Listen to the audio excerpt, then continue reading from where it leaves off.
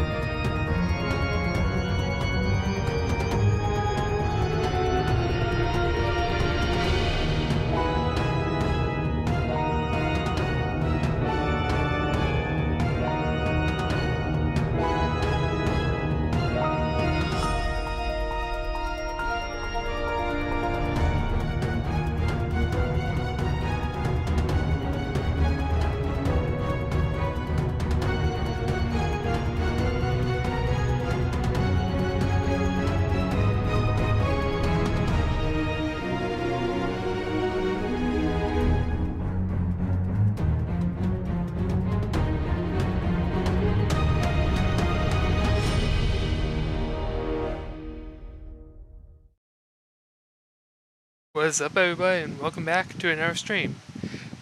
So, we got a lot of game announcements today, so we're just gonna jump right in with the first show. I honestly don't know much about the Escapist. I know they're a magazine that covers like games and like especially indie stuff, but that's basically all I know about them. What they're doing this showcase that's plus hours long, which is really fucking long, with GOG. So, Pharaoh, give that a watch, and then of course later we got the PlayStation 5 big reveal. And I'm guessing this is going to have the YouTube premiere bullshit. So it's like, yeah, premieres in 4 minutes. It's probably going to be more like countdown starts in 4 minutes. That's going to be loud as fuck. Yeah. Forgot to pull up my notes I was going to talk about here.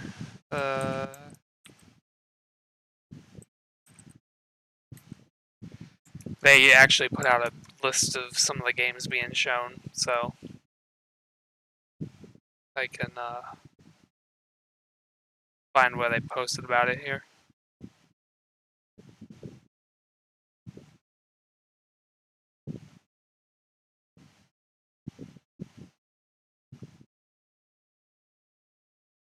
Maybe it was in the YouTube description. Okay, well, I could have sworn they had like a list of like a select few of the games they were gonna show for sure, but oh well. I guess it's just gonna be a complete surprise.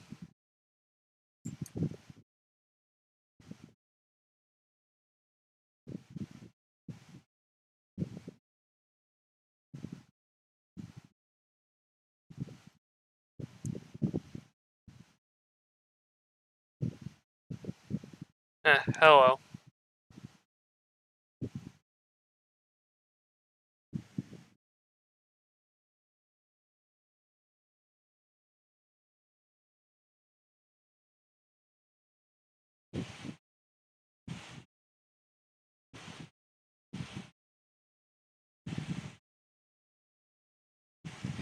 Got about 3 minutes.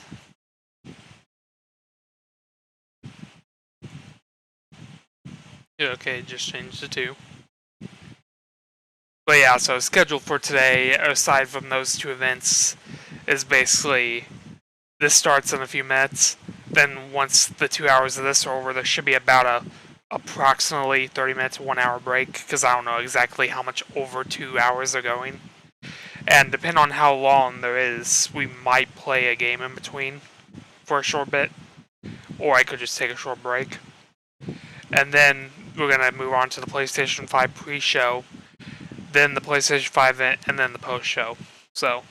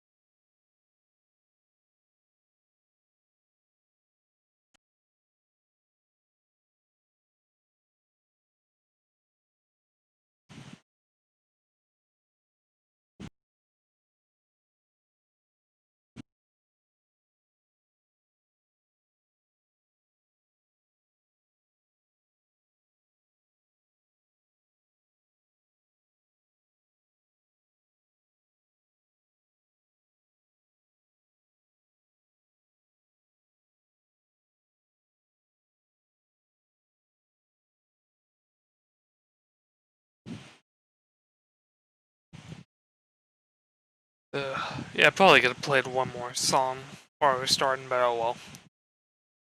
Should be starting any minute now, and I'm getting my freaking fingers right because I know the fucking YouTube premiere bullshit's gonna be loud as fuck.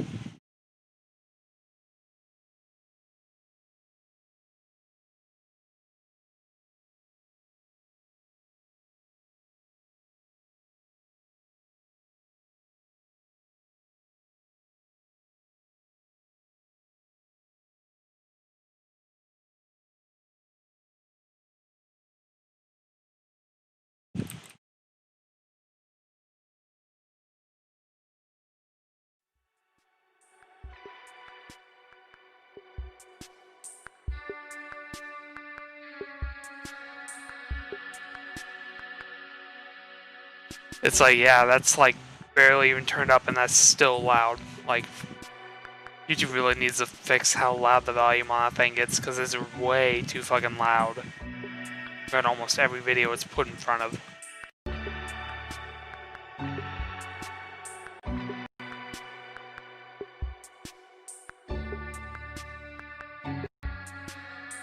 Gonna go ahead and drop this down to 720/60.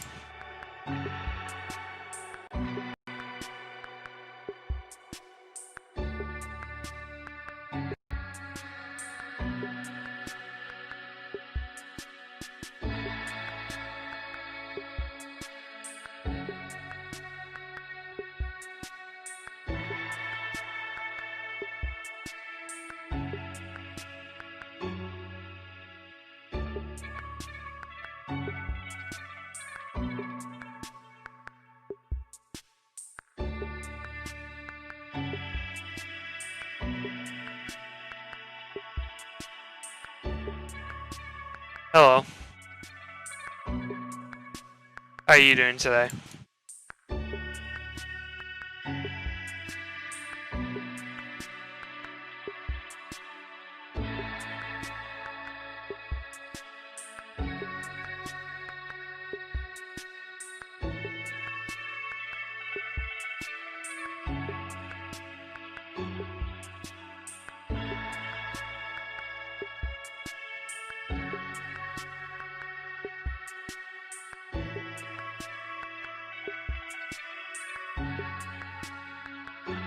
Okay, here we go.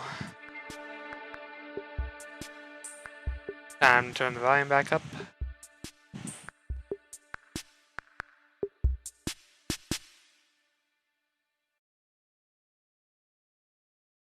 Hello everyone, Yahtzee here. Welcome to the Escapist Indie Showcase. I love indie games, and I can only hope you do too, because you're going to be seeing a lot of the buggers. We've got gameplay trailers, other kinds of trailers. Of course, the damn bar is not disappearing now. So just to reiterate, if you don't love indie games, you're probably in the wrong place. A little bit confused as to why you're still here, to be honest. But without further ado, take it away, indie games. Okay, here we go. Well, that's a dramatic intro. World premiere. I think I have the world premiere.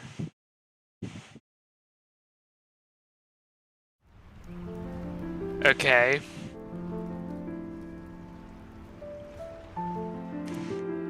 So I'm guessing kind of a Zelda-like adventure game, maybe. Seems kinda like it.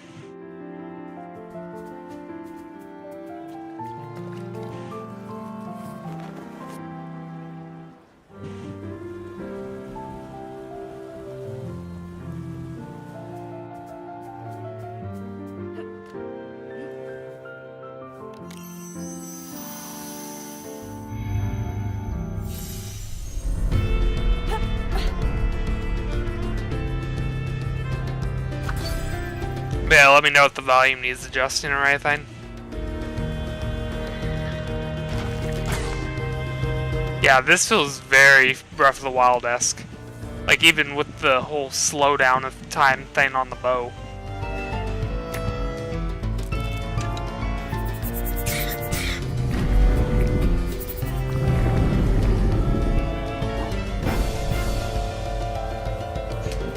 It's like visually very similar, a lot of the effects seem similar.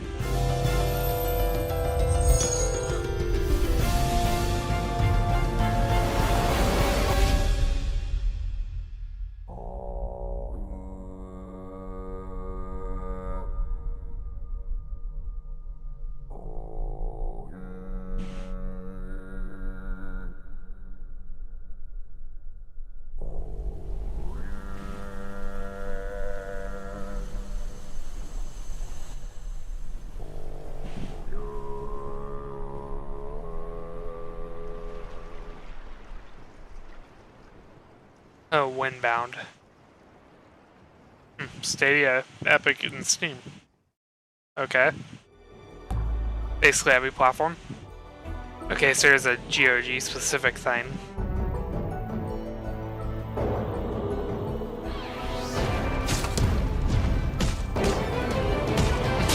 Combat in this looks pretty cool.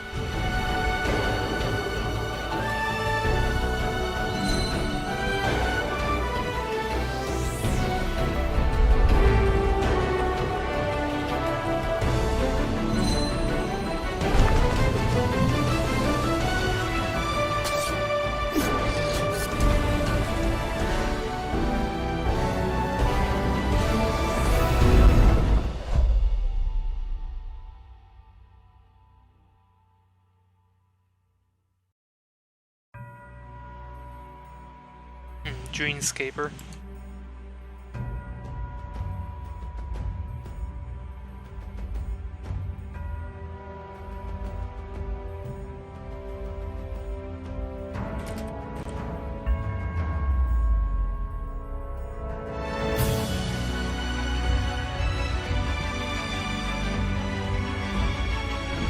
So a card battling. Wait, I think I remember seeing this at their presentation for. Might have been a Nintendo Direct. Because I remember kind of like a card game thing with like similar style mechanics to this. Nighthawks. Maybe, I don't know. Might just be similar. "6 months ago, you died and were reborn as something more. A vampire, a predator, not a mere creature of the night, but one of its masters. At least that's how things should have been. Unfortunately, the world has changed. The secret is out. Vampires have been exposed, and everyone, living or dead, now has to decide what happens next." Hi there, I'm Richard, writer and designer of Nighthawks, the upcoming vampire RPG from Wadgetai Games and the Curiosity Engine. Nighthawks was inspired by both the great urban fantasy games of the past and me wanting to see more of them, coupled with my own work on narrative-driven titles like Sun Sea. So basically, it seems like they're doing this in, Like a really cool you know, combination, and just in a style of basically just back-to-back games with no announcer, narrator. Unlike Nighthawks, Nintendo we enter a Directs. city where two very different Just worlds interviews with follow each devs other. occasionally. In a failing nightclub on the wrong side of the tracks and slowly crawling up from the gutter to a position of real power and authority. It's a darkly comic world full of strange characters and stories around every corner, as brought to life by the awesome 4K artwork of Ben Chandler and the music of Thomas Reagan, and when we're finished, we'll even have full voice acting as well. Fight, feed and find your place in a very different kind of vampire game, one where the nights may be dark, but tomorrow is always a fresh start. We can't wait to show you more of Nighthawks, so if you like what you're seeing, why not hit that wishlist button and maybe go and check out some of the longer developer diaries that we've been putting up over on the Kickstarter page. And Kickstarter, by the okay. way, when you do get into the city, don't trust Maze. Pro tip. Okay.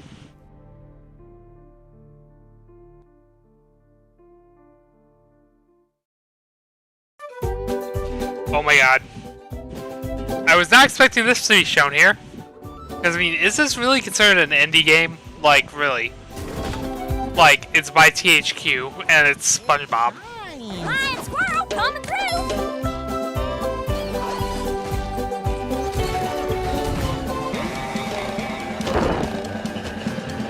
Honestly, still cannot believe they're remastering this game. Like, it's a surprisingly good game for a licensed game, and like, usually you would not expect licensed games to ever be remastered. Take it. It's like because they're cheap budget releases and then just get forgot about for the most part.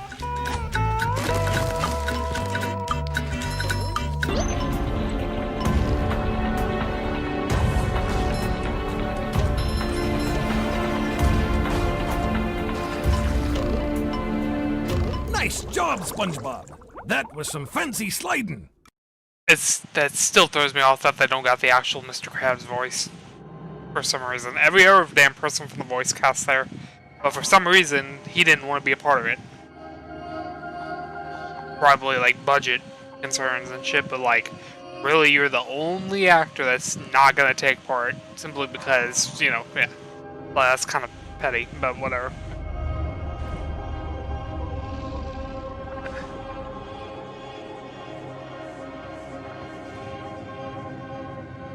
Okay, so what do we have with this?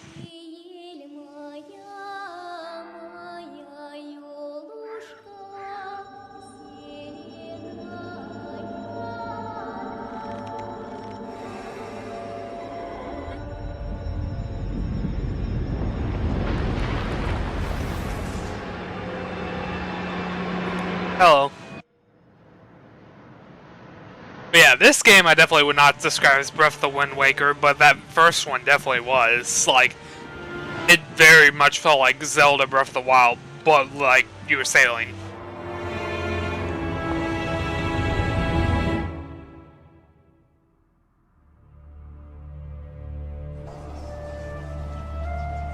A Black Book.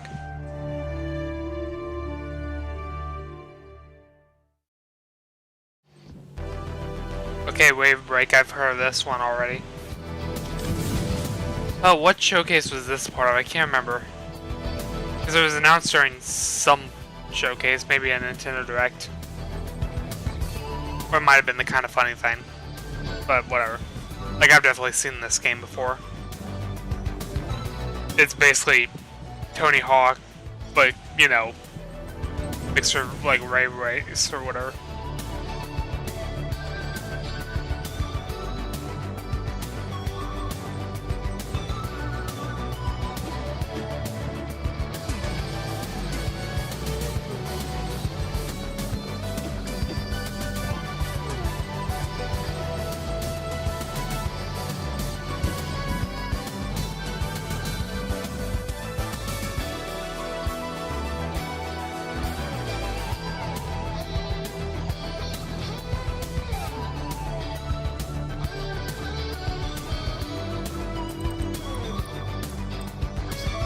Yeah, lots of customizations.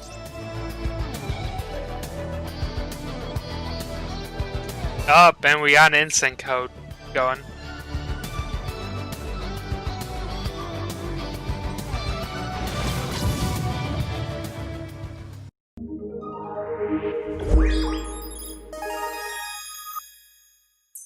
Hi, my name is Eddie Lee. Very happy to be part of these developer diaries. Today I'm here to talk about our upcoming project. It's called Wavebreak. We call Wavebreak one of the world's first skate boating game. It's kind of our modern take on the classic skating genre. You know, think of some games such as, you know, the classic Tony Hawk Pro Skater. You know, it's kind of our love letter and also our way of kind of bringing a lot of what made those title strongs into the modern era. And one of the big things for us is also the music. You know, Tony Hawk is very remembered for its classic soundtrack, and we wanted to kind of preserve that kind of nostalgic aesthetic. So we partnered with a company called New Retro Wave to bring a bunch of really good, really kind of poppin' synthwave tracks to the game. I think you guys really like it. Wavebreak itself is coming first on Stadia with PC and console to come later. So thank you for your time, and for more information, visit www.wavebreakgame.com. Thank you.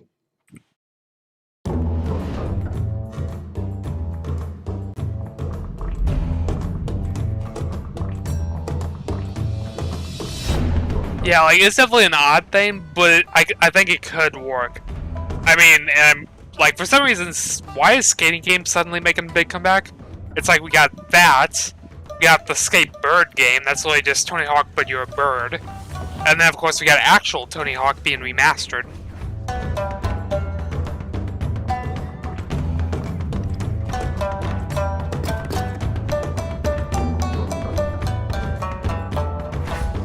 Okay, so we got some kind of strategy game here from the looks of it, but or simulation. I'm just nah. Okay, yeah, looks like strategy. I could honestly care less about this kind of game, so yeah, verb. Orders received. We'll burn any who approach.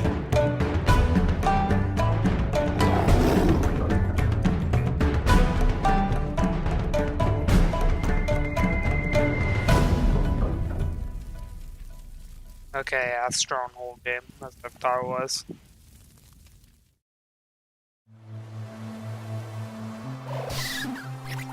Okay, some game about radioactive stuff on GOG, I guess.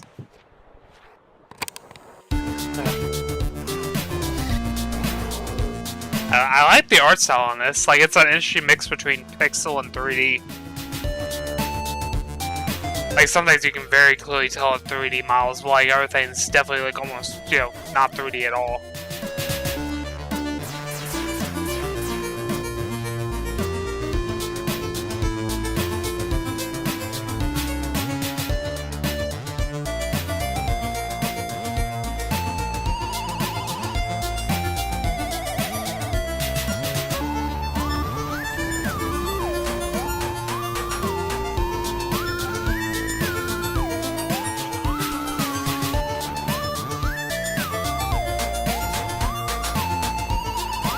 This definitely looks interesting, I'll give it that.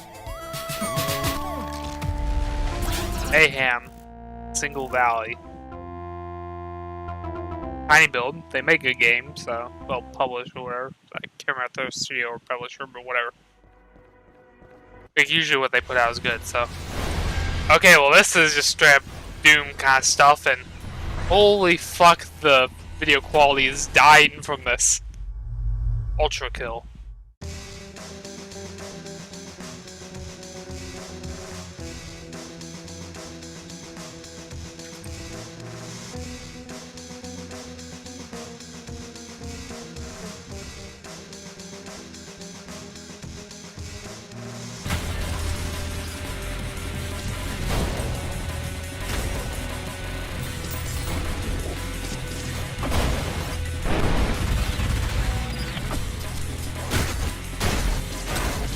Yeah, this is definitely basically Doom or Quake kind of kind of games. It wouldn't actually surprise me if this actually was made in like an old style engine. It'd be kind of interesting if they did.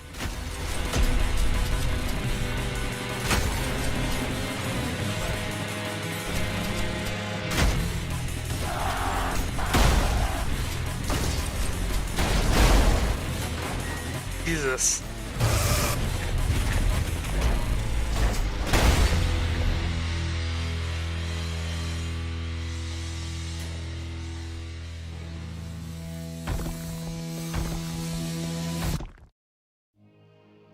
Okay, 2020 early access.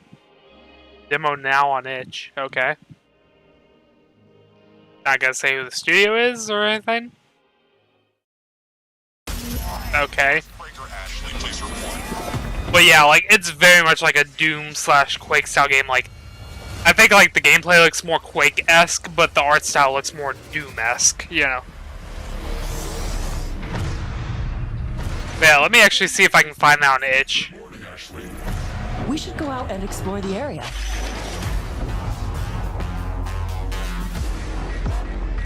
There's a large hostile infestation nearby. Kill it before it kills us.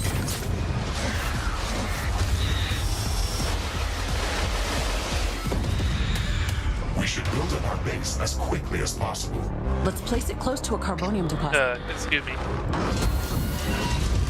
But yeah, the description says, fuses together Quake with modern shooters like Doom 2016 and character action games like Devil May Cry. Base is under attack.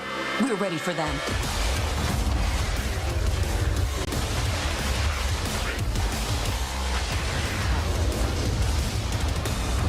Ashley, use the rift portal to jump to the mighty base. Rift jump successful.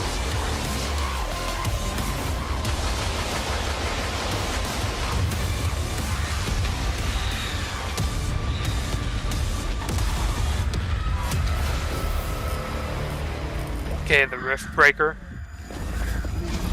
I can sense the ground shaking. I estimate a few thousand creatures running at our base. Prepare yourself, Ashley. This will be a tough fight.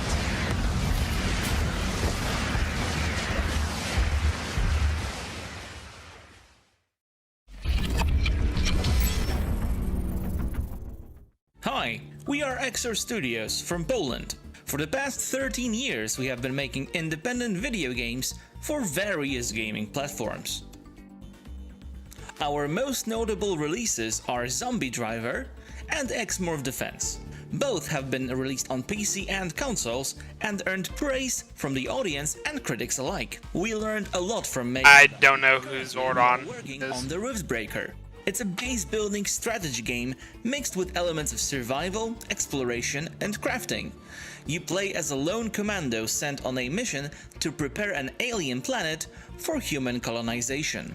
The Riftbreaker is a very exciting Oh wait, project for us Power because, Rangers. Duh. It's a combination of duh. many things that we I completely forgot about that explore an character, alien yeah. world filled with unique Yeah.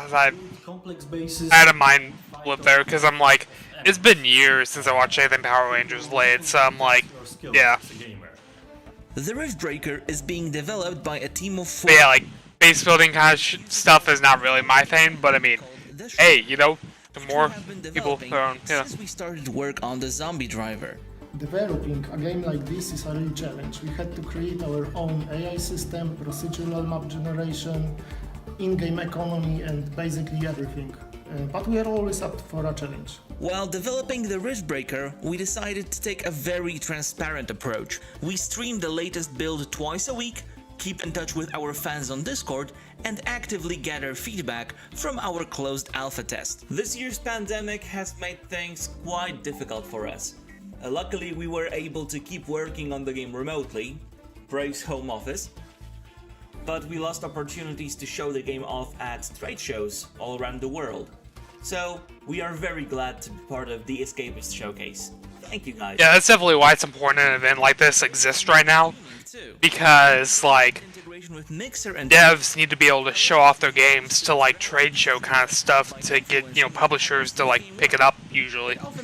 So, like, and to get it noticed. And, like, with all the virus shit, like, it's kind of hard to get that to happen. With console releases happening soon after that. We love to talk with our fans directly. To stay up to date, join our Discord at www.discord.gg/xorstudios. Thanks for watching and see you soon.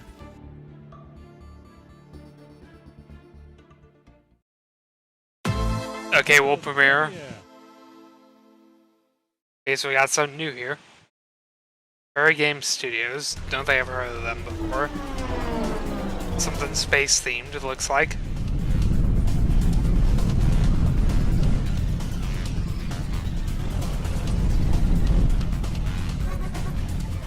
Yes, ma'am. We'll report back as soon as I'm in. Good luck, Operative. Robert's out.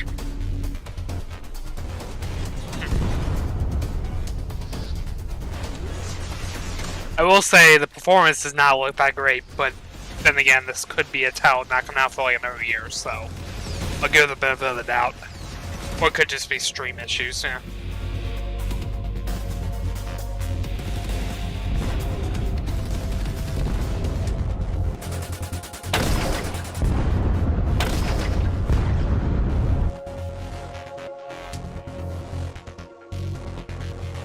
But yeah, it seems kind of another cyberpunk inspired kind of shooter kind of thing.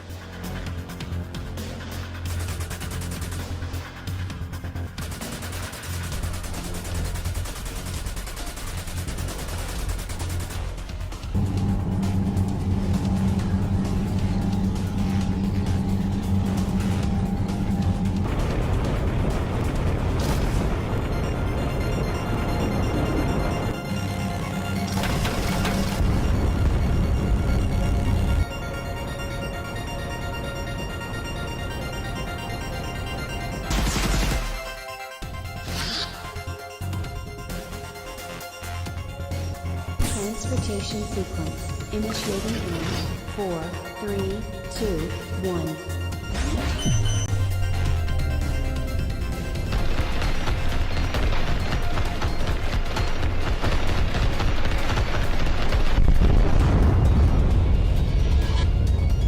We can definitely find some answers. I will say those facial models are not great. There are 2 locations that could reveal more information.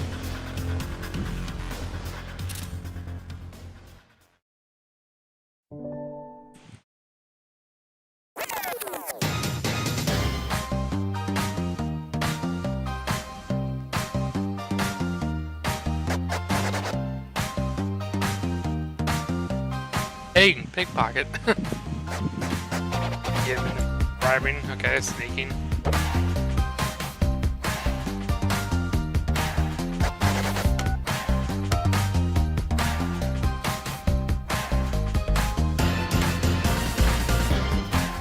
Well, this just screams 90s in a nutshell, just like everything about this design.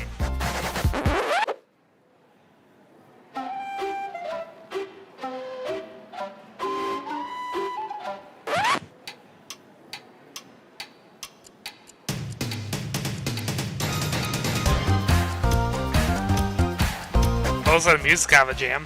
The Big Con. Steam, okay.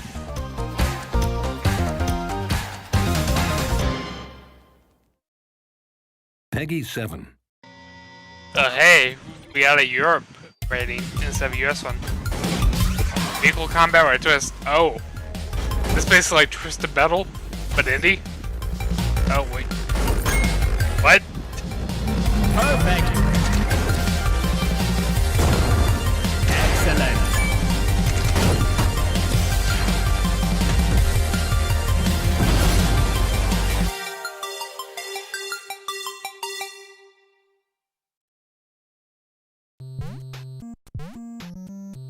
D-Leveled is an upcoming physics-based puzzle platformer. In this game, you'll take simultaneous control. Okay, well, this is simplistic as fuck. Both of them will go right, hold left, and both will go left.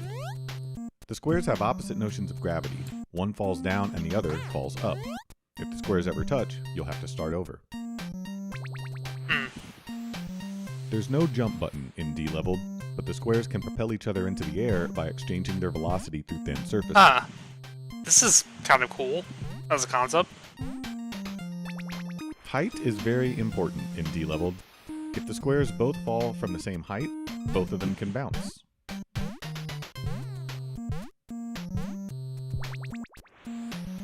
But a square can only transfer enough velocity to get back to where it started. You won't be able to reach a high surface if you start from a low one. In this level, you must figure out how to preserve your velocity in order to reach the exits. Huh. If one square is forced into a wall, they're basically just giving us a walkthrough how to do like every puzzle. Sometimes this means you've made a mistake, but in this case, it's required to advance. Finally, these green rectangles are light switches. Light switches can only be turned on in pairs, and all of them must be on in order for a level's exits to appear. Most levels have 8 light switches, and there are usually a few different ways to turn them all on. As you make your way through 10 worlds and more than 100... Okay, yeah, it's definitely like a lot more complex once you... ...ending puzzles, all set to a chiptune sound. With these levels. Well, yeah, I mean, I never said the gameplay was simplistic, just like the art style and stuff, like, it's very minimalistic. Learn to cooperate with yourself this summer when D-Leveled releases on Steam, Switch, Xbox, and PlayStation. I could see that being fun on Switch. You know, nice. You can just pick up a level for a few minutes and then turn the device off. Okay, so a GOG. Fine.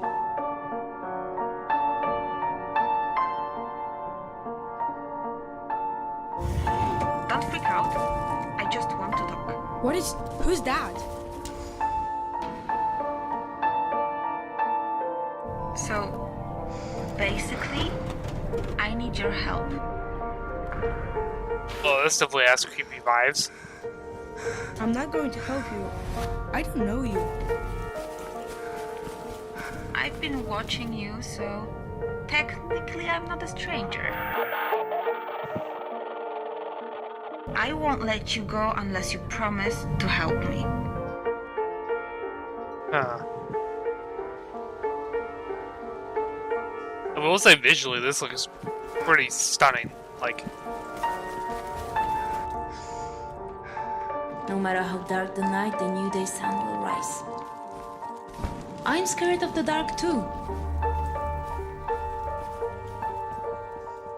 huh. Paradise Lost. Wait, that's actually kind of interesting because one of the songs I started the stream with was really from an album called Paradise Lost, and had almost a very similar album art kind of thing at the end, like as the ending screen there. Okay, Hype Train Digital, they make some good stuff, so. But that's kind of ironic. Oh, so it's like an RPG kind of thing?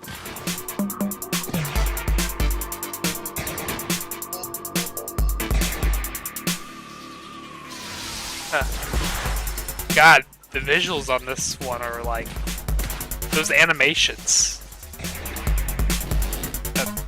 Freaking Dan told me to get up and move. I can't right now.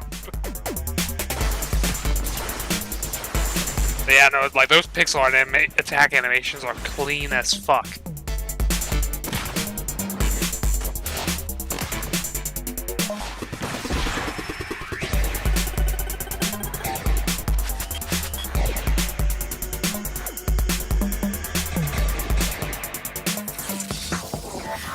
Wait, it's got like a DDR kind of thing?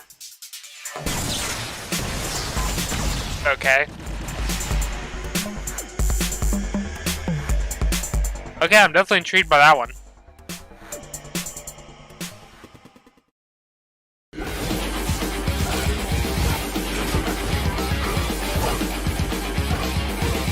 And this music's heavy metal as fuck.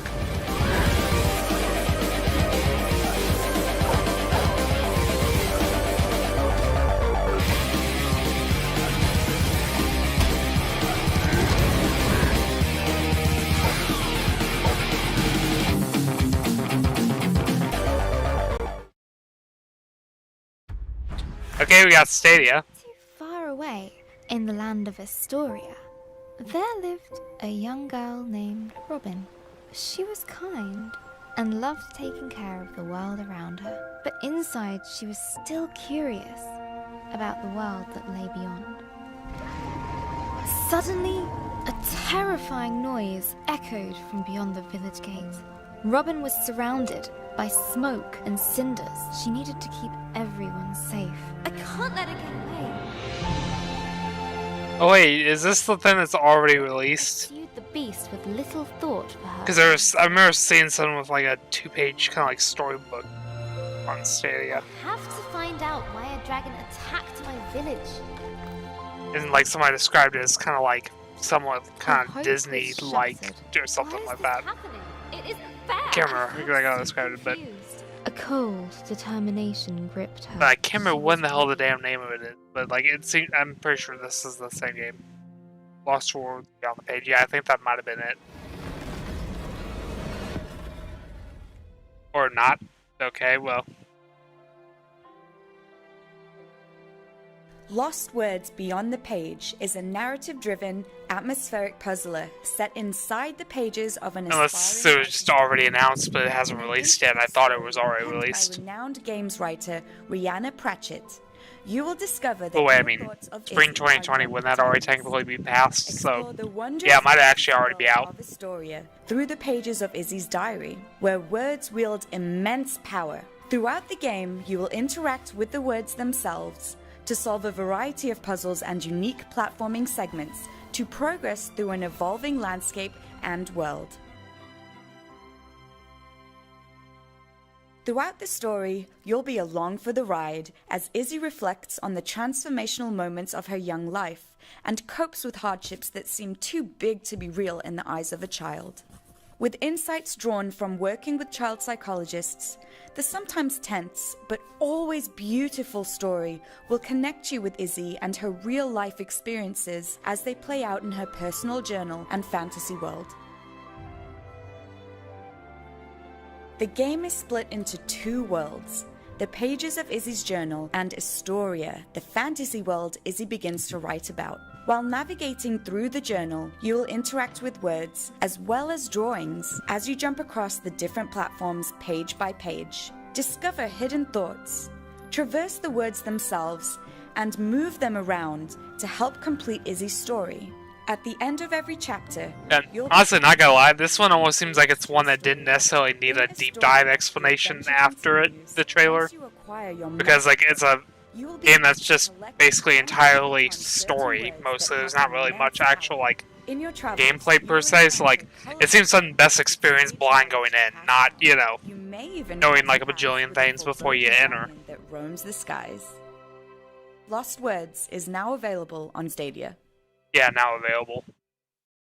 So yeah, I guess they just didn't update the trailer that they showed before it. World premiere!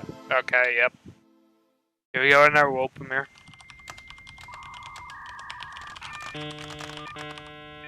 I don't know that game, so... Again, Cyberpunk. Without music. Okay. Oh, there's music playing in the trailer, though, even though the thing's about no music.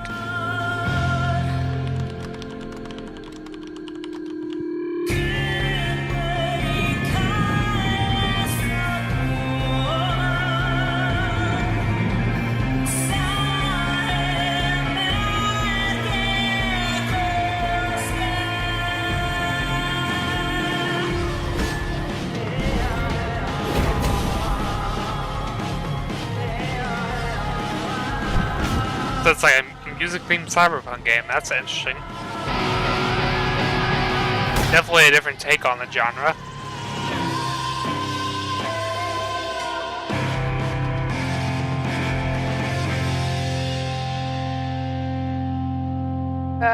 Yeah, I can not read what it says. Key locker? And straight into another kind of like Cyberpunk-esque looking game.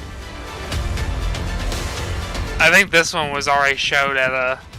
Experience the essence of role-playing by being a game detective in a cyberpunk world.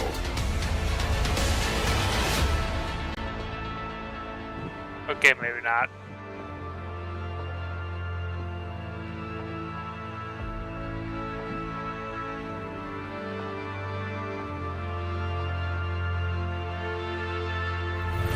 It is the end of the 22nd century. The tech is so advanced that virtual and real world have become... But honestly, it's not surprising that Cyberpunk stuff suddenly becoming popular because, well, obviously, one, you know, like, Cyberpunk 2077 was announced fucking years ago. So, like, and even though it's only just about to come out, whatever, like, it was announced, like, 5+ something years ago, which is enough time for everybody to be like, hey, that looks cool, let's make a game, you know, out of that. But, so all of them are releasing around the same damn time. But also, in addition to that, like, you also got the whole technological aspect, which, you know, with all the new consoles and, like, ray tracing and stuff, like, all these, like, glowing lights in Cyberpunk games probably look badass on, like, ray tracing. So, it kind of makes sense why it's becoming popular. Skills to finish the job. Solve cases in a way that suits you best and gain aspects to personalize your game deck, further specializing them in chosen professions. Consult your codex so you won't miss any details during an interrogation. The deduction system allows you to decide on the path your investigation should follow. It also reflects values that are important to you, be those professional ethics or personal moral code, or lack of.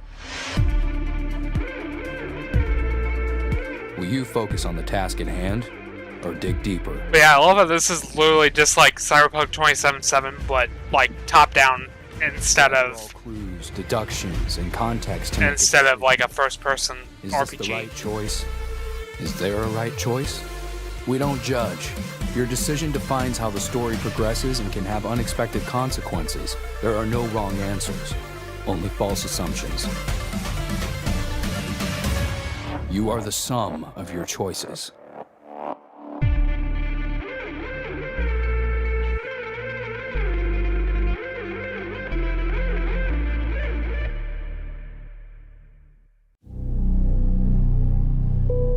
Okay, we're going into a deeper dive. The core assumption of Game Deck is to give players a sense of freedom while investigating cases. Today, we're going to take a closer look at the mechanics and outline the complexity of branching narrative in the game. As a detective, the decisions you'll make will alter your character traits and impact the course of the game. What's essential in Game Deck, there are no fail states.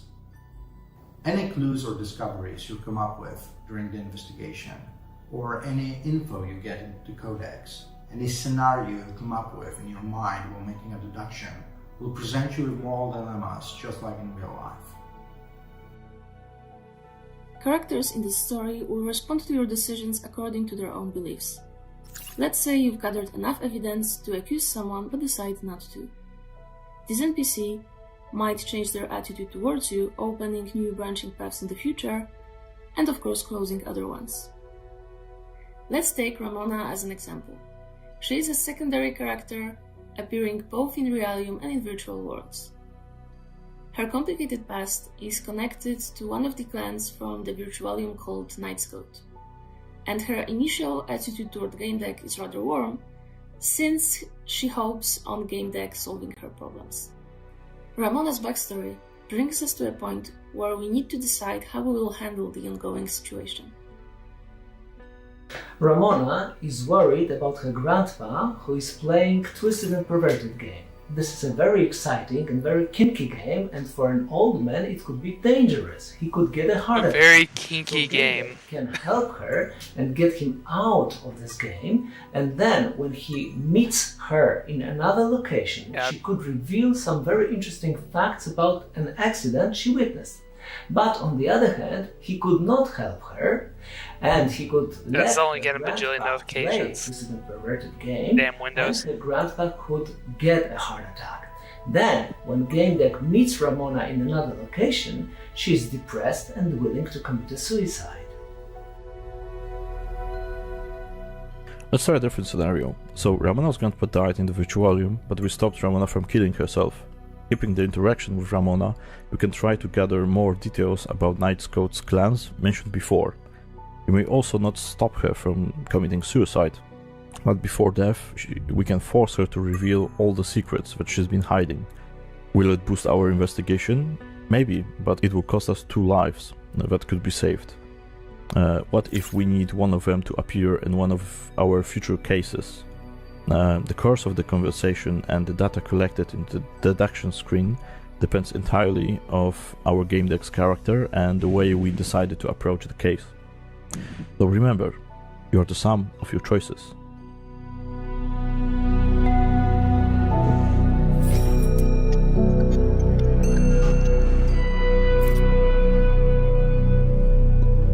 Okay.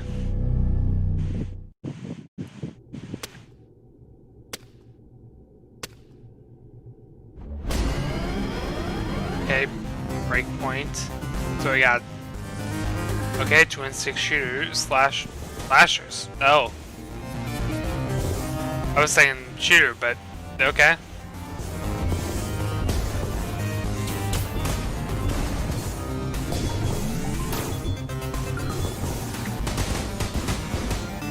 This stuff listens pretty cool.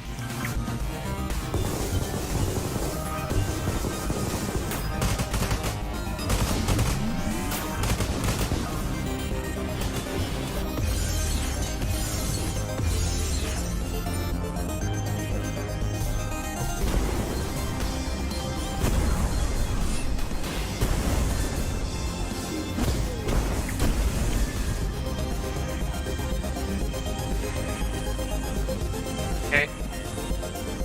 Toy on Steam and Switch.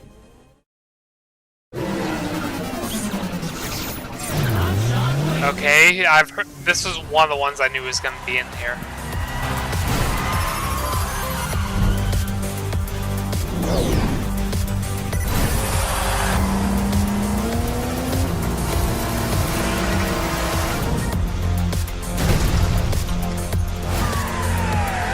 Got the drifting.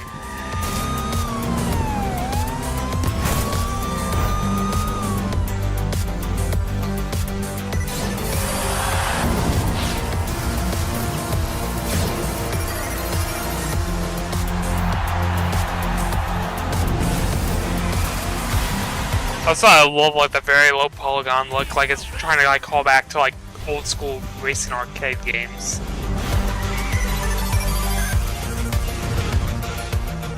Okay, summer 2020, so anytime now. I mean, Sumo Digital makes good racing games otherwise, so I mean,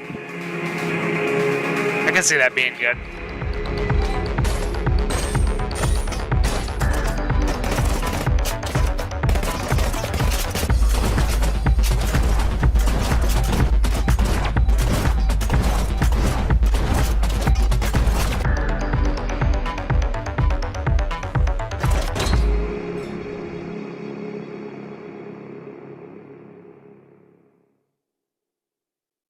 basically got a humble. Hi, I'm Piotr, and I'm indie developer from Poland.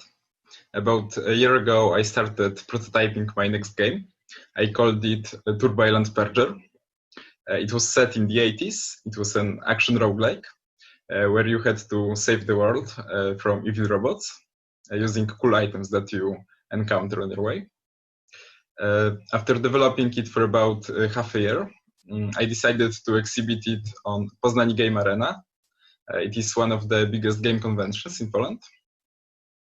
This is where I met Michał from Star Drifters. It's an indie incubator as well as publishing company. So we had really cool talk about the game and its future. Michał suggested that it would be cool to move the action of the game from islands up high onto the rooftops of skyscrapers, as well as change the theme of the game from 80s aesthetic into cyberpunk. So and we again, joined more forces cyberpunk with stuff. Star Drifters in January 2020, and we are working together on Danger Scavenger. We often describe our game's genre as a skyline crawler. It takes inspiration from good old dungeon crawlers and moves it literally to another level. The action takes place on 5 different skyscrapers. Each belongs to different mega corporation and has its. I mean, that wouldn't really be its own separate genre. It's literally just dungeon crawlers, but well, So in dungeons Danger with Scavenger you will skyscrapers. die a lot, but don't worry, because as you progress, you unlock new cool stuff that will help you to save the world. Okay, GTFO. I've seen this one being played by people on Twitch already.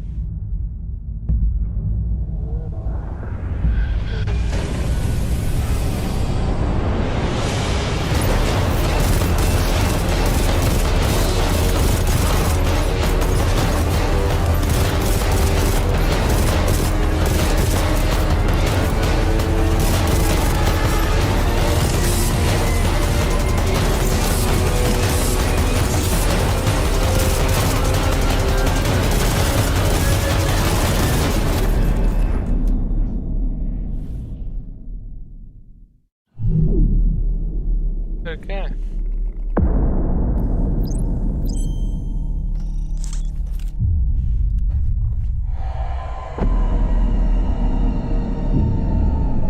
Don't wake them. We'd be overrun in no time.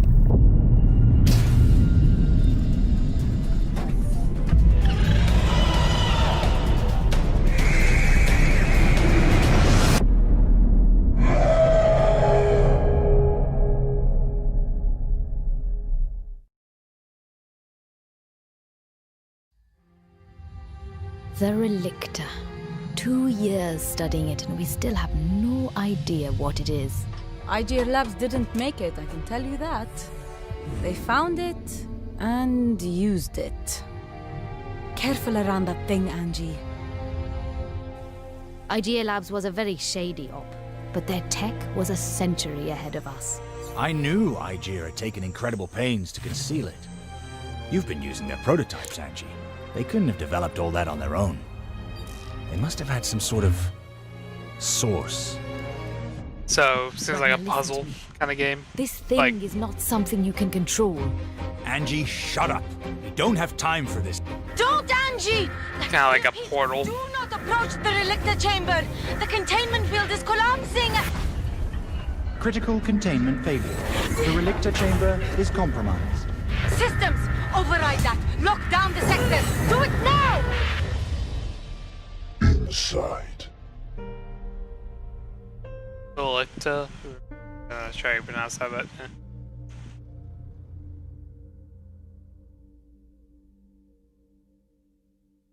No Stadia game.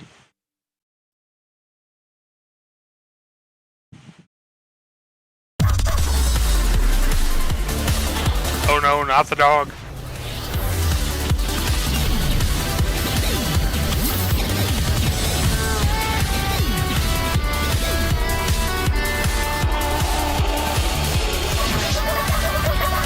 Oh my god. This is like nuts in the perfect way.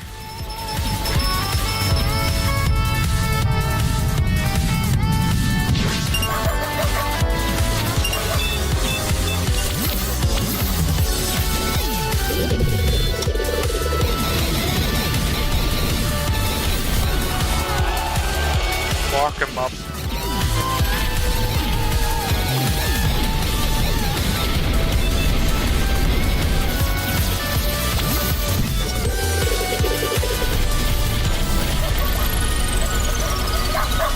Proto Corgi, oh my god.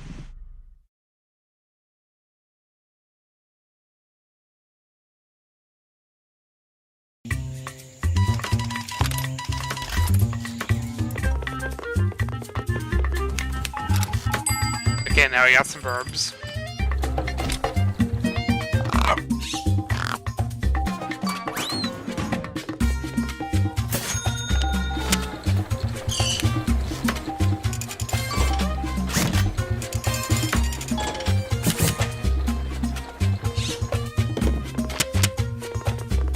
Kiwi. Oh, I get it. Hi. Hey. We're Stone Wheat and Sons. We're a 3-person team based in the US, and we're making Kiwi. Since we're a small team, we each play multiple roles on the game. I'm Grant, an artist and designer on Kiwi.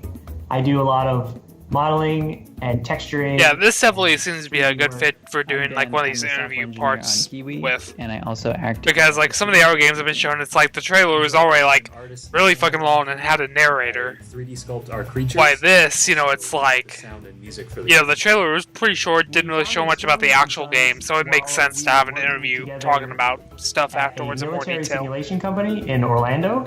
We wanted to work on something a little bit more creative. Military simulation company. something of our own and support ourselves by making games together. Kiwi is a cooperative game about 2 kiwi birds that work at a post office. In the fictional land of Bungalow Basin.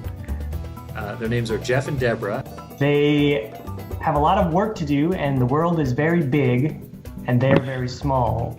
They might be sending telegrams by typing with their butts on a big keyboard or packaging shipping crates. The idea for Kiwi is based on a prototype that we made for the Global Game Jam in Orlando. We had 48 hours to make a game. Someone did a drawing of a kiwi bird wearing a headset, and we liked the idea of postal birds that couldn't fly, so they had to work a desk job. When we made the decision to build that prototype out into a full game, we thought about what sort of a postal service would hire kiwi birds. It's not exactly a normal post office. It's got all kinds of crazy contraptions. So basically, it feels kind of like it's basically Overcooked, but mail delivery with birds. Post office with animal postal workers. Like 2-player co-op kind of thing. The more 2 players are going to talk and communicate and help each other, the more efficiently Jeff and Deborah are going to get their work done. The more you talk to each other, the better you're going to do. And if you're playing by yourself, you have to talk to yourself. We wanted to make something that was warm and friendly and encouraged communication and collaboration between players. Thank you for inviting us to be part of the Escapist Showcase. We've put a lot of our hearts and personalities into Kiwi, and we really hope it shows.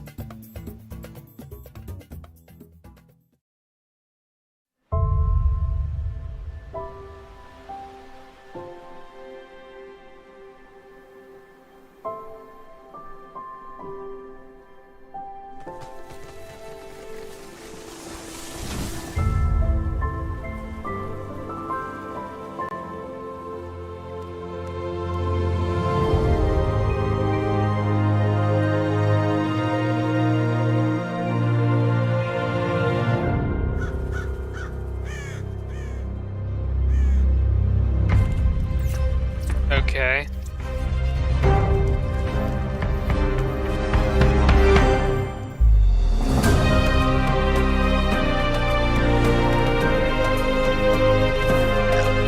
So basically another Breath of the Wild style game, basically.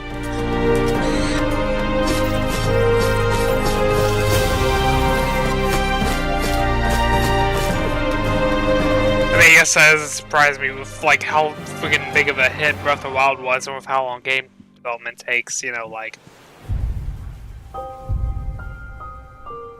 about 3 years since the release of that game. No wonder there's going to be a bunch of games trying to emulate it now.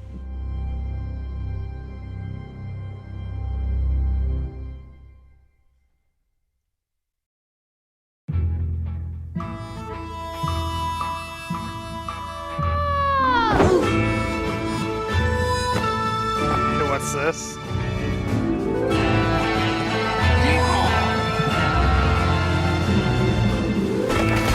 Because it definitely won some awards, so like, it might be something I know, but so far I don't think so. That was a big spider.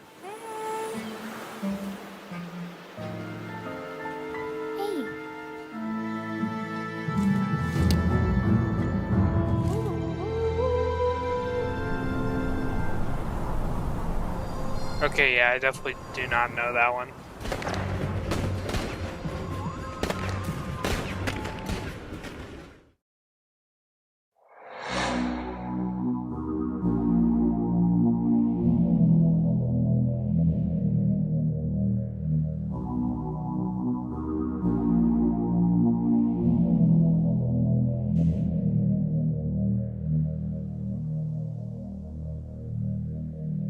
Untitled Western game. Ha ha ha.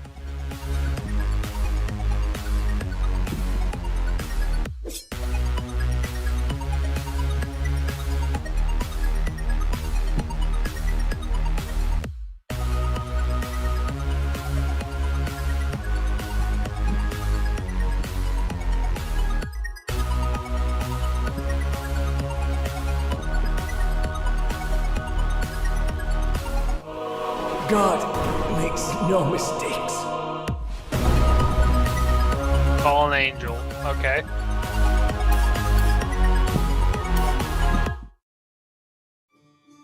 This is the story of a little juggler's girl. Trapped in her life, she wanted to see the world. Alone. And, oops, not quite. Okay, so strings, so... Careful, Abby. Careful where you flee. The world has worse on offer than the skin of your knee.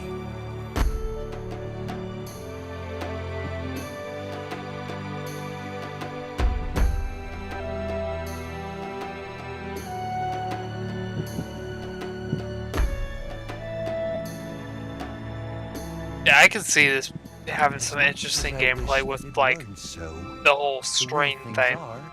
Are the way things go. Definitely makes you do some kind of puzzles differently. You dared to find your voice. That you now hear yourself scream is your own damn choice. I'm all you've got in this forsaken land. So hold back and trust in your narrator's hand. The Juggler's Tale, okay. A Juggler's Tale is an atmospheric 3D side-scroller all about string puppets and the story their puppet master and narrator has to tell. When we started working on the idea as students in 2017, we never planned that this game would accompany us for over 3 years. We now founded our own indie studio around it and look forward to a release of the game on PC and all major consoles. We worked on the Juggler's Tale in a very small group, consisting of only 3 people, so everyone had a lot of things to do. For the art style, we wanted to have a modern, stylized look. Our environments should reflect the mood of the story and characters, so they don't follow any real-world rules. Most of our assets were created in Cinema 4D and Blender, and because of our stylized look, we saved a lot of work on the textures. Okay. Everything was put together and then colorized in Unreal Engine using our own light and color system, which was very helpful to really tweak the final look of the game.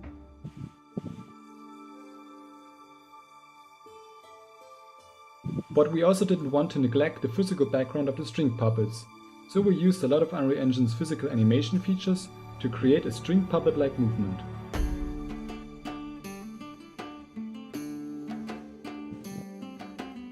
But yeah, I will say this is definitely an interesting concept because, like, this style of game is nothing really new, but like using string puppet characters that has different physics and shit is definitely interesting. Puppets movement.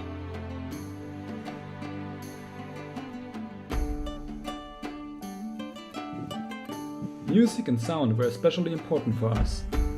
The narrator tells the story in a lyrical and poetic way, so we put a lot of work into finding a narration style that is both unique and fun to listen to. Musical narration. Sounds interesting, to say the least. Little Abby takes pause and stops with a shiver. If you want to be free, you'll have to cross the river.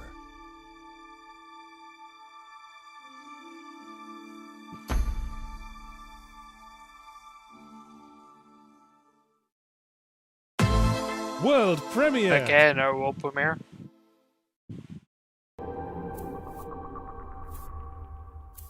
A coward dies 1,000 times. Well, this already looks creepy as fuck. Taste of death, only once.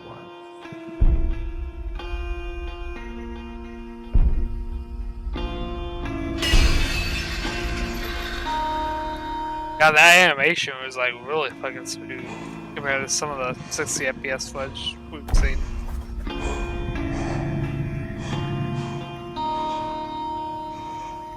Ugh, God.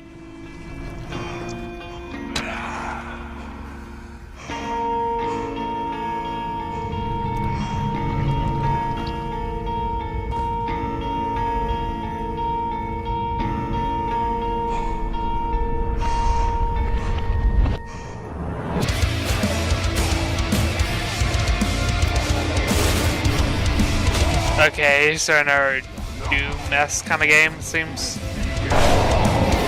Well, Doom 2016.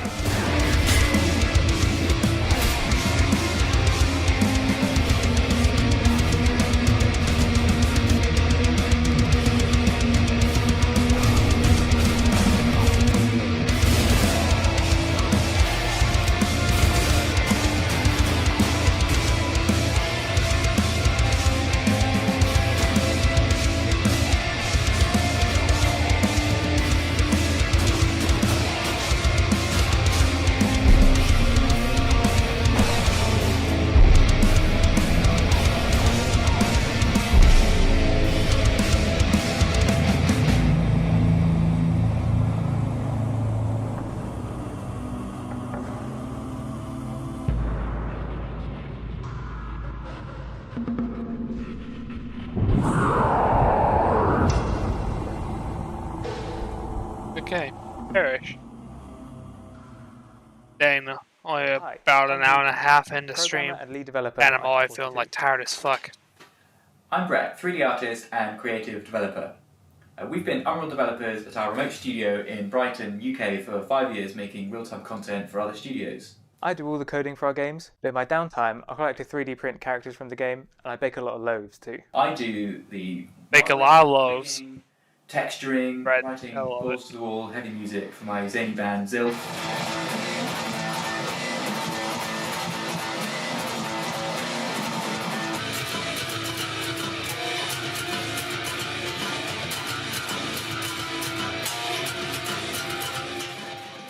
We would describe ourselves at this stage of our careers Unreal specialists, with a comprehensive knowledge of the engine. So we thought we'd take all those years of experience, mistakes, breakthroughs, and distill it into the tightest shooter that we've always wanted to make. Perish is a horde-slaying shooter in which dismal creatures roam purgatory, a bleak battle arena in which players must slay thousands of lost souls in order to earn safe passage to Elysium. A huge platform ascends towards Elysium, the final resting ground of the worthy. Enlist the cooperative help of your friends to keep the platform ascending to the afterlife by slaying the heretics who wish to enter and spoil Elysium. Okay, so basically it sounds like Clear of crushed Doom-style mechanics, but like with kind of Gears of War-esque like horde mode waves. Provided by the Pythians of the Pantheon. Earn gold Danicate to buy new weapons, but if you die without banking your earnings, you will lose it all to the scavengers of purgatory, unless your friends elect to revive you for a mad dash back to Pantheon. What happens to the select few that ascend successfully to Elysium is a closely guarded secret. We started working on Perish a year and a half ago. Our mission is to see how far a core team of 2 could visually and mechanically push a tight multiplayer FPS shooter in just over 2 years of development. We're super excited to finally show off Perish, and we can't wait to see what other... Also, yeah, that definitely looked pretty polished for only being made in that short of time, so... perishgame.com and our Twitter at IM42. It's like, I've seen games run like way worse, you know, for only that, or look way worse for that short amount of time, so...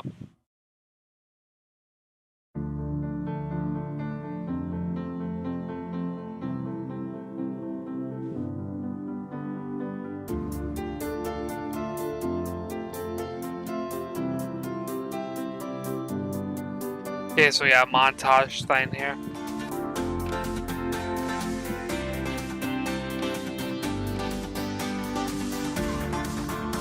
Okay, this music feels very approaching Nirvana-esque already. I wonder if that's actually what they used.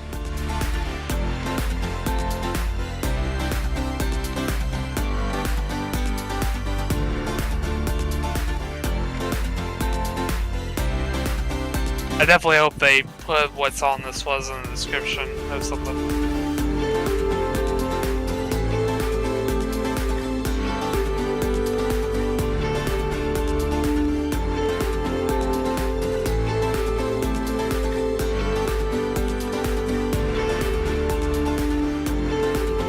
Okay, yeah, Action Verge shit that was already shown off at a Nintendo Direct.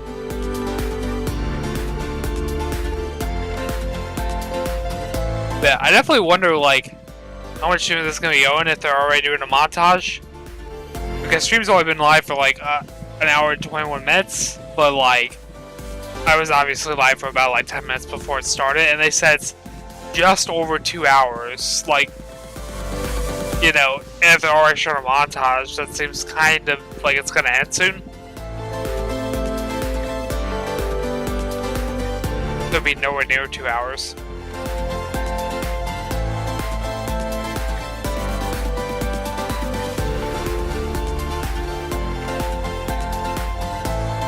And then again, they also could just have the longest montage ever and still do like 2 or 3 games after it.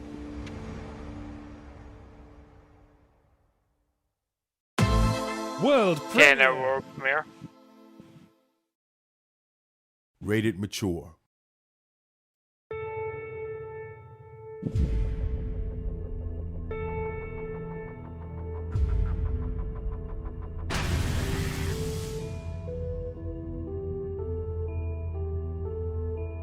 Okay.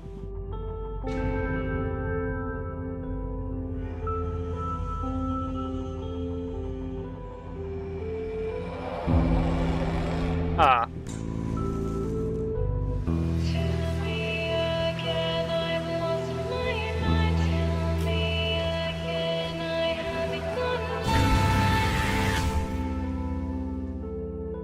Huh.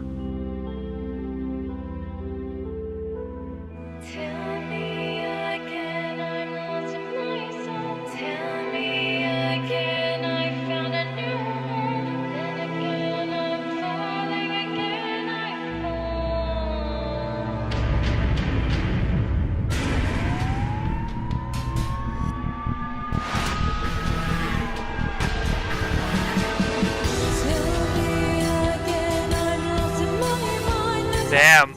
2 hour long soundtrack? Okay. Wait. Guns N' Roses? What?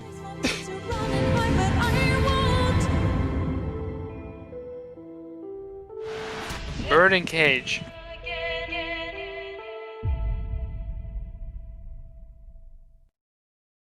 Welcome to our humble establishment, Perfectly Paranormal. This is our office right at the entrance. You can count on me standing here saying, "Hello, friend. Want a coffee?" Here's my desk and here are my toys. And my jar of office pickles. This is the one sitting right here making amazing codes. Chris comes in twice a week and blesses us with his amazing art. And no matter how busy we might get, we always take time to take a coffee break and a friendly conversation. And then I said, "Your car is on fire." What is this? Perfect Paranormal. We care. God damn it. Cheesy studio ad. What are you good for, you little? That voice acting though. I belong in Helheim. No stupid battles, no stupid games, just peace and quiet for all eternity. I'm looking for something to keep. So, what brings you up here? Oh, it's a long tale. What did you just say? Oh, for gosh darn sakes, Bioharn. Never a moment of peace for a Viking. Look everywhere for that gosh darn kid. Which I am and that's what it's sweet. I'll show that farm animal what happens when you steal my soul! And giants are so dumb, I almost can't believe they're Okay.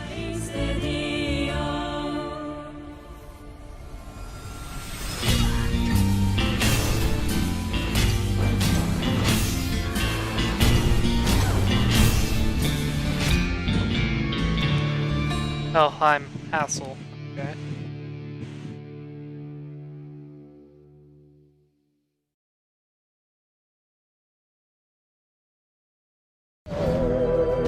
Okay, destroy all humans in our THQ game.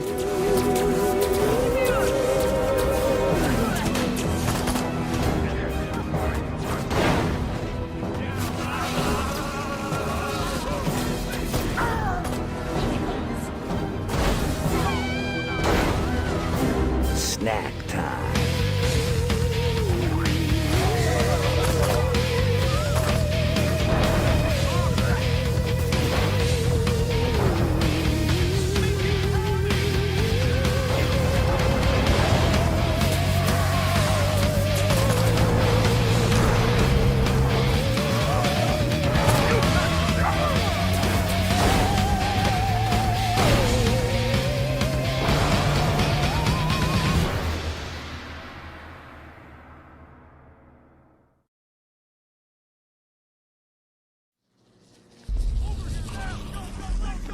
Okay, so in-engine stuff.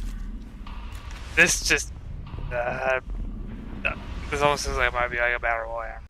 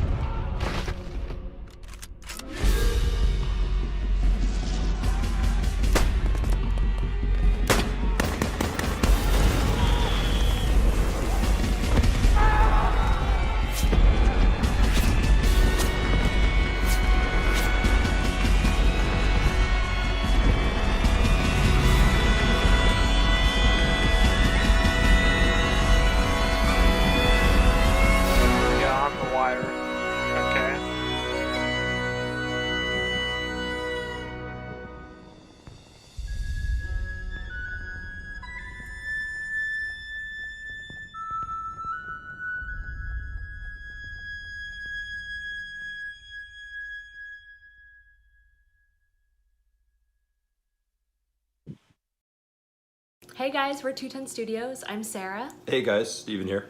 So you guys are going to watch a bit of gameplay from our game Unto the End. Yeah, Unto the End is a cinematic platformer with tons and tons, well, lots of fighting. A focus on fighting. Right. With a focus on fighting. Right. Helping us out with Unto the End, got to mention these guys, just really great to have them on the team. Francesco Meglio doing sound design, and Johnny Niddle helping us with music. Yeah, they're both fantastic. Yeah, they really have been great. We're going to show you one fight, and we picked this fight because we think it shows, I guess to us at least, what makes the combat different. Yeah. Right. It's not about light and heavy attacks, rolling, like stamina bars and stuff like that. Guys don't have huge health pools. Right. It's all about kind of taking what we thought makes 2D really unique and building an entire experience around it. Right. Right. And we were really inspired by Punch-Out. Absolutely, Which might yeah. sound weird, but it's Right. really important that you notice what your opponent's doing and react accordingly. Right. Don't guess. Right. Don't Right. guess. Time it perfectly. Yeah. Stay calm. Yeah. And when those those things happen, we do that to you, right? Yeah. Like you can drop your sword. Like when that happens, like Right. do you freak out or do you stay calm and then react appropriately? And then also because it's side on, we can do things with group fights. Like guys can surround you. We Right. have friendly fire. We can use the train, all that kind Right. of stuff. Anyway, you Yeah. guys will see from the clip. Thanks so much to the Escapist. Extremely cool to be part of the Absolutely. showcase. And all the best, guys. Yeah. Thanks so cheers. much, guys.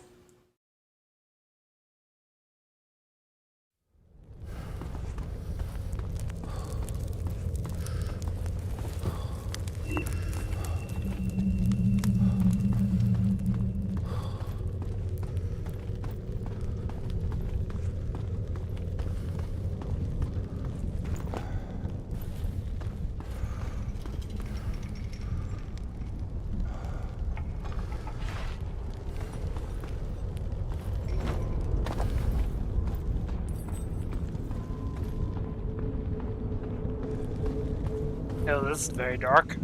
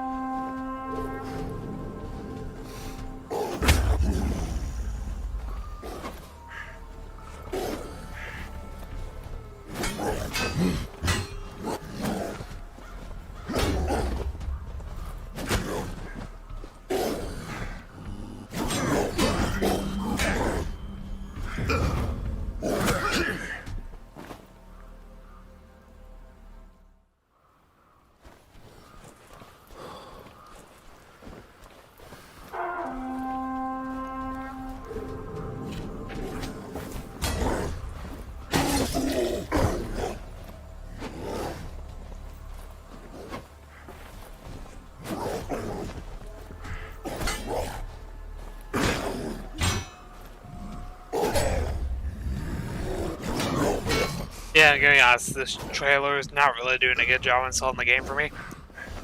Like, if I was even initially, because, like, it's kind of slow and boring for a trailer.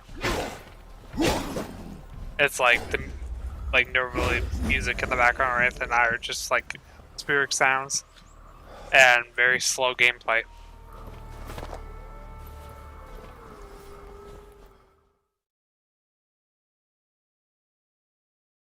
Okay, but it's Game Pass, so that's Sailforth is a chill roguelike sailing game about exploring and fighting. Roguelike sailing game.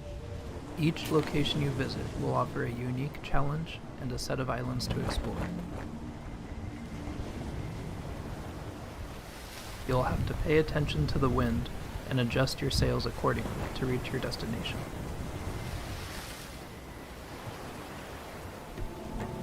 During combat, careful maneuvering will be important to keep your cannons facing the enemy.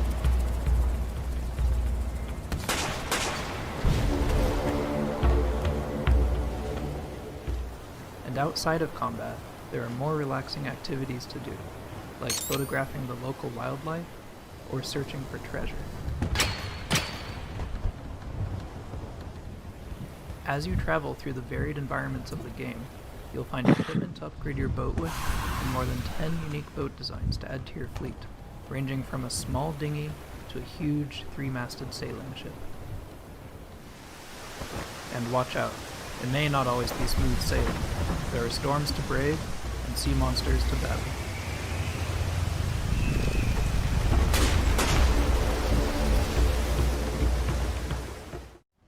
So get ready to put on your captain's hat when Sailforth comes out later this year. Okay.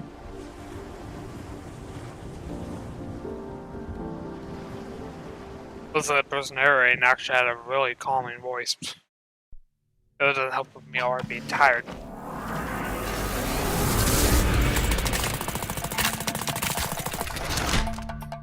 Okay, so yeah, another twin stick shooter game.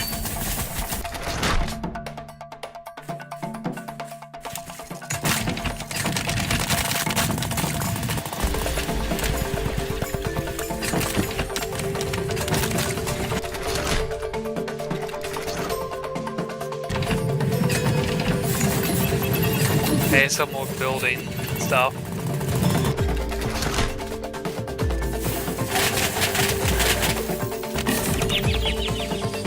I'm trying to figure out how this is inspired by classic platformers, though, like, because it doesn't seem any direct thing that makes it seem like a platformer inspiration. And of course, as a twin stick shooter, that's nowhere near the same genre. So.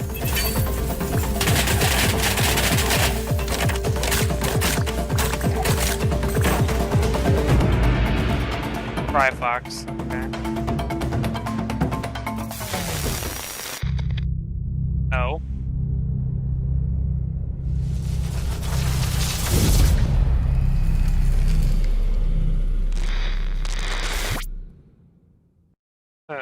I'm Clayton Kozleric, the creator of Bartlow's Dread That's Machine. a trailer. Dread Machine is based on a question. What would a video game look like if someone invented it 100 years ago?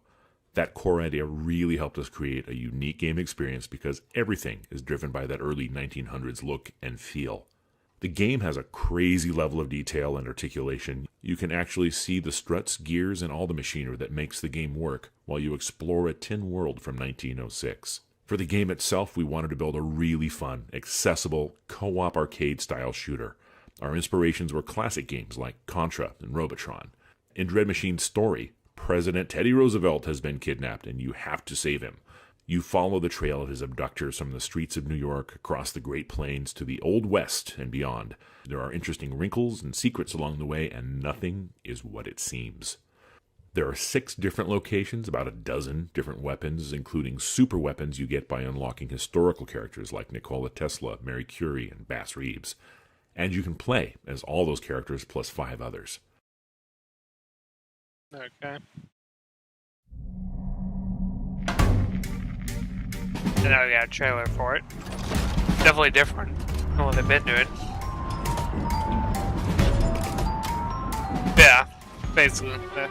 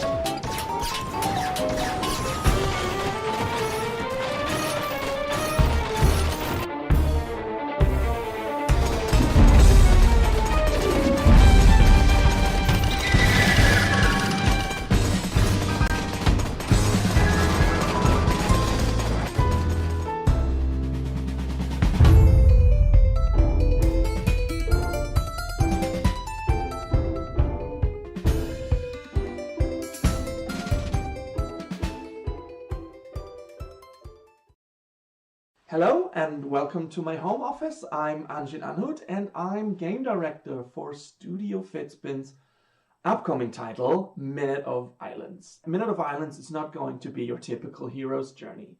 It kind of starts like one. There's a big world-ending threat and a young hero is chosen to save the day, right? And this is all fun, but this is not what we care about. What we care about is what this role of being the chosen one does to you. The other thing we deeply care about is the way the game is made. We are originally a team of graphic adventure developers, and we're now making a puzzle platformer. But instead of having a library of graphic assets and objects and assembling them in the engine, we decided to let our artists basically draw each square inch of the game from scratch, because it allows our artists to put in unique and individual details into each of those square inches of the game. So there's a lot of like tiny stories and fun discoveries hidden in these huge illustrations that make the islands. And we hope that exploring those is as fascinating to you as we believe it will be. Check out the game when it comes out. We hope we will see you playing it and talking about it. Thank you for your attention. Bye. Okay.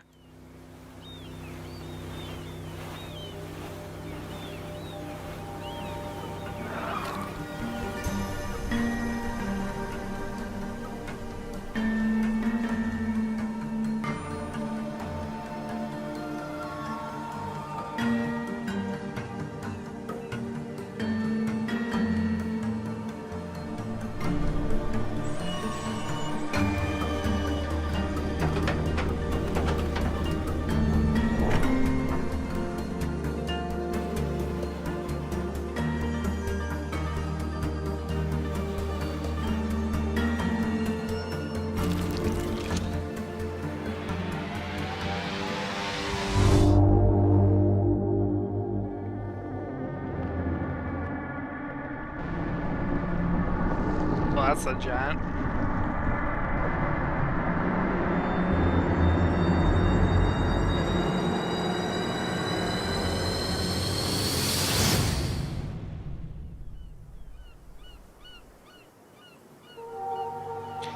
Minute of Islands.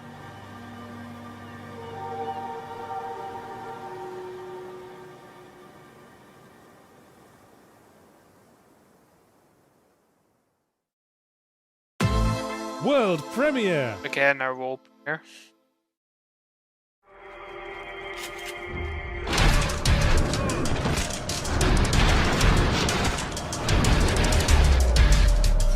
It looks like we got another shooter with fast-paced Doom 2016 style mechanics.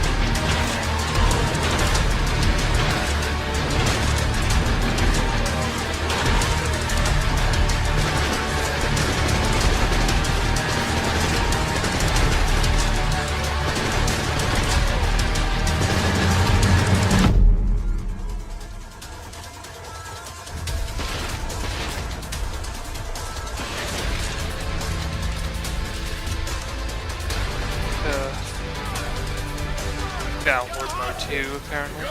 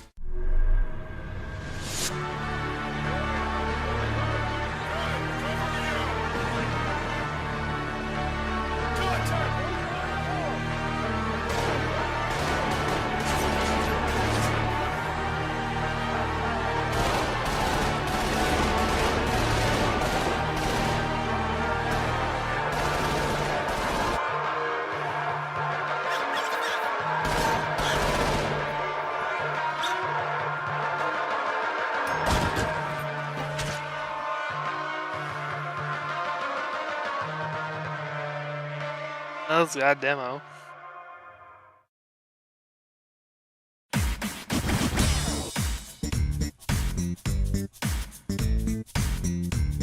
That's a funky beat.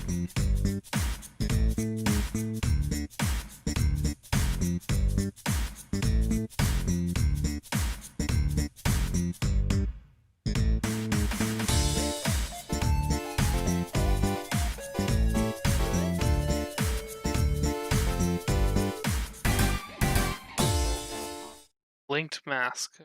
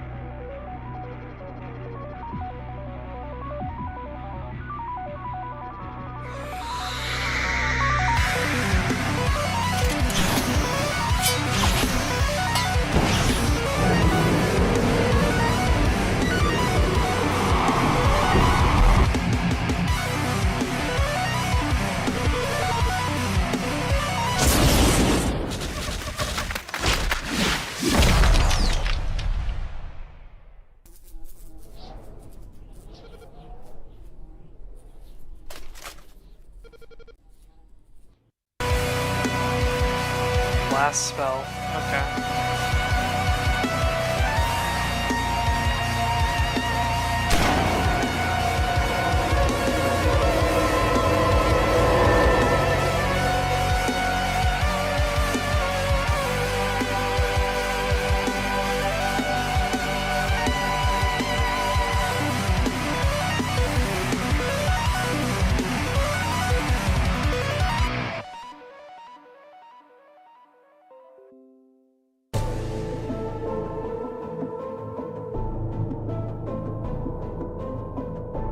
Okay, looks like we got our base building strategy. Okay.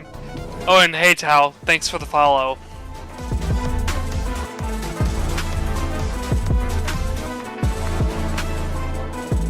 I think my lords are broken because I'm pretty sure it's supposed to show a gift there, but okay, whatever.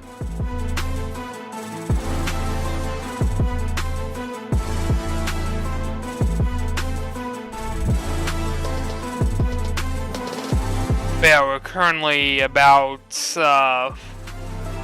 maybe like 20 minutes or so to go.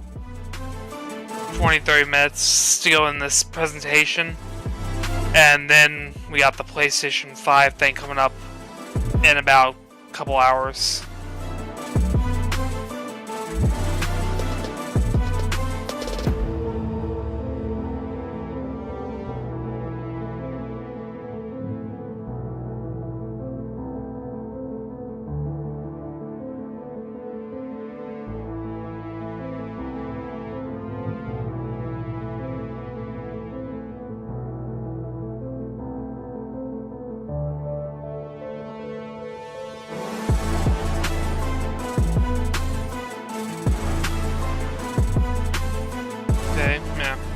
Caretakers beta.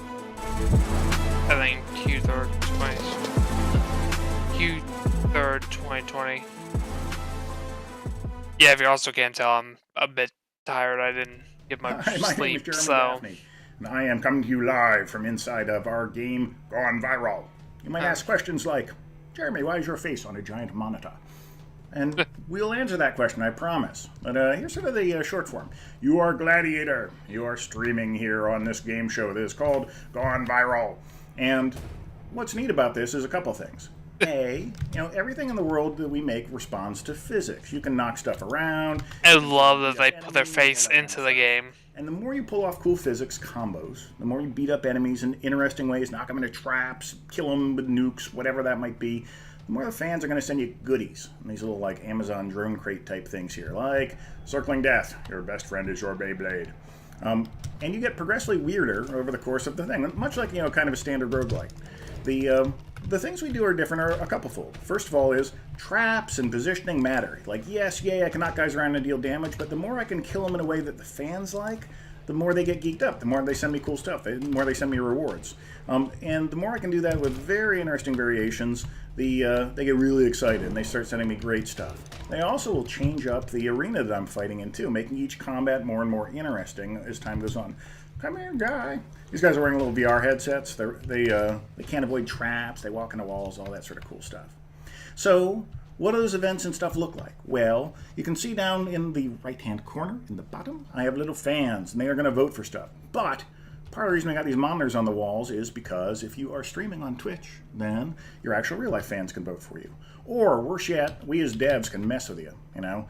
Here I am on my little Twitch thing. God. Send in an event. This is all stuff that fans can normally vote for. I'll drop one on you here for sort of demo purposes. Let's go fill the next room with like beach balls and rubber duckies and stuff. Why? I don't know. Because we can. Because it's cute.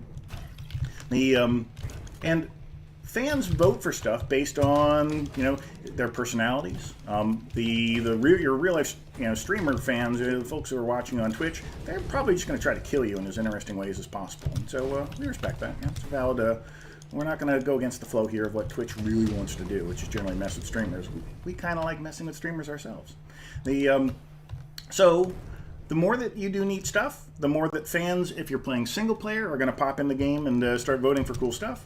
If you are actually streaming, the more also that is going to happen here. Ooh, I opened a chest by knocking a guy into it. The fans love it.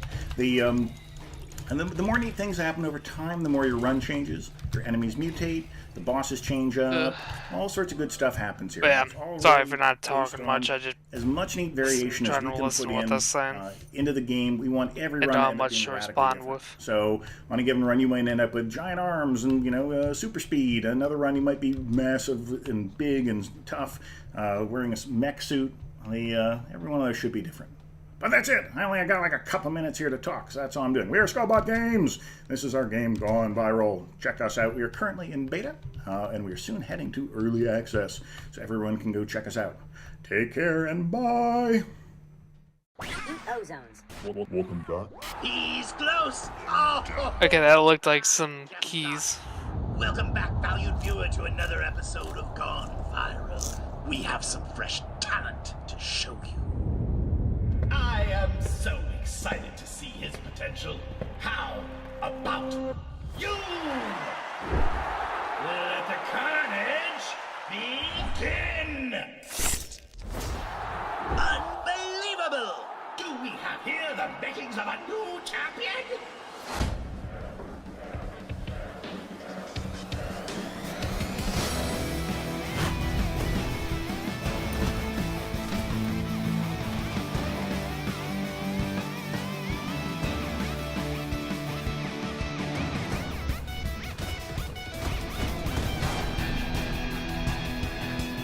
It's voting time! Come on, viewers! You know what to do! Yeah! A nuke! Excellent choice!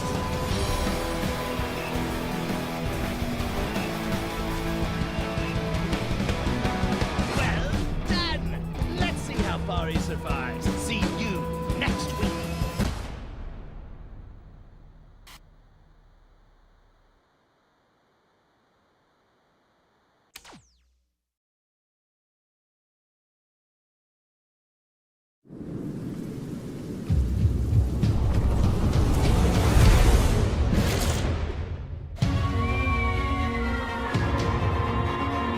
Yeah, I'm definitely starting to wonder if I'm even gonna make it to the PlayStation final.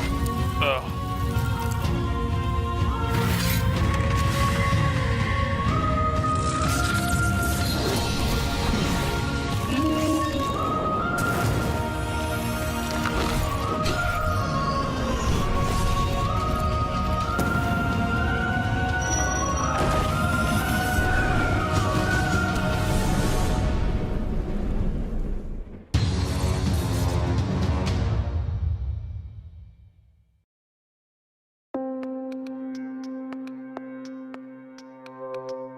Yeah, visual novel.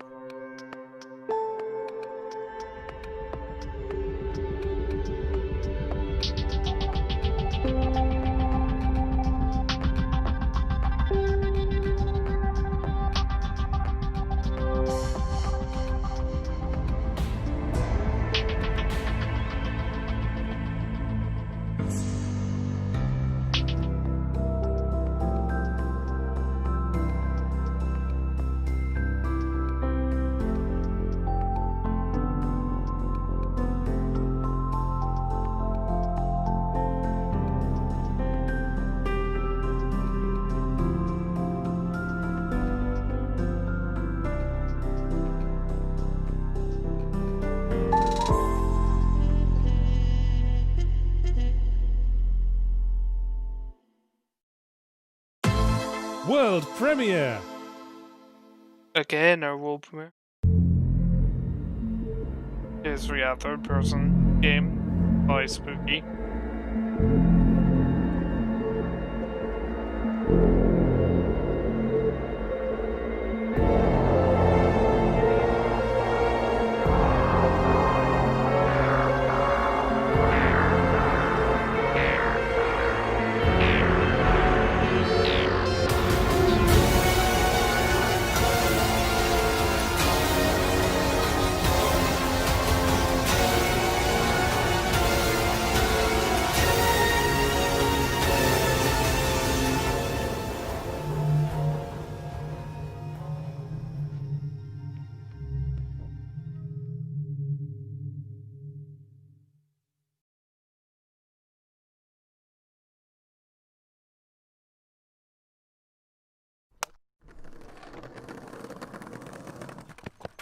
Hi, we are Backpack Games and we're developing Out of Place. I'm Peter, the programmer. I'm Thomas, I'm doing 3D and animation. Hi, I'm Marcus, I'm doing level design and lighting art. Hi, I'm Fabian, I'm doing sound design. Hi, I'm Dorian and I'm the composer. Out of Place is the story of Simon and his machine-like companion, the Orb, who are trying to get back home together. Have fun with our trailer and make sure to tune in on June 14th at 1 PM for some gameplay. If I'm lucky, maybe I'll get out of here.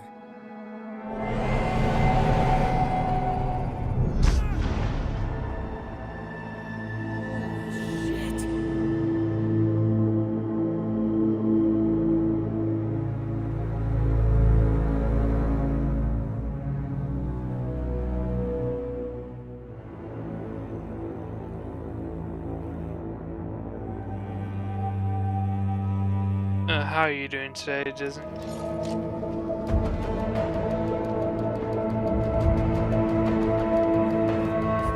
Come on! I need you!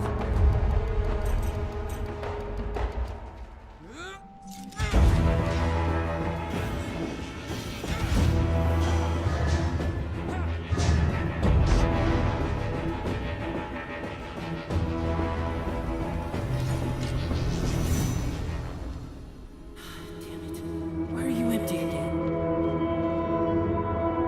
Be quiet now.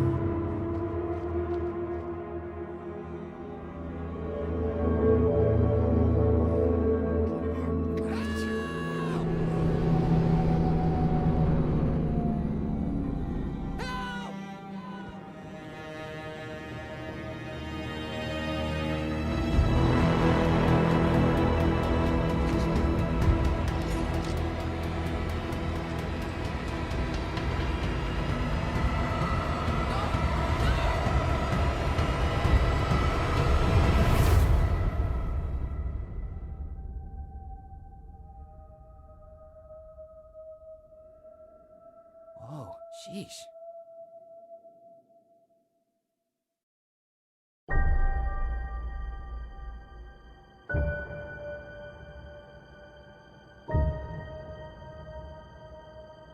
Oh wait, you just had a new song dropped? Okay, this looks interesting.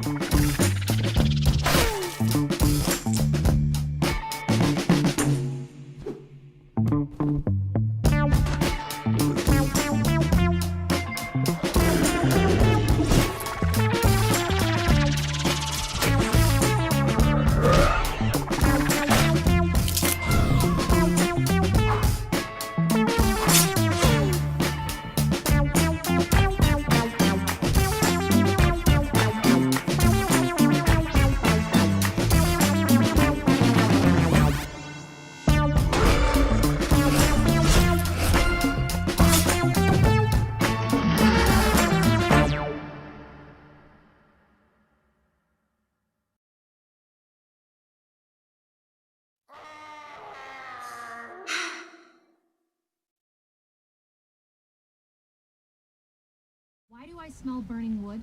The forest is on fire? The forest is on fire. Hi, my name is Jason Canham. I'm the lead designer of the puzzle platforming adventure game Scully. Scully's story revolves around a destructive feud between four siblings who just happen to be elemental deities, and their conflict threatens to destroy the island they call home. So who or what is Scully? Well, I'll let Scully's friend Terry explain that. After all, he's the one that brought Scully to life. Yeah, I'll have to look into the Muzz thing later, obviously, because, well, once this is over, it's probably going to be about an hour break, whatever, which I'm trying to decide still if I want to play a game or just BRB for a bit. Or end stream and come back. This magical being is Scully's swift, and then the PlayStation 5 thing's going to happen. And magically move objects along the ground. And considering for the last, I don't know, like 10, 20 minutes, I've been like just over here like exhausted as fuck and like actually have my eyes closed for a tiny bit too. Like I don't even know if I can stay for the fucking PlayStation 5 thing at this point. End their conflict. Meanwhile, Scully is infiltrating Fiona's dangerous fire. Like I don't know why I'm so tired. I mean, obviously I didn't get that much sleep, but like I usually can say I'm just good if I'm like sitting up instead of laying down, and I was drinking a thing full of G Fuel, which should have, you know, freaking energized me. For some reason it's not working like it usually does. The key to success is to use all of Scully's different forms together to solve puzzles and overcome obstacles. And I can't say it any better than Terry himself. Scully, you really are something special. I mean, I guess it also doesn't help that, like... We can't wait for players to experience Scully's journey on August 4th. This presentation hasn't been the most, like, amped up thing, to be honest. Like, there's nothing's really been bad. It's just, like, yeah, like, a lot of trailers have been just, you know... What now? Not exciting. Like... It's like they yeah, it's like I'm trying to think what I'm trying to say. The cop was in person. It's a lot of indie games, so it's understandable they don't have the budget for like a big commercial or something. But like, yeah, they definitely need to work a bit on how they present some of these games because it's just kind of It's just like kind of not exactly the most interesting thing to watch for 2 hours straight. And what she wants from us. I mean, what does she really want? Lawrence? Let loose your animal instincts. After you, boss bird. Because tonight, you'll have to go wild. Blow me, Sonny. You know I don't use that name anymore. This is such a weird looking game. Back together. Isn't it amazing news?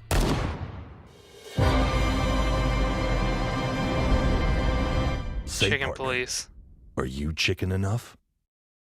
Okay.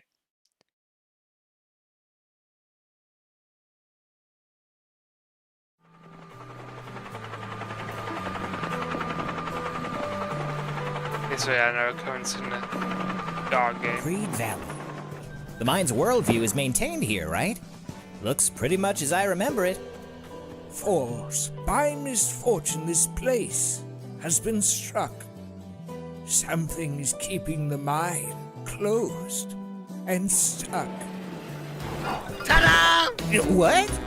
Welcome to the party, chums! Let's celebrate the liberation of the mines! Damn! Everything's so state of boring! Everything Okay, well. Wake up while you're still This trailer definitely is a bit more exciting than some of those. party waiting! Just that music, too.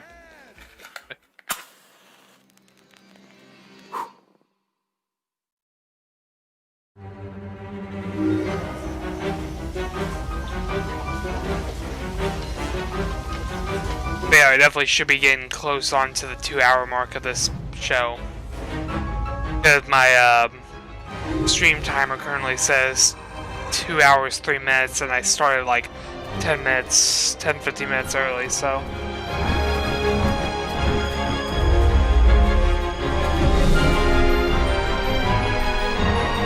Yeah, again, another like tower defense strategy kind of game.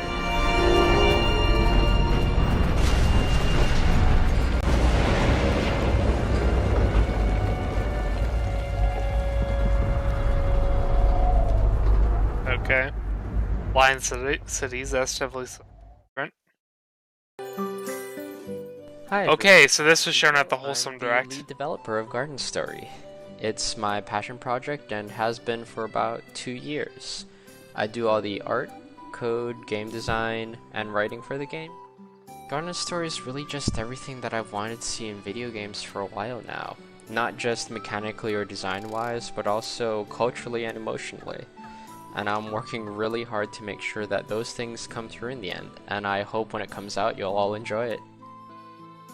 Hey, what's up? My name is Graham, and I am the composer and sound designer for Garden Story. So basically what that means is that I'm in charge of creating all of the music for the game and the majority of the sound effects as well. As the person that's in charge of making all of the audio for the game and for people in game audio in general, I think it's really important for us to prioritize using music and sound in a way that really makes the player feel as immersed as possible and make them really feel like they're a part of the story and a part of the world of the game. My job usually involves communicating a lot with the game's artist and developer Picogram, getting a lot of information from them, and then translating that information in a musical way or a way with sound effects to really enhance what their vision for the world of this game is. To me, Garden Story really is a game that has this overarching theme of growth, whether that's growth in a personal sense with the game's main character Concord, or growth in a sense of a community as you're sort of going through these different towns and these different areas in the game and trying to restore these communities and be kind of like this glue that keeps things together throughout the world of the game.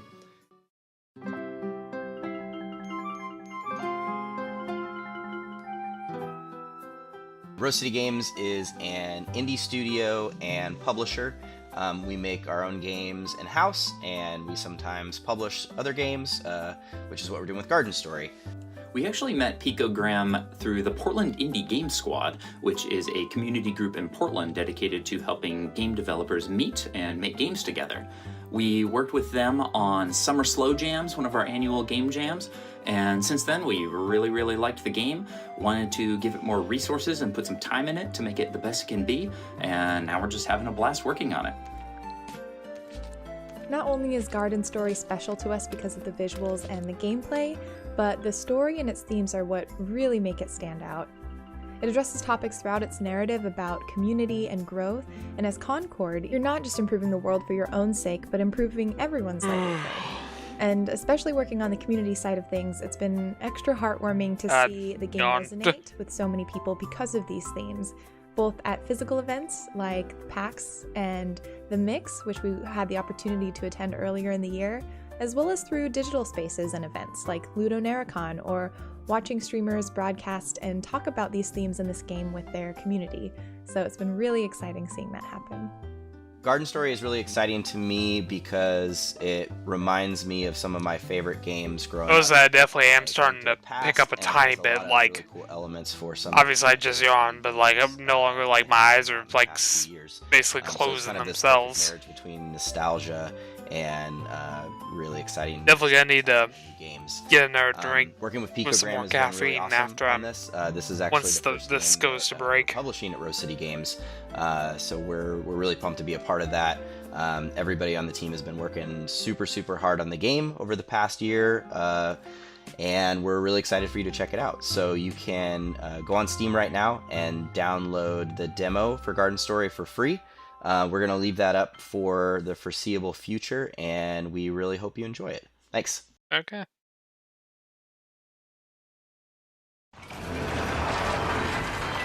Okay, so what do we got here?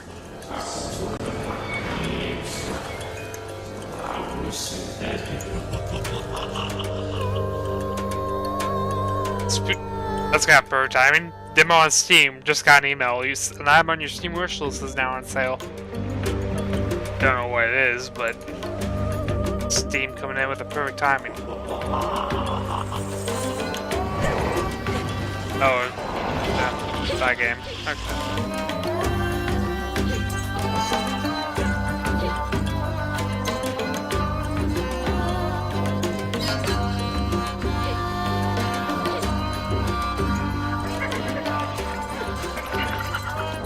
Okay, so this looks kind of like it would be fun.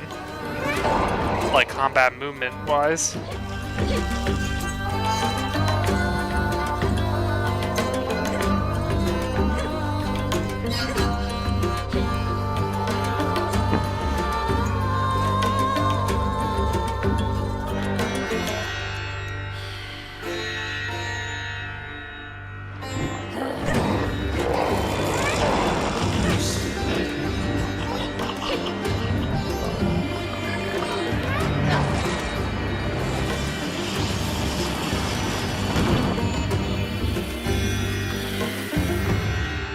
Raji, an ancient epic. Okay.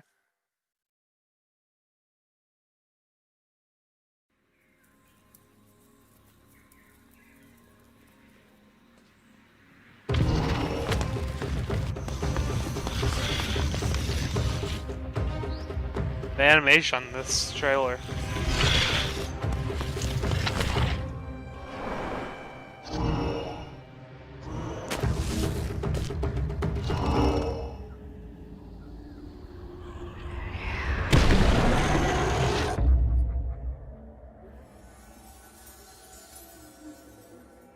Unbound Wolf part. Well, the animation alone looked intriguing, but didn't really tell anything about the gameplay, so. My name is Erwin Lacoon, and I'm the team lead at Ape Tribe Games, based in New York. We're working on a game called Disjunction, which is a cyberpunk stealth action. Definitely one where I think it would have been nice to have a bit of a developer In stuff Disjunction, afterwards. you play as 3 characters as they unravel a citywide conspiracy, and you get to choose whether to play the game really sneakily or go in guns blazing. On top of that, the way you choose to play the game has real consequences and affects the outcome of events during the game as well as the game's ending. We're making Disjunction because we love stealth games, RPGs, and the cyberpunk genre, and this is a good way to combine all those things into one package. Thanks for listening and for checking out Disjunction.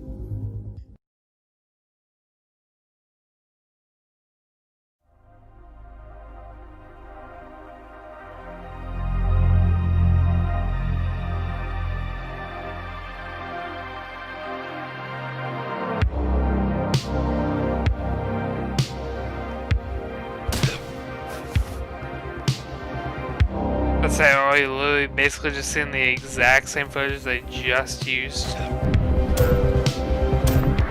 Just not slowed down in the background.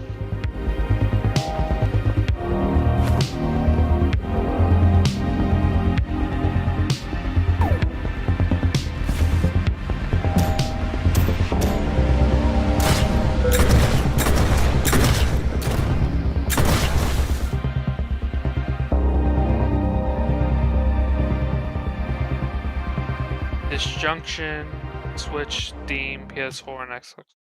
Yeah. Hi, I'm Balthazar Roger from Nimble Giant. Nimble Giant is one of the biggest and oldest Latin American game developer studios. We're located in Buenos Aires. Currently I'm from home obviously, but if you go to our website, you'll find cool photos of the office and also more on the history of the studio.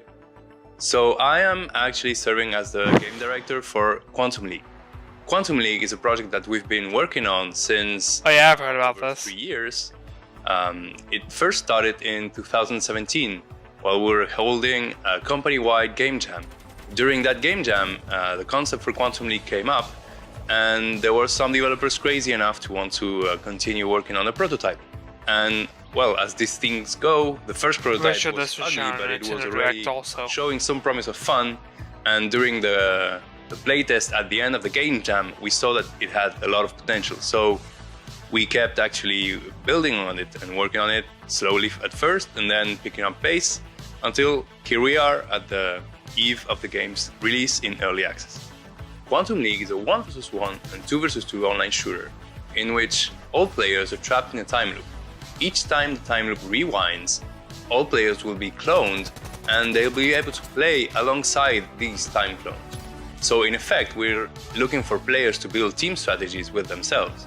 But also, this allows players to invent weird paradoxical effects, like for instance, killing the guy who killed you before he kills you one of your clones, or affecting the timeline, or playing as a ghost and then unkilling yourself and then coming back from a ghost and then winning the point. So it is kind of hard to explain like this. I really hope you get to see the trailer and get to see more of the game. And I do hope that all the nerds within you from time travel will enjoy it. So again, this is Balthazar from home, signing off, and have fun!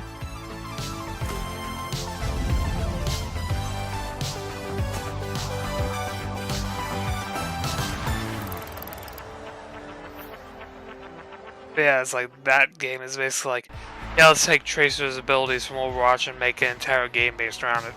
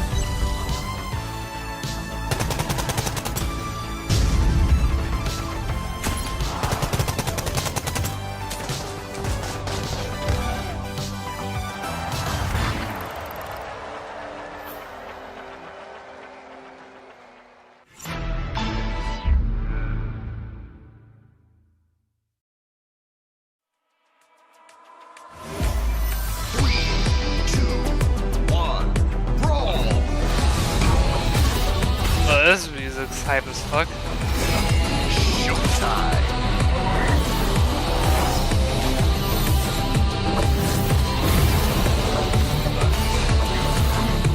What a shot! That's gonna hurt in the morning.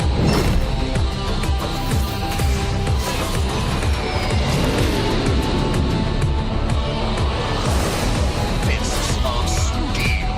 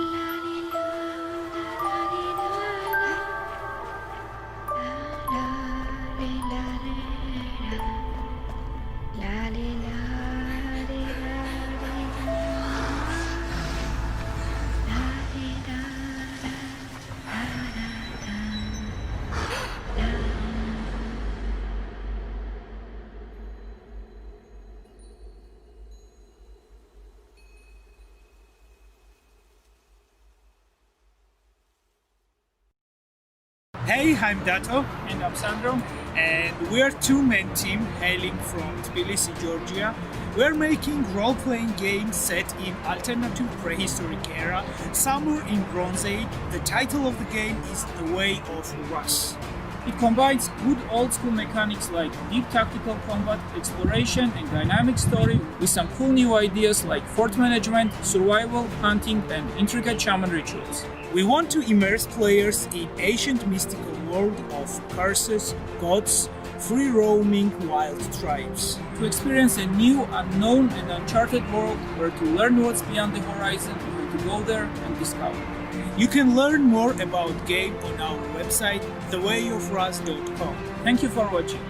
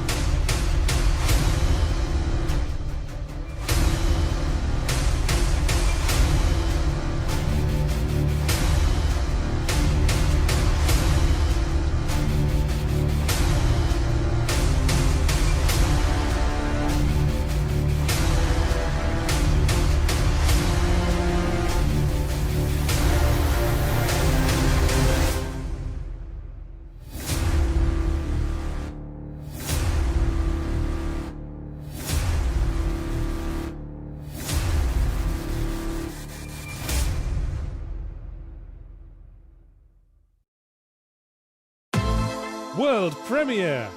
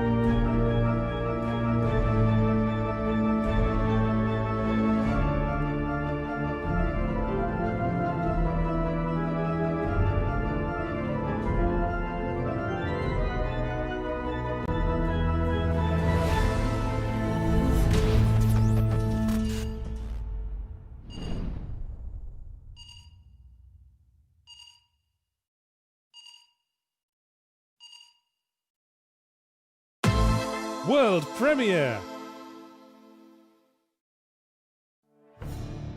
A dark shadow is being cast upon Gerindak.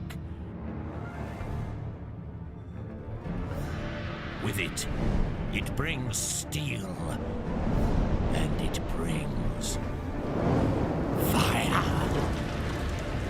But it can be fought. Fire. Steel.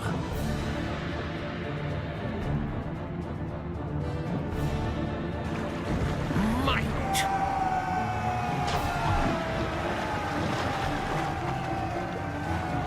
Must unite. If you are to make a stand.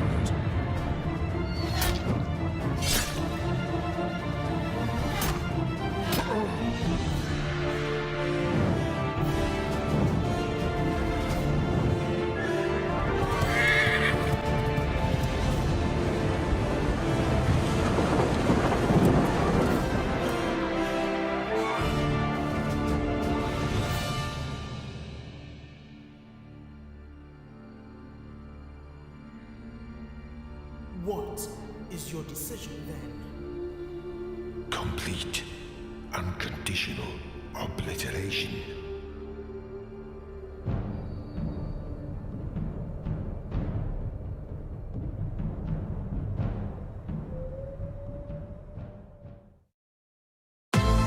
World premiere!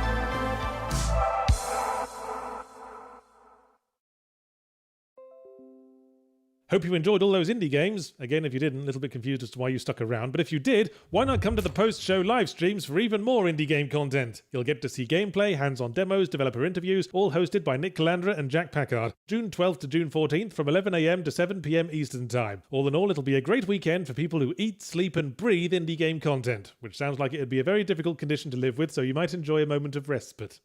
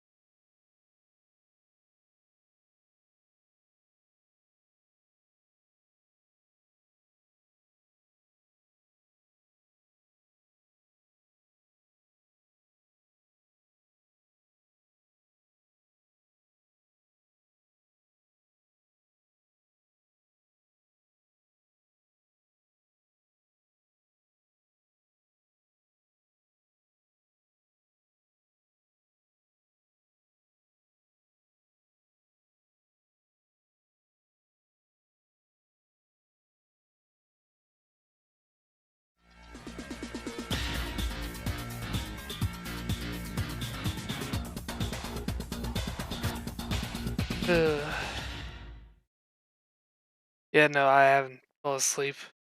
I just. No,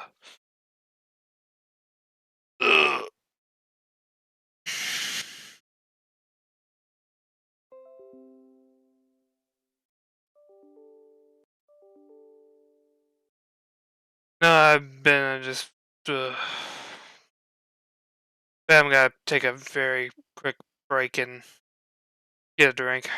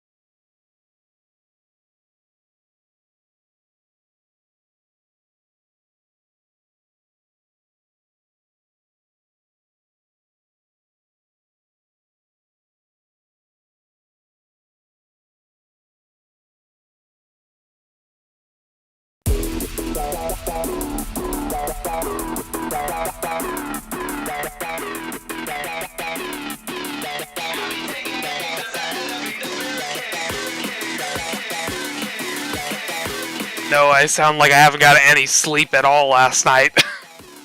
Not if I just woke up, it's that I need to sleep.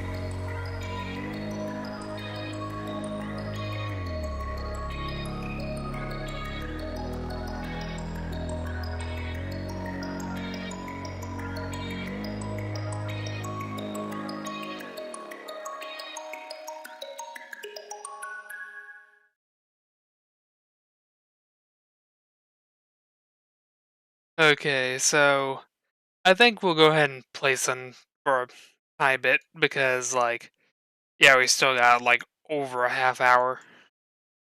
And I think I'll go with my original plan of playing the Tetris Effect Journey mode. So let me just quickly get that set up. Shouldn't be too hard to do here.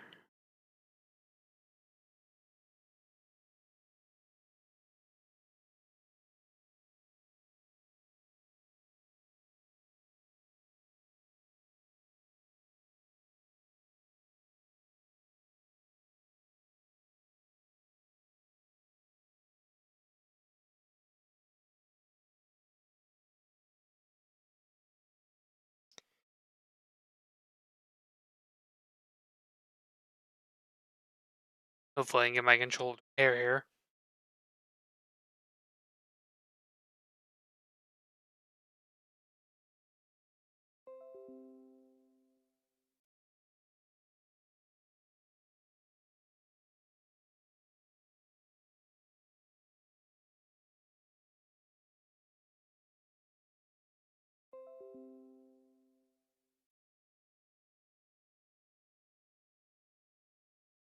Okay, controller all set up.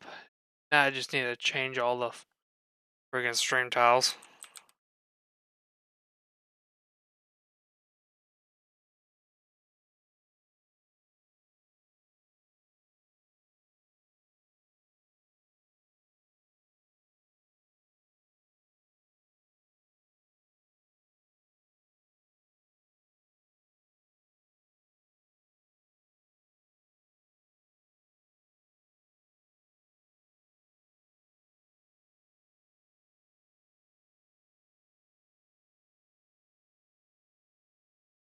I'm honestly not even gonna be bothered to change the category. It's too much work to reset all that shit back up. Begin here and adjust the screen resolution.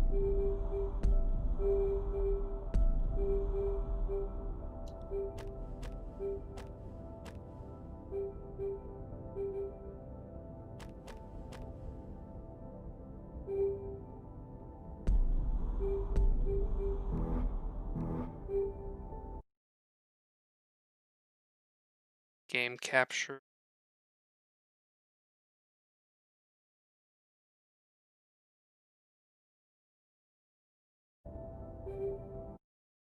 Okay, there we go.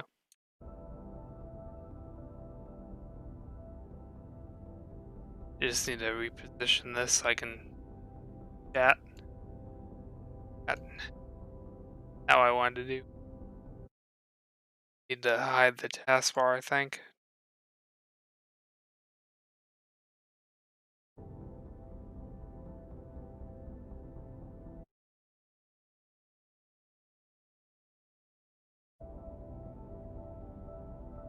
Okay, that'll have to work good enough.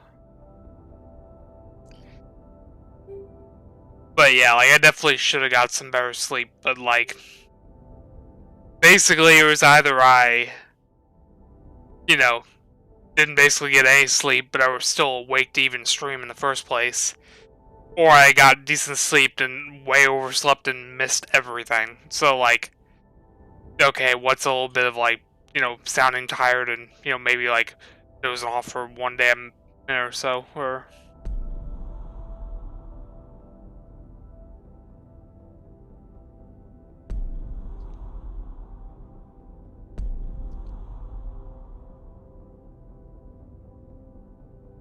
Yeah, start from the beginning, I guess.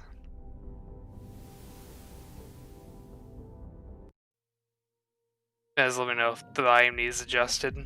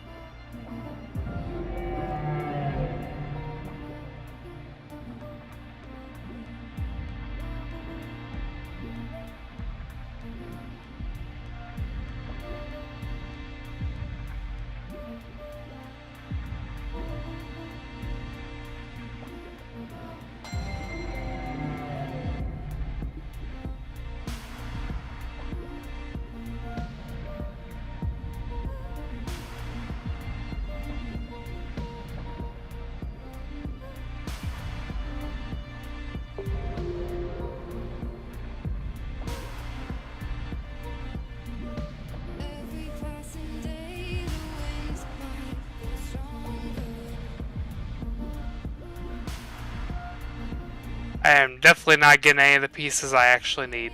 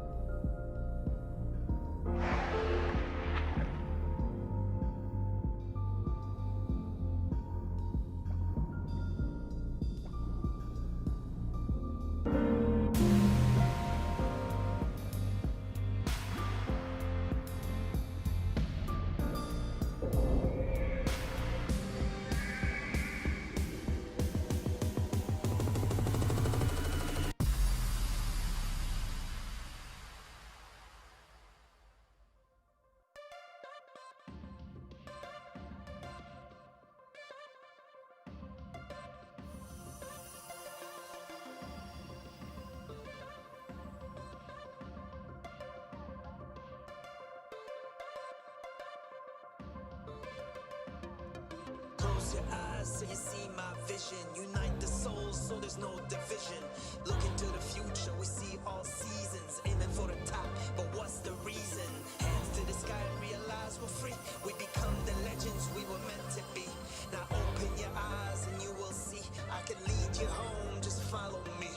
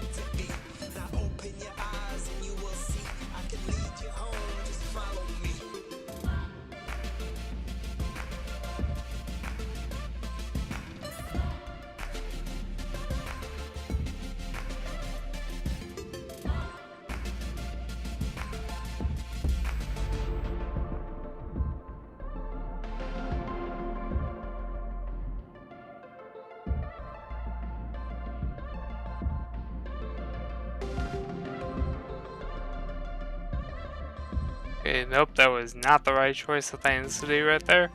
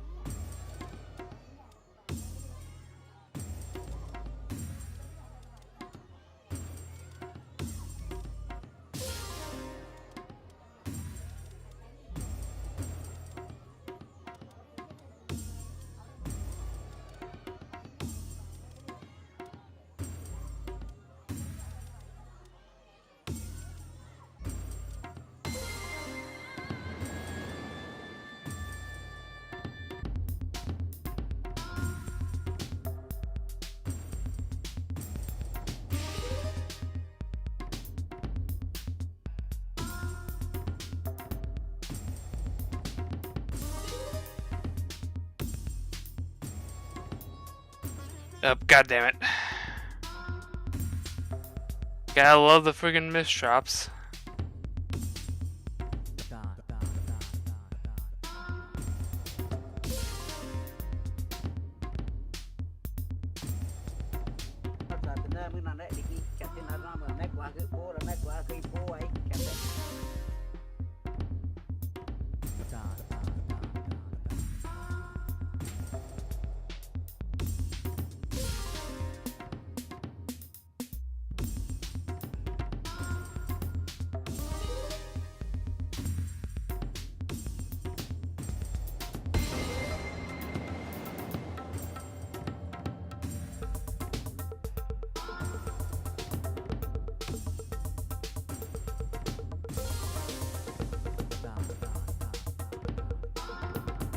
On.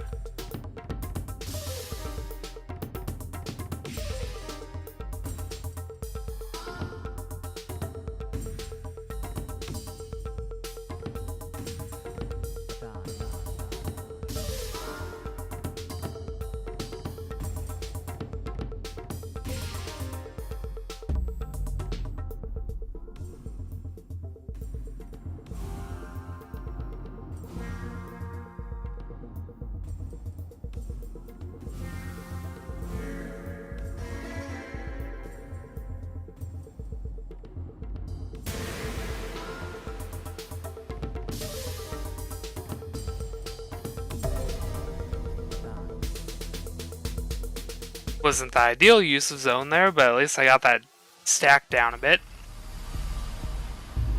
And there we go. First area down.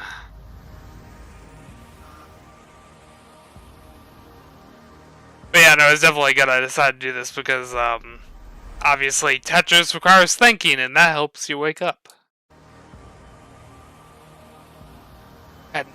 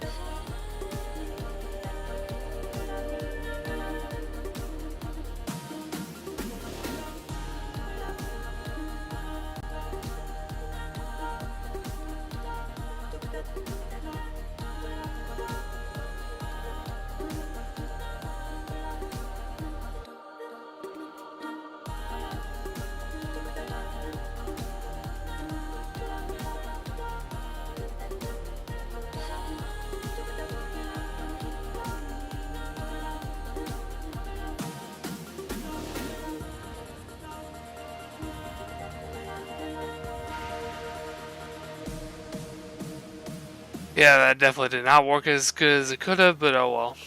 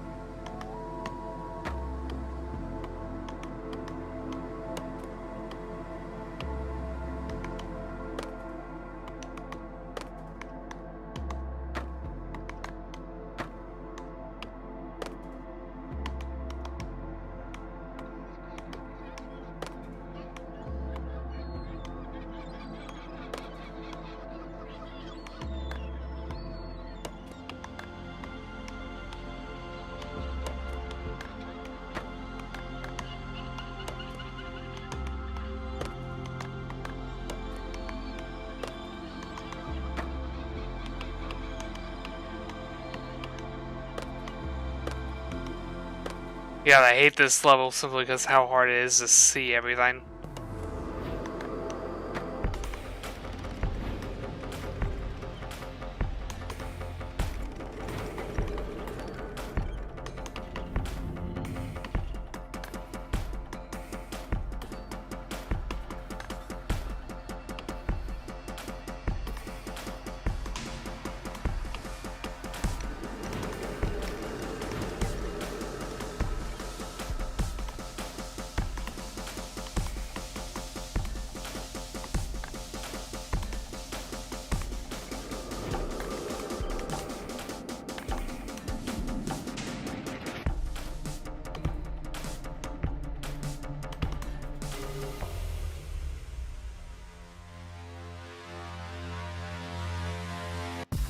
Okay, there's that level done.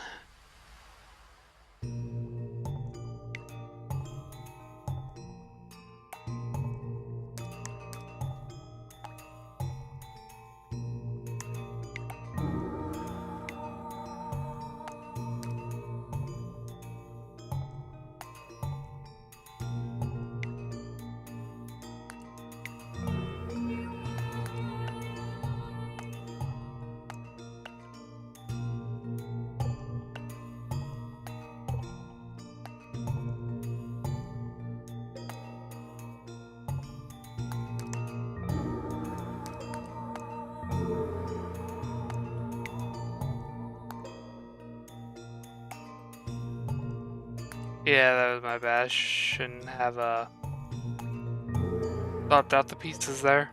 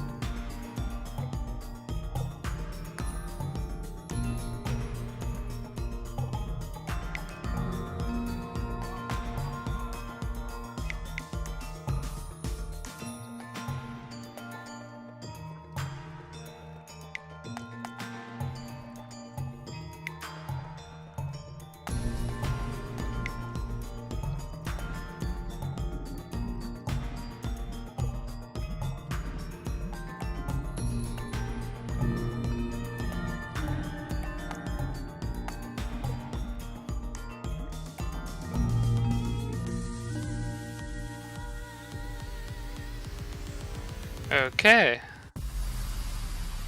And this is the last level of the area.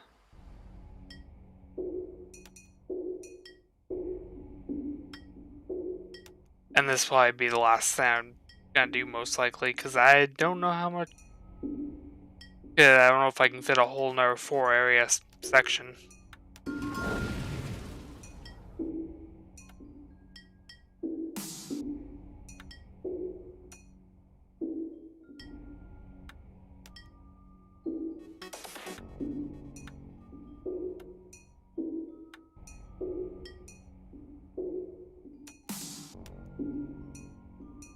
Oh, haha.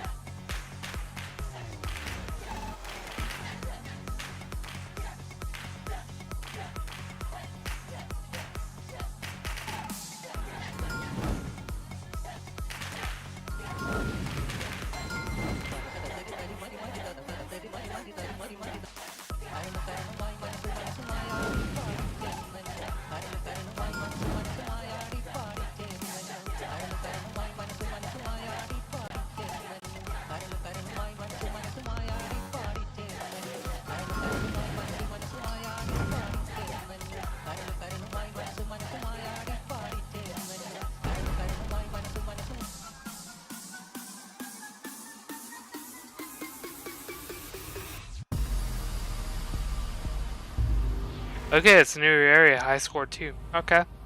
Take it.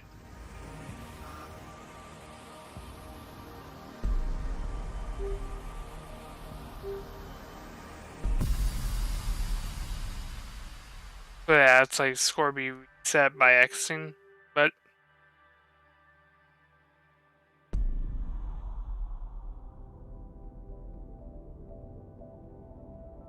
I thought you could leave without resetting, but okay, whatever. Anyway, let's see how long left on this. Okay, yeah. So we don't have that much longer left. But yeah, I don't think I can do any more of the journey thing, but I probably can do like a quick individual level.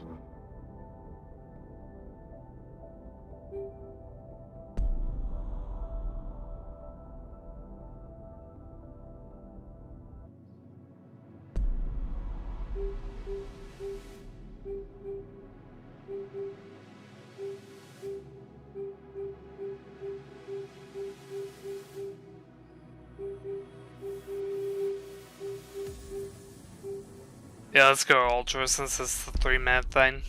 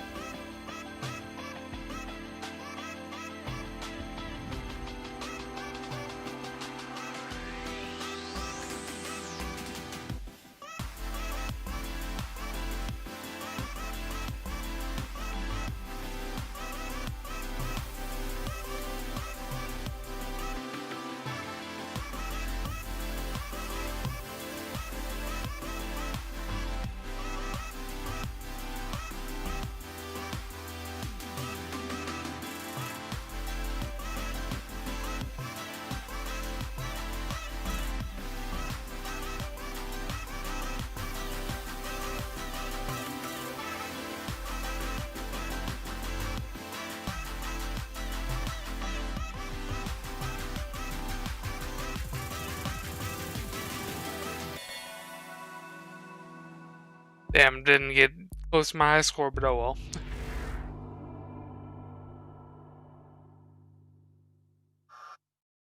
But yeah, I was just trying to fill in the time a little bit.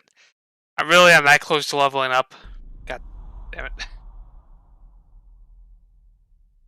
But yeah, I guess go one more time because it did say 12 minutes left, so I can easily do 2 3-minute sessions at the very least.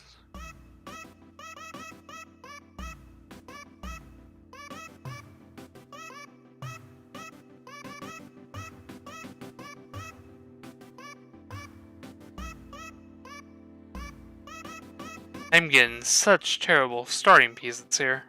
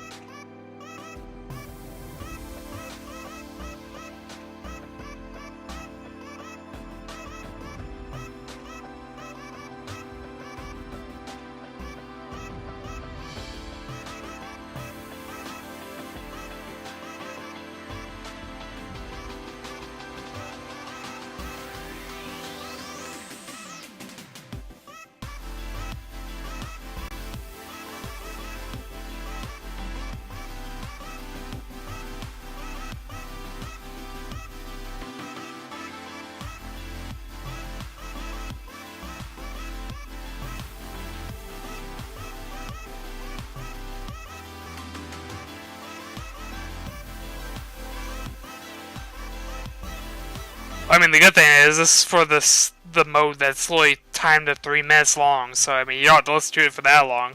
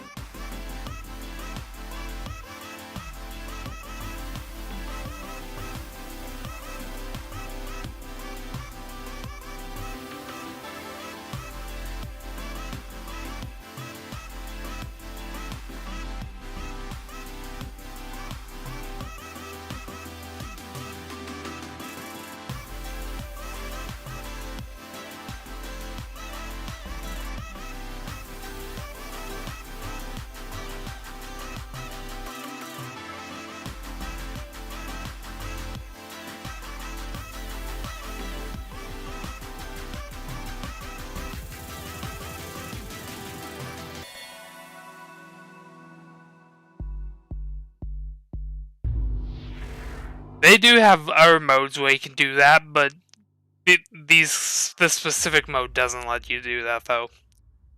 Like, I can actually show you real quick. I'm not actually going to play the level because, well, it'd take way too long, but like, well, to entirety. But Marathon, for instance, you can select all the different stages that you unlocked in the story mode. And bonus stages like this one, which is amazing.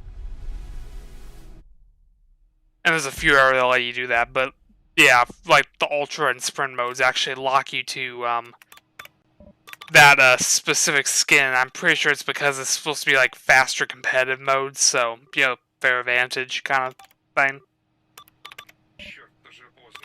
And yes, that's the voice of the person who made Tetris. It's like such a hilarious skin.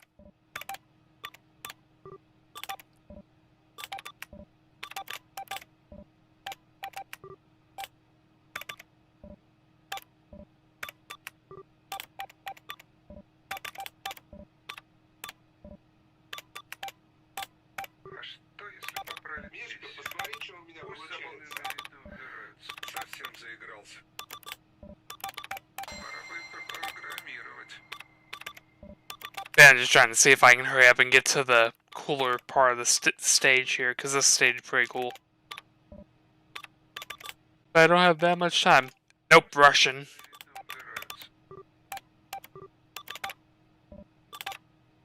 Basically, this is based on the original version of Tetris made in 1984 on the Electronica 60 computer in Russia, so...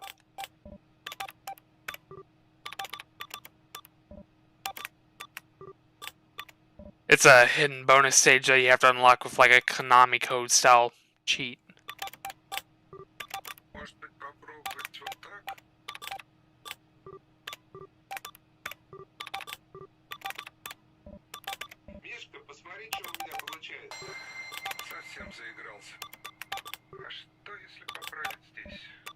God, I can't remember what level the damn thing unlocks at. Hopefully I don't miss anything trying to... This, okay.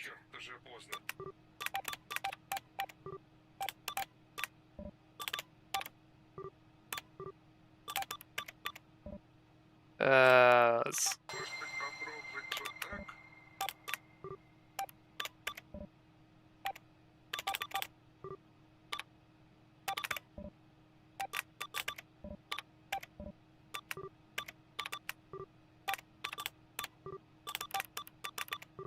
God damn it.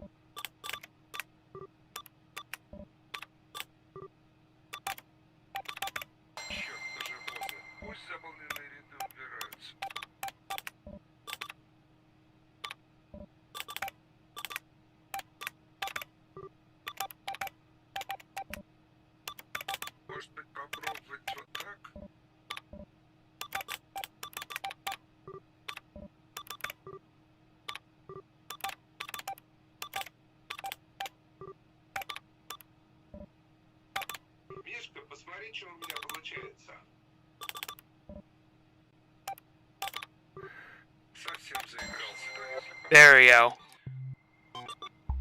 See, it starts like introducing colors and like fancy effects and...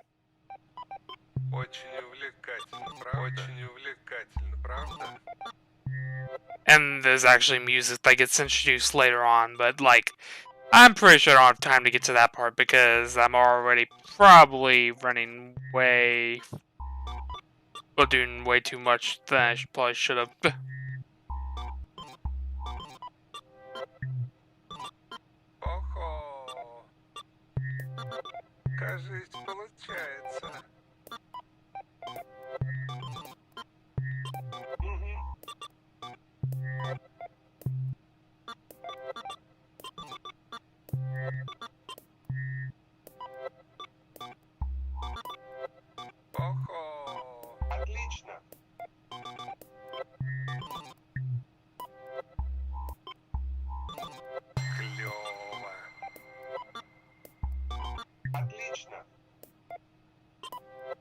Well, anyway, you get the gist, I guess.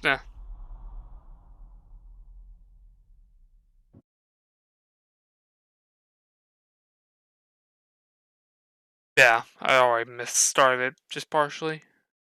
Gaming event. There you go.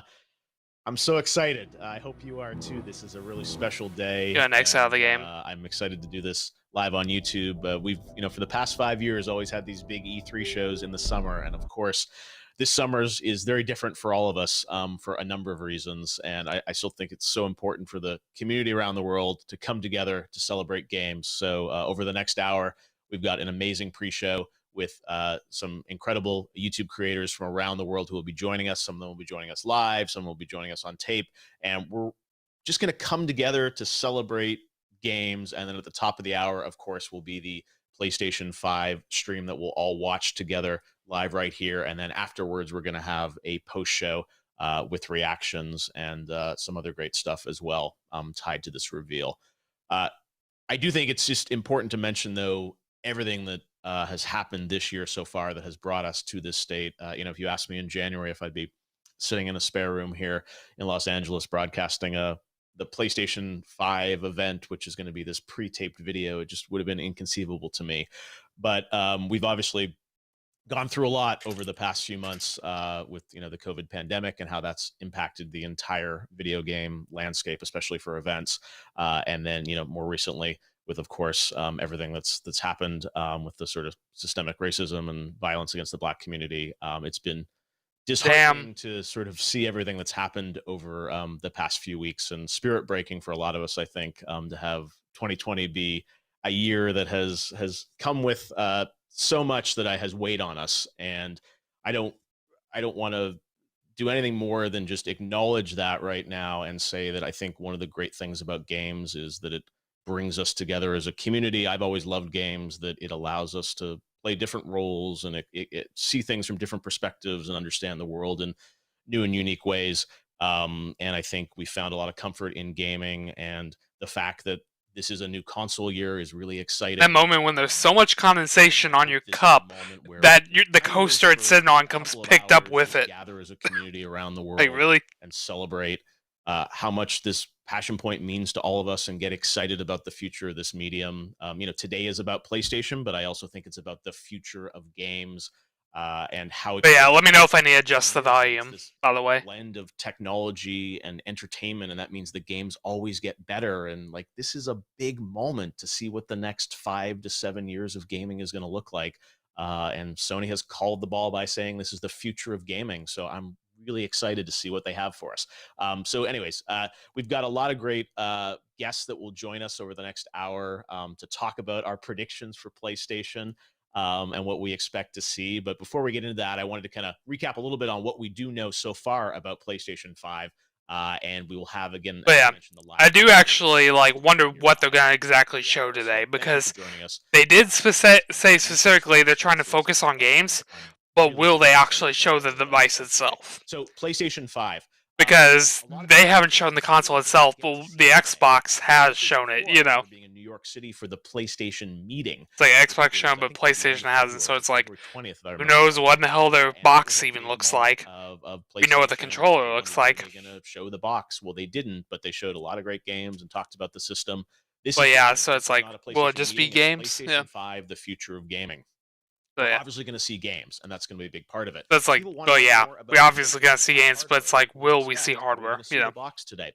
I don't know. It feels like it's going to be more about the games today. But one thing we have seen is the PlayStation 5 controller, the DualSense. That was sort of surprisingly dropped on. Yeah, and also regarding that controller design, I don't mind it, but I wish the buttons were different colors. Like I love the two-tone idea, but I wish the buttons were at least different colors. Kind of staying at home and not going to events is. I haven't had a chance to hold this. I don't think many people have. And when you talk to a lot of game developers, they talk about the haptics in the controller and a lot of the interesting things that Sony is doing with this controller. And it looks really unique and different. It's a bit of a redesign from the traditional, DualShock. But from what I've heard, there's a lot of interesting technology inside of that controller. So it looks futuristic, but also has a lot of futuristic technologies in it. And hopefully we'll learn a little bit about that today. In terms of the games, we know that we're going to see PlayStation 5 games, and we've gotten some hints of what PlayStation 5 might be capable of. Many of you probably watched Mark Cerny's talk back in March. I think it's up to like 15 plus million views on YouTube about his road to PlayStation 5. And he's such a brilliant. And probably a lot of those views are dislikes, because it was like, oh my god, it's like everybody thought it was going to show like much about the console, and it basically just a dev talk, which I mean, it was intended to be for GDC, and they just decided to publish on YouTube because it got canceled. And experiences, not just better graphics, and that's something hopefully we'll hear a bit about today. The first game, though, for PlayStation 5 was that we saw was at the Game Awards back in December. You may remember there was a title named Godfall that was revealed with a trailer near the top of the show. And a lot of people sort of got excited about it, and it was a bit of a surprise. Got their videos dying. The logo was on that trailer, and it was, I think, the first confirmed game that was going to be coming to the PlayStation 5. So Godfall, we don't know if it'll be included in today's event, but they've been teasing a little bit on social media with some visuals and whatnot over the past few weeks. So I would not be surprised if we see something on that today. But that was sort of our first glimpse of PlayStation 5. And then, of course, the other thing that recently happened that got a lot of excitement was the Unreal Engine 5 reveal that I was honored to do alongside Tim Sweeney and the team at Epic Games. And obviously a lot of speculation and excitement around what Unreal Engine 5 is going to be able to do with PlayStation 5. You can see a little bit of footage here of it. It's got a new technologies in it, including nanite, that allows them to do incredibly detailed worlds and full global illumination. This is all happening in real time in the game world. And as many of you know, Unreal Engine powers a lot of the big games out there across the industry. So this was a great glimpse at where games might go in the future. And this is a technology demo. We're not going to see this game announced today at the event or anything. I think this was really a tech demo, but it is playable. And I think captured all our imaginations about where games are going to go. And no, this is not probably what every game shipping this holiday season is going to look like. But when you see that flight moment with her flying through the air, and you just get excited about that, whether it's 2 years away or 4 years away, we're eventually going to get there. And that's what's so exciting about games, that, you see that and you just get naturally excited about the future of this medium. So that's a little bit of kind of what we know so far about PlayStation 5. I expect we'll have some new game announcements today. Sony's first party studios have been very quiet about what they've been working on for PlayStation 5. Of course, we know The Last of Us Part 2 is coming out next week from Naughty Dog, and then Ghost of Tsushima from Sucker Punch for PS4. So there are 2 big PS4 games still to come. But what Sony's Worldwide Studios Group and Herman Hulst and the team have been putting together for PlayStation 5, hopefully we'll get a little bit of a tease of that today. One thing I have heard is that, this is and I think Jim Ryan, the CEO of PlayStation, has said, this is the start of the sort of PlayStation 5 story. It's not everything all in one event. So, there will likely be things that will be held until later this year. And like, will we see the console? Will every game get announced? It's like, I think we're in a mode now where game companies are spreading their news out a little bit. So I think we'll have a lot of news today, but it doesn't mean that's everything. And I'm sure there will be more to share over the coming months as we lead into holiday 2020. So it's going to be an exciting day. The countdown clock is up, and we are ready to get onto it. About 45 minutes until the live stream starts from PlayStation, and we're going to run that here live. So we'll watch that. We're not going to commentate over it. We really want to just all experience it together live, and then we'll come back with the post show after. But right now, we're going to bring in some special guests from around the world to talk about PlayStation. And the countdown clock is up. You lied. There's no countdown clock on screen. Let's bring everyone together. We've got some great YouTube creators from around the world that'll be joining us, and even from far off places like India. They've submitted videos, and I hope you'll see some familiar faces that you've seen on YouTube, but also other gamers, be introduced to them around the world. Familiar faces. 2 of the people confirmed is PlayStation. So Eager Raptor, so Game Grumps, and Jacksepticeye. So welcome our first guest, someone you know very well, who's I think sufficiently excited about all things PlayStation. We've got Matt Pat joining us. And Matt Pat, yeah. Hello, Matt. Hey, Jeff. Thanks for having me on. Great to have you on as well. They're like, oh yeah, the countdown clock is going. There's literally no countdown clock on their screen at all. Hi. And there's the Jackaboy. It's going well. Your camera's looking good. You too. Excited. Can we just compliment each other's depth of field right now? I was gonna say we're doing our best for PlayStation, which is exciting. And also joining us live from Los Angeles, my good buddy Lamar Wilson. Lamar, what's going on? Oh yeah, I forgot Lamar is going to be in this. Got some generic superheroes behind me, so we don't get copyright. I'm hints, right? No, none. Chess game PS5 about to be announced. Yeah, probably. Thank you. At Jack Lamar, we're going to talk a bit about. I mean, if I really want to, I could insert one myself, but I mean, we know it's in less than an hour, so. What do you want to see today? It's like. PlayStation. I love how out of all the people there, Matt has the worst camera. But what's your expectation? Maybe let's start with you, Matt. What do you want to see today? I really want to see. It's like his mic quality is not great, and he's way overexposed. So many interesting images of what the hypothetical design for this thing looks like. I just wanted to know, is this actually going to look like my futuristic space grill, or is it going to be another kind of like flat black rectangle? Don't get me wrong, I'm excited about the games, obviously. What is this, recorded in his closet? Exclusive titles that I really want to see footage of. But, I mean, to really feel like this is a big announcement, to me, I need to see physical evidence of what this thing is going to look like. All right, fair point. Yeah, we will see. I don't know. I mean, Sony's been doing things in an interesting way this year. It's like they might also just like drop that on like Twitter right before the event or something, or who knows? Right, it's just going to appear in an Instagram story and then fade away within 24 hours. You have no well, idea, yeah. Right? It's there's not a physical. I was obviously making a joke because I know how he makes his videos usually. Will it just be trailers? Will it be, slick or everyone on webcam? Like, no one knows. Jacksepticeye, what's I know you love the game, and you love PlayStation franchises, so I'm sure you have some hopefully some predictions on what you'd like to see game wise too, right? Yeah, I want to see Knack 3. Everyone's waiting for it. Where is it? I want to see an announcement for it finally. Yes. He is sitting at home right now, and he just laughed at it. Write that down. Write that down.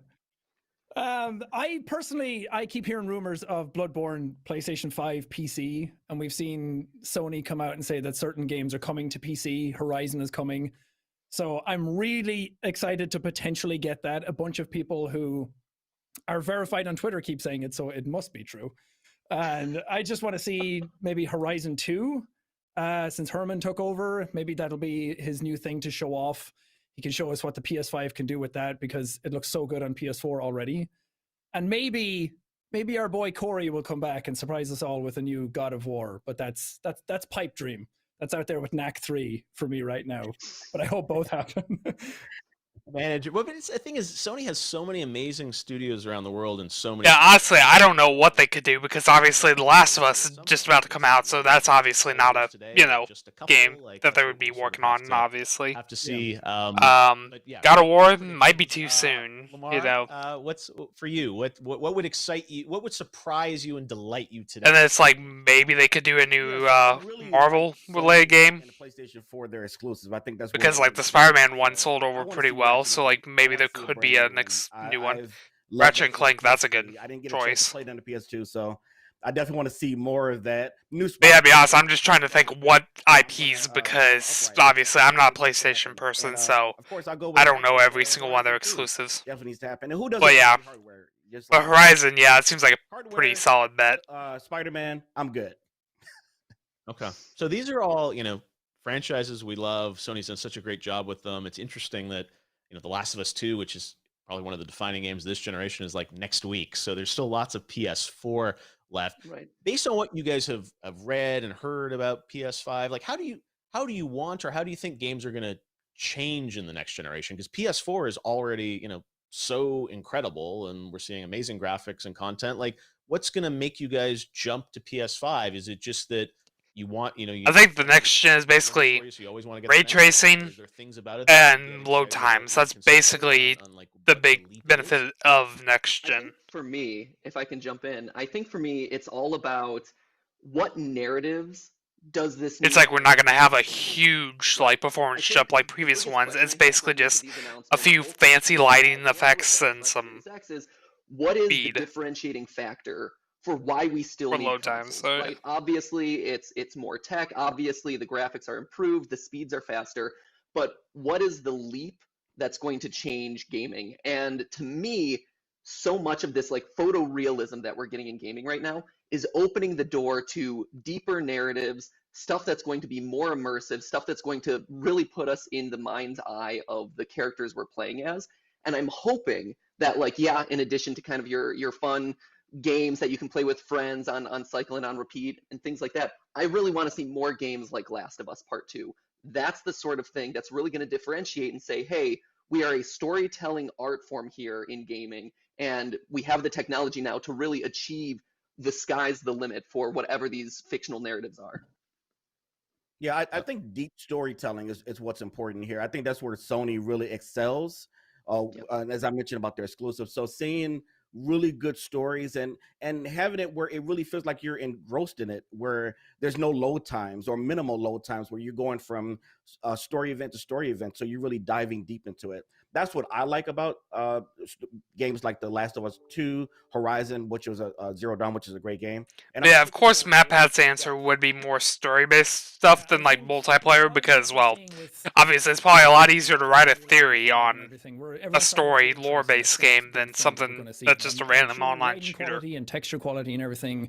And But I mean, I do agree though, because like I would rather play a story game than just some random online multiplayer thing. What's really interesting is, considering I've been playing Bloodborne and all those games again recently, the load times are just obnoxious at times. And when you go to something, I remember playing XCOM 2 on my PlayStation and then going to PC, and the load times are like 10 seconds versus a minute sometimes. And that is what I'm really looking forward to. Just getting into the game, getting the OS to be faster, going between store, between apps, between games, and then just seeing, now that it actually supports 120 FPS, I want to see if we finally, are we going to keep doing that thing where we get photoreal but stay at 30, or are we going to start breaching forward and go more or less photoreal, maybe even the same, or go to 60, or even are we going to see games really push to that 120 FPS limit? Because again, so many people have PCs now, and hardware there has become affordable in the mid-tier range where people can get 120 FPS, that I think that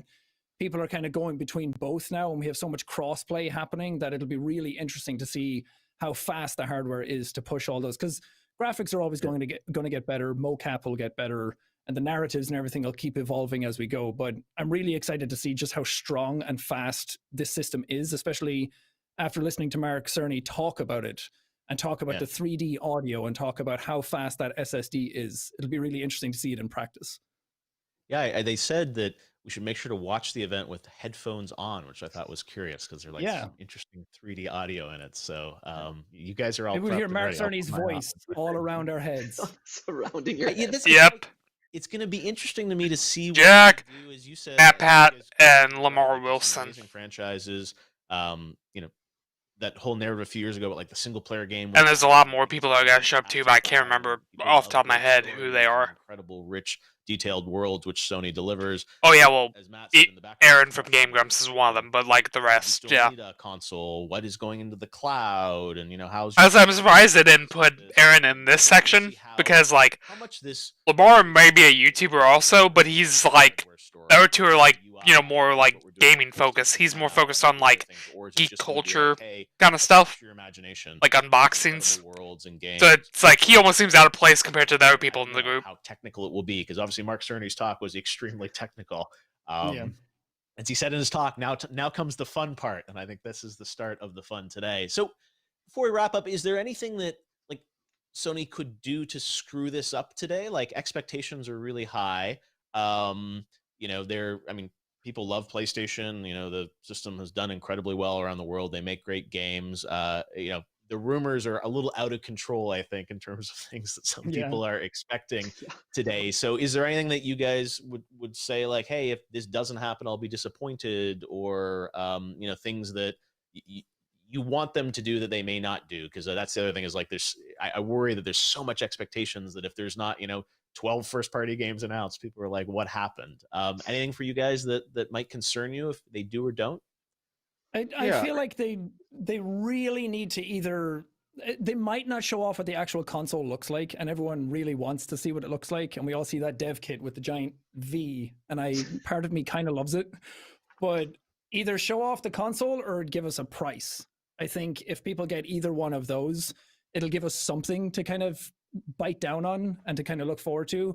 Of course, show games. I feel like more games and less talking is always a good point. Yeah, to me, I was going to say same thing. The biggest place that they can misstep, I think, is price point, right? That's always the area that people are most sensitive about. It's the one that directly affects us as the consumers. And, when they announced the PS3 price, it was a big punch in the gut to a lot of people who were excited about this. And then all of a sudden it's like, oh, I'm not that excited about this. And I don't think we're going to get a price today. If I were to make a prediction, I think they're going to wait to see what Xbox has in whatever their next announcement is, and then we'll get the price point a little bit down the line. But if they are brave enough to kind of launch a price out there, that's the one thing that I think will absolutely sink the ship if it's too high. Yeah, I'm a little different on this. Obviously, I want to see all of that, but I really want to see gameplay.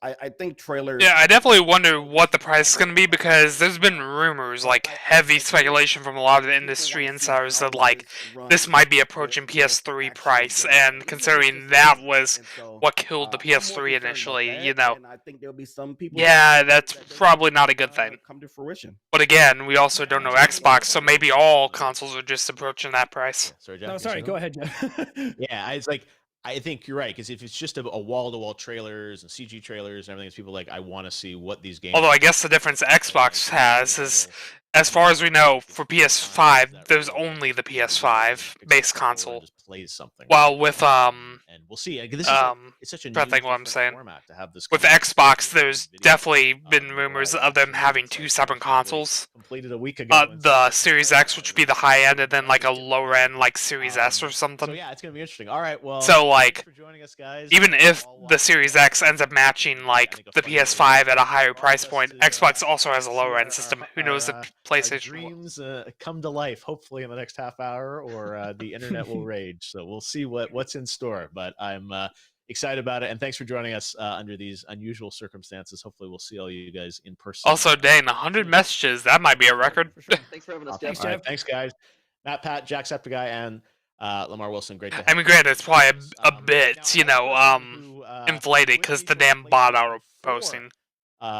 Reveal in New York City is a guy named Kyle Bossman. Bossman, yes. Back when I worked at MTV and Spike TV, and at the time, Kyle was a production assistant on my show for TV.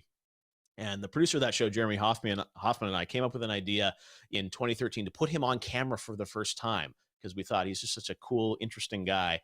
And we came up with this idea of like, why don't you do this video about what you think Sony should do and not do at their PlayStation meeting? And we ran that video in 2013 in February as Kyle's first ever on-camera appearance. And ever since then, you've probably seen him on the internet. He's such an incredible voice and creator in his own right. So I asked Kyle this weekend, I said, hey, what you want to do a PlayStation 5 do's and don'ts for what Sony should do this time around? And he graciously agreed. So without further ado, oh boy, here we go. With his do's and don'ts for the PlayStation 5 event. Hello, I'm Kyle Bossman, expert video watcher. Here are my do's and don'ts for Sony's PlayStation 5 reveal. Do gameplay demos. So from what I understand, you've already said you're broadcasting this stream at 1080p 30 frames per second. Any case you're going to try to make for graphical fidelity and higher frame rates is lost there. That's like opening a can. Yeah, I'm not sure why he put that as the tag word, but like, I guess it makes sense because he was working for Easy Allies, and now he isn't, so he's kind of in between jobs right now, so I guess Expert Video Watcher is a good job title. Why haven't we seen that yet? I'd watch that for 4 hours. Don't over. And I mean, I guess that technically is what I meant. So, yeah. And they serve a purpose. I want to talk about a very particular type of trailer, the title reveal trailer. These are trailers that you don't get to see much of the actual game, right? It's mostly a tease, and then the impact is the title at the end. These get the people who watch videos to scream and push over chairs. This is all publishers ever want. However, much like a promise ring, title reveal trailers are hard to pull off. If you want people to get excited by just your title, you must be one of two things: an unlikely sequel or long presumed dead. If you do not exhibit either of these qualities, we either already know you're coming or don't know what you're talking about, man. So you will have to show more of your game. If you're still confused, let's play a little game called Is the Title Enough? Spider-Man 2. No. Horizon Zero Dawn sequel. No. Project Legendfall. No. Bloodborne 2. Yup. Ratchet and Clank, butt left. No. Silent Hill. Sorry, this actually would have been an easy yes, but it leaked too much. You gotta show some of that game. God of War, Ragnarok. No. Todd Howard's Reverse Hogtroth. No. Batman, Arkham Anything. No. Ape Escape 4, Monkey Ranch. I'll cry. Demon Souls Remastered. No. NASCAR in Hell. You know what? I'm very interested. Dude, be fashionably humble. The whole world is depressed and angry right now, with the exception of New Zealand, of course. we have less tolerance for smugness than ever before. So if you're coming out here with your webcam, your laptop microphones, behave yourselves. Nobody wants to see your porcelain dining room, Shuhei Yoshida. In fact, it's probably worth taking a page out of the playbook of late-night talk show hosts, finding the most relatable corner of your presumably very expensive home to stash your camera in. It works for me. I'm in a hot tub right now, and you'd never know. Don't knack. That's all the advice I have for you today. Don't knack. If you do those do's and don't do those don'ts, I'm positive you will continue to smash Instagram gaming records for years to come. Good luck. Kyle Bossman, thank you for that, Kyle. I always had to have a God damn it, Kyle. mention in there. All right, thank you, Kyle. Lots of do's and don'ts, and as Honestly, if they actually announce a new knack, everybody would flip their fucking shit. will there be real people in it? Will it just be a voice? It's like it's a meme at this point, but if it actually came true, holy crap. All trailers, like we really have no idea, and they've been. I mean, probably the same thing if it was like Skate 4 or something. Like people would flip their shit. A little bit longer than an hour from what we've heard. But exactly how long it is and what format it takes is an opportunity, I think, to learn about games in hopefully a new and different way. And Sony always does their events in a really unique way. So I'm personally really excited to see what the team at PlayStation has put together. In a really unique way, and sometimes that is very bad. Meet some new game creators and hear from some YouTube creators from around. I mean, would that be Deltarune? And that's already announced. Really excited me is seeing with the Game Awards how it's growing around the globe. And I mean, plus, like, if Toby Fox were to like announce anything, I'm betting it would be with Nintendo, not with Sony, simply because how big of a fucking seller it is on Switch. Like, it's one of the like biggest selling games on the platform. I am, like so many others, so excited about PlayStation 5. I remember as a kid when the first one was released and how amazing it looked, and then the second, the third, and even with the fourth one, waiting in line at midnight the day of the release, getting the box, and I remember the excitement of opening it, turning it on. But I mean, like, Deltarune, like, it's not exactly Riverdale 2 because it's not continuing on the exact story of the previous game. But I mean, it's pretty much, like, supposed to be the sequel. It's just, you know, a sequel, like, with a separate story. Like, you know, with the gameplay mechanics and, like, it's like an evolution, you know. Really excited to see more games brought back from the past, kind of like what they've done with the Crash Bandicoot saga or Resident Evil remakes, for example. Like, I love that nostalgic thing about, you know, these video games. Yeah, the interesting thing though, they mentioned the like Crash and like Spyro and like Resident Evil, for example, like how it looks. I wonder if they would do something like that, but like all those examples so far haven't really been Sony made. You know, they've been made by other companies like Activision and Capcom and stuff, so like I'm not sure if Sony themselves would do something like that. Attention to everything that you guys say today. I hope you're super excited too, and I'll see you online playing PlayStation 5. I am so excited for the PS5 coming out because, you know, honestly, this is a system that has represented a lot in my family over the years. You know, we've had a lot of fights, a lot of good times and bad times between, you know, battling for loot and Champions of Norrath, me and my cousins and my uncle. But like the only thing I think for sure, I'm like 99% sure they probably will show game-wise here is probably the new Gran Turismo game, because that's the kind of thing that like makes sense they would show off at the very start of to show off the power of a console, because racing games usually, because how, you know, it's such a similar formula every damn time, they really focus on the graphics, obviously, and they're usually like some of the best looking games on the platforms. So like, and like Xbox also does the same thing where they use Forza as usually one of the first initial games shown. So yeah, I'm guessing that would be like a pretty much rock solid 95% guarantee that will show that, but otherwise, like, I have zero idea like what else they might show, because it could be old franchises, new franchises, you know, maybe some partnerships like with the Marvel stuff. Who knows? Shared through that process that, you know, and of course, if they'll show hardware or not. You know, I wish that PS5 had all of their lineup ready to go right now, because I would dive immediately into it, but I'll patiently wait. I'm really excited for Godfall, to be honest. I think this is a game that, you know, my dad's still playing a ton of Gearbox Borderlands 3 nonstop every day right now. He and I would have a lot of fun messing around with that one. The visuals obviously stunning. But for me, it's an exciting moment when a new console comes out, especially PlayStation's, because again, they're so good at helping to innovate and helping to empower creativity and empower new experiences for gamers alike, that I can only imagine what this next generation of consoles, and especially with the PlayStation 5, is going to hold, and the memories that are going to be made for new gamers as well as old gamers like me throughout the next years to come. Very, very excited, and couldn't be more happy to be around with PlayStation 5. Hey, hola amigas, amigos, yo soy Antrax, soy de México y wow, el día de hoy se presenta la PlayStation 5, una serie de consolas que sin duda ha marcado mi infancia y la de muchos. Cómo olvidar en la sala cuando jugaba con mi hermana de pequeño, horas y horas de diversión, de aventura, de experiencias, y el día de hoy se presenta el futuro de los videojuegos. Sin duda, ya muero por probarlo, y pues vamos a ver qué ha preparado PlayStation.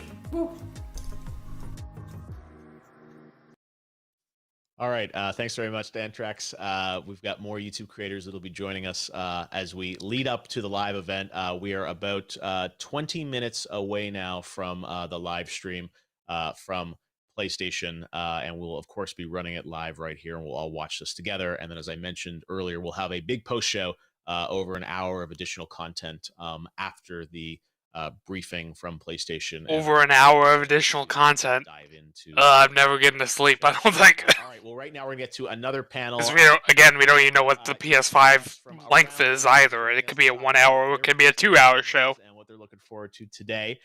First up, joining us all the way across the pond, our good buddy Ali A. Ali, great to have you. Oh God! Look at that in the action. Not them. I love it. How you doing, man? Great to have you with us. We've also got Lauren's side. Lauren, great to have you with us live. Yep, looking very pink and looking good. I like they're it. muted.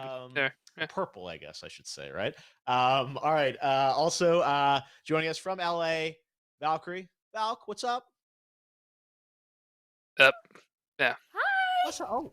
Oh, look at that. Okay, so basically, I know one of these people, and I don't like their content, and I don't know the other two. So I like it. All right, this is good. I need to get some candles in my setup. I got to do that. All right, great to have you, Ray. So, Ali, Lauren, Ray, this is a big moment for all of us. Let me go around and ask you guys first of all, what's your favorite PlayStation memory, of all the games over the years or anything? We've all been playing PlayStation in different ways. Do you guys have any games or systems or anything that stand out to you as particularly resonant memories?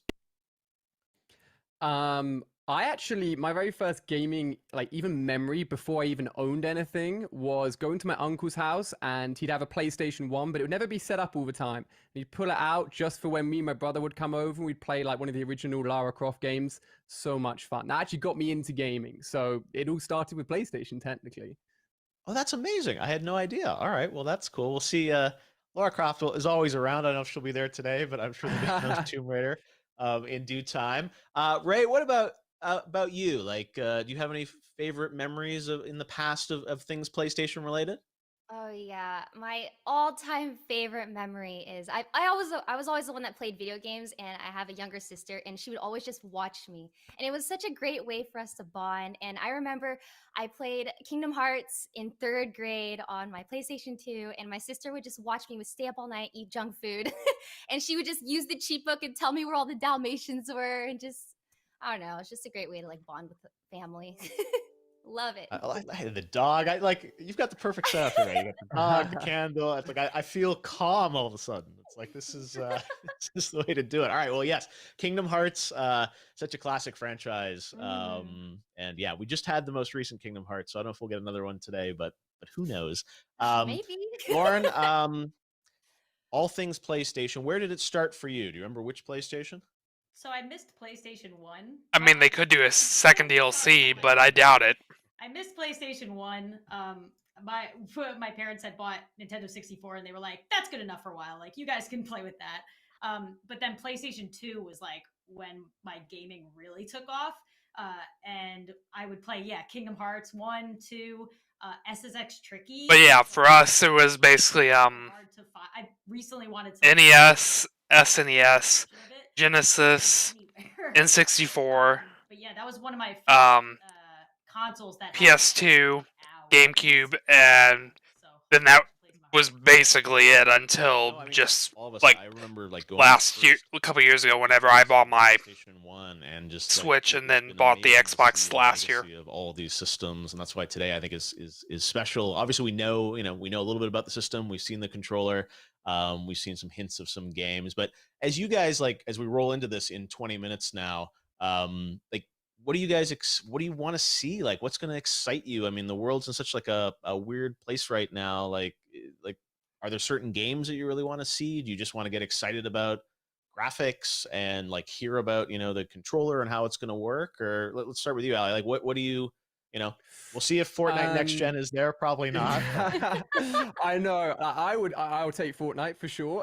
But for me, having actually come from playing exclusively consoles and recently moving to PC, but still plugging in a controller, my PlayStation 4 controller, it's not very well known, but actually there's a little bit of delay when using your controller on the PlayStation, and it's minimal, but I think reducing little things like that will help competitive games. It will help even casual players and match up closer with a PC experience where everything's a lot sleeker. There's actually less input delay. Obviously, I want to hear more about the. That's actually an interesting point that I never would have thought of anybody bringing up. So PC sort of specs. I'll give them that at least. Like, I don't necessarily like their content because they're just a Fortnite YouTuber, but like, going to happen. But I will be very happy if it does. I think everyone will be very happy if it but it's like, yeah, reducing controller input delay is actually a smart move. What's it going to look like? Because so far it's basically just, the system going to be white, faster load times, fancier graphics. That's the only thing people have been talking about. We'll have to see. Ray, what for you? What's like what would excite you today? Oh my gosh, I guess it also brings me to like another possible improvement point they could show off is maybe the OS layout, because like ever was gonna be a Bloodborne. Like, obviously I'm no user myself, but like just looking at like photos of the PlayStation layout, it's not the greatest. Like all your apps just on one row and shit, like and stuff like that. Like it doesn't even take up like most of the screen. It's just like a tiny ass row when you got plenty of space to put more shit. No, and they're so good at It's like, yeah, maybe they should have put 2 rows of games, or maybe allow you to categorize them or something like that. I think, like I always say, the artistry of these things like can really capture you. I mean, Xbox ain't really any better either, because they obviously only show like your last, and you don't think it's in like 4 or 5 games, whatever, on the home screen. And then you have to navigate into a menu to view everything. But at least you navigate into menu. You have filter options and stuff. What it feels like to be in instead of just having everything all on the home screen. Like I remember when the Last Guardian one year at E3. And then of course Switch. It's just like top last like 10 games or something, then see all. Virtually, and there's I don't think there's any live crowd to cheer along and react to. So it's gonna be different. But I agree. Like those would be amazing things. Lauren, for you, like sounds like SSX Tricky, I guess, could come back today. We don't know, but what's that.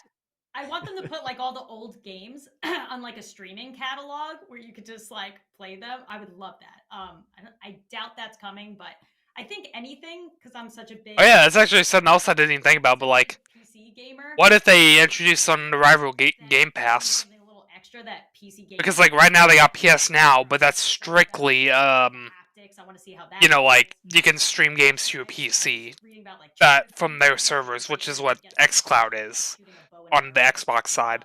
But they don't have an equivalent like your game subscription service where you can download the games on your device. Things going on that I'm kind of excited about. That's why they were telling people to try and wear headphones for the press conference. Also, it looks like they finally got a counter up. I just noticed. So it would be interesting to see if Sony decides, hey, let's launch a Game Pass like Netflix style subscription. That is so interesting that they're talking about. You said like new audio technologies, like this amazing controller, and none of us get to hold it yet, at least. And he said like if the feel of like a bow and arrow, you're exactly right. Like how is that going to feel, and how do you represent that to people when you just have to watch on a video? So we'll see. But yeah, I'm really excited about it. Thanks guys for joining us. I'm excited to watch it all with you. Definitely get my candles ready for the post show. I think that's my big note, right? All right. Thanks to Ali. Lauren and Ray, for stopping by. We've now got another group of YouTube creators from around the world who wanted to stop in and share their excitement for all things PlayStation 5, including 2 creators from India. This is exciting to hear from new YouTube creators around the world as well. Let's hear from them right now. Hey guys, my name is Garu and I'm a content creator on YouTube, and I've been playing games since I was actually a little kid. And right now PlayStation 5 is finally coming out, so I'm super excited for this because this actually brings back... I'm gonna be honest, they almost still kind of look like a little kid. I play a lot of PlayStation at my friend's home because we used to play a lot of FIFA, a lot of racing games, and we just used to connect our controllers and see who is the better player. So finally PlayStation 5 is coming out, so I'm gonna get it for myself and I'm gonna invite my friends over at my place, and we'll actually see who's actually good at the game right now. But I'm super excited to try out the new PlayStation 5 because obviously there's gonna be new controller, better graphics, and there's a lot of cool games coming up for 2020 and 2021 as well. So I want to try and see what those games actually feels like, even some of the old games. So I want to see what exactly has changed, and I'm super looking forward for this because, you know, Fortnite is still gonna be there. So I want to see if I can crank some 90s on Fortnite, and yeah, hopefully you guys are excited Goddamn Fortnite. for PlayStation 5 just like I am, and yeah, peace out. Hi there, my name is Claudio Prandoni. I'm from the website The Enemy from Brazil, and one of my first PlayStation memories is exactly from the first PlayStation console, and of course I'm talking about Final Fantasy VII. By the time that the game came out in the West, I was around 11 years old, and I got really impressed by the characters, the story, the amazing soundtrack, and the world that Square managed to create thanks to the technology behind the first PlayStation. Recently we got to relive some of that magic again with Final Fantasy VII Remake on the PS4, and well, here we are, ready to see the PlayStation 5 and a whole new generation of exciting games that I'm really looking forward to see and to play. Thanks. Hello fellas, मेरा नाम है शुभ. On YouTube I am also known as Beast Boy शुभ. अगर मैं बात करूं अपने पहले console experience की, तो PS4 मेरी जिंदगी का फर्स्ट कंसोल था जो मैंने यूज किया था कुछ 2 साल पहले, और इस पर जो फर्स्ट गेम मैंने खेली थी वो थी गॉड ऑफ वॉर. ऑनेस्टली बताऊं तो पहली बार जब मैंने PS4 यूज किया था मुझे बहुत अजीब लगा था, क्योंकि इसके कंट्रोलर में इतने सारे बटन्स हैं. I was totally confused. In rollers को हैंडल करना और इन बटन्स को समझना इतना मुश्किल था शुरुआत में, मैं अपने मेन कैरेक्टर को संभाल भी नहीं पा रहा था वीडियो गेम में. कुछ घंटों तक खेलने के बाद भी मैं यही सोच रहा था कि ये मशीन मेरे लिए बनी भी है या नहीं. बट जैसे जैसे मैं गेम्स खेलता गया मैंने रियलाइज करा कि PS4 पर गेम खेलना कितना इजी और रिलैक्सेशन से भरा है. PS4 खरीदने की चॉइस मुझे मेरी one of the best choice लगी बिकॉज मेरा PC इतना हाईटेक नहीं है, वो इतनी हैवी गेम्स नहीं रन कर सकता था, और PS4 के साथ मैंने इतनी अच्छी मेमोरीज बनाई हैं. अब हमारे सामने आ रहा है PS5 एक नए डिजाइन के साथ, कुछ नए फीचर्स के साथ. मैं बहुत ज्यादा एक्साइटेड हूँ PS5 एक्सक्लूसिव्स के लिए जो हमें आगे देखने को मिलेंगी. 2020 की आने वाली भयंकर गेम्स लेटेस्ट कंसोल पे खेलने का मजा ही कुछ और होगा. मैं बहुत एक्साइटेड हूँ. All right, thanks, guys. We are counting down less than 10 minutes until the PlayStation 5 event. Very exciting to see what Sony has in store for us. The live feed right now from them is literally just the 4 PlayStation symbols glowing in blue, and there's no countdown clock. We did our own countdown clock since Sony didn't, but we're excited to see what is in store for the event at the top of the hour. So again, about 9 minutes, and we'll run that live here and get excited about hopefully the future of games. But right now we've got another group of friends from the I'm guessing this is going to be the group with Egoraptor. They're looking forward to seeing. First up, we've got my friend Danny O'Dwyer from NoClip. If you haven't watched his NoClip documentaries about the gaming industry on YouTube, NoClip's documentaries are some of the best videos I've seen on YouTube in a long time. So it feels like this has been a long time coming. It's like 1 to 2 hour plus long gaming documentaries. It's like goddamn. Comes out. They're like super high quality. We'll get some... Definitely subscribe to them if you haven't. Hopefully we'll see today, and maybe we won't. But yes, we'll all find out in about 8 minutes here. Also joining us from Game Ranks, Jake Baldino. Jake, how you doing, man? Hey, Jeff. Thanks for having me. There is a raging thunderstorm outside. I'm hoping that's like a good omen here in New York. Interesting. Okay. Well, everyone's should be inside anyways, right? Calling up the stream. There's 8 minutes left. All right, and also joining us is Aaron from the Game Grumps. Yep. What's up, Ego? There you go. Man. How's it going, buddy? How we doing? It's the boy. Man, I'm all right. You know, I'm glad I can be here and make myself look bad by having my footage look like a VHS camcorder versus yours, which looks like the Tonight Show. So it's all right. Hey, it's like you're just doing that retro vibe, right? The 8-bit vibe, right? All the freaking headphones on Throwing in it the back to back. Crash Bandicoot days. All right. Well, Danny, Jake, Aaron, we are 7 minutes away. So you've heard what everyone else has said. There's the internet has had it feels like years to speculate on what Sony is about to reveal here. What are you guys? What are you anticipating? Like, what would excite you to open the show, or like what I'm fascinated to see, like, is it games? Is it the hardware, as you said, Danny? Let's start with you. Like, what do you want to see today? I think, like a lot of people, it's kind of time to see gameplay. Like, we've had tech demos, we've had trailers being shown. I will say this is definitely the worst part about streaming. Like, if I wasn't streaming this, I would rather just watch this after the fact on like fucking 2x speed, because this is definitely tedious to sit through at 1x speed. People talking so slow. All morning, so I'm hopeful for something there. But I also think a lot of the stuff that hasn't been said. But obviously, I can't 2x the live event, and I'm sure people wouldn't be happy if I 2x it because they wouldn't want to watch it. What's their strategy for backwards compatibility going to be? What's the upgrade sort of situation? Xbox have this pretty powerful plan in place to allow people to basically buy the next gen version or get it for free. So I think they have to answer a lot of those types of questions to really start getting people on their side. All right, so you got a big checklist. Yeah. What about you, Jake? What does Sony need to do to And yeah, that's definitely something else Sony needs to do. Like, For me, I want to see. it's like, as much as I want to see the console, and obviously we need to see the games, like, they really need to detail like the small things, like how is the home screen stuff gonna look? How are you gonna handle upgrades for games like Xbox does, or are you gonna do a subscription service? There And are so rumors, on. Of course, some of them I'm taking with a grain of salt, but really, Konami properties showing up would be really exciting. That would be something really, really. I wouldn't cry, but I would get close. And then we also haven't heard anything from Star Wars for a while, so a nice little Star Wars surprise would be pretty sweet. Oh yeah, there was a Star Wars game leak like a couple days ago. predictions for sure? Lots of opportunities there. Aaron, for you, what's going to make the magic for you in the next hour? I'm a man who lives in the past. I want to see a sequel to Guitar Man for the PS2. I want to see some Chrono Trigger remake or sequel. I just want to see my favorites from way back in the day come back into a bright new tomorrow. You know what I'm saying?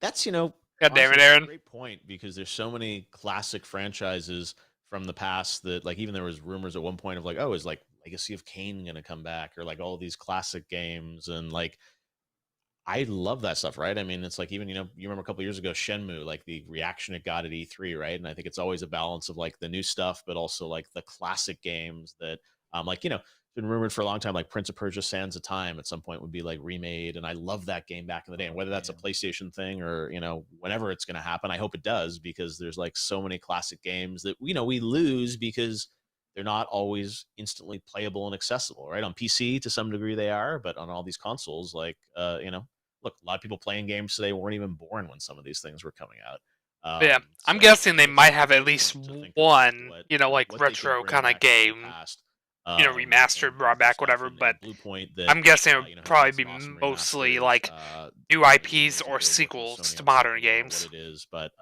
yeah, hopefully some of that will be revealed. Do you guys, if they don't show the console or the hardware, is that a miss today? I mean, we saw the Xbox Series X at Game Awards. We've seen the controller. Like, are you going to be disappointed if you don't see the hardware today?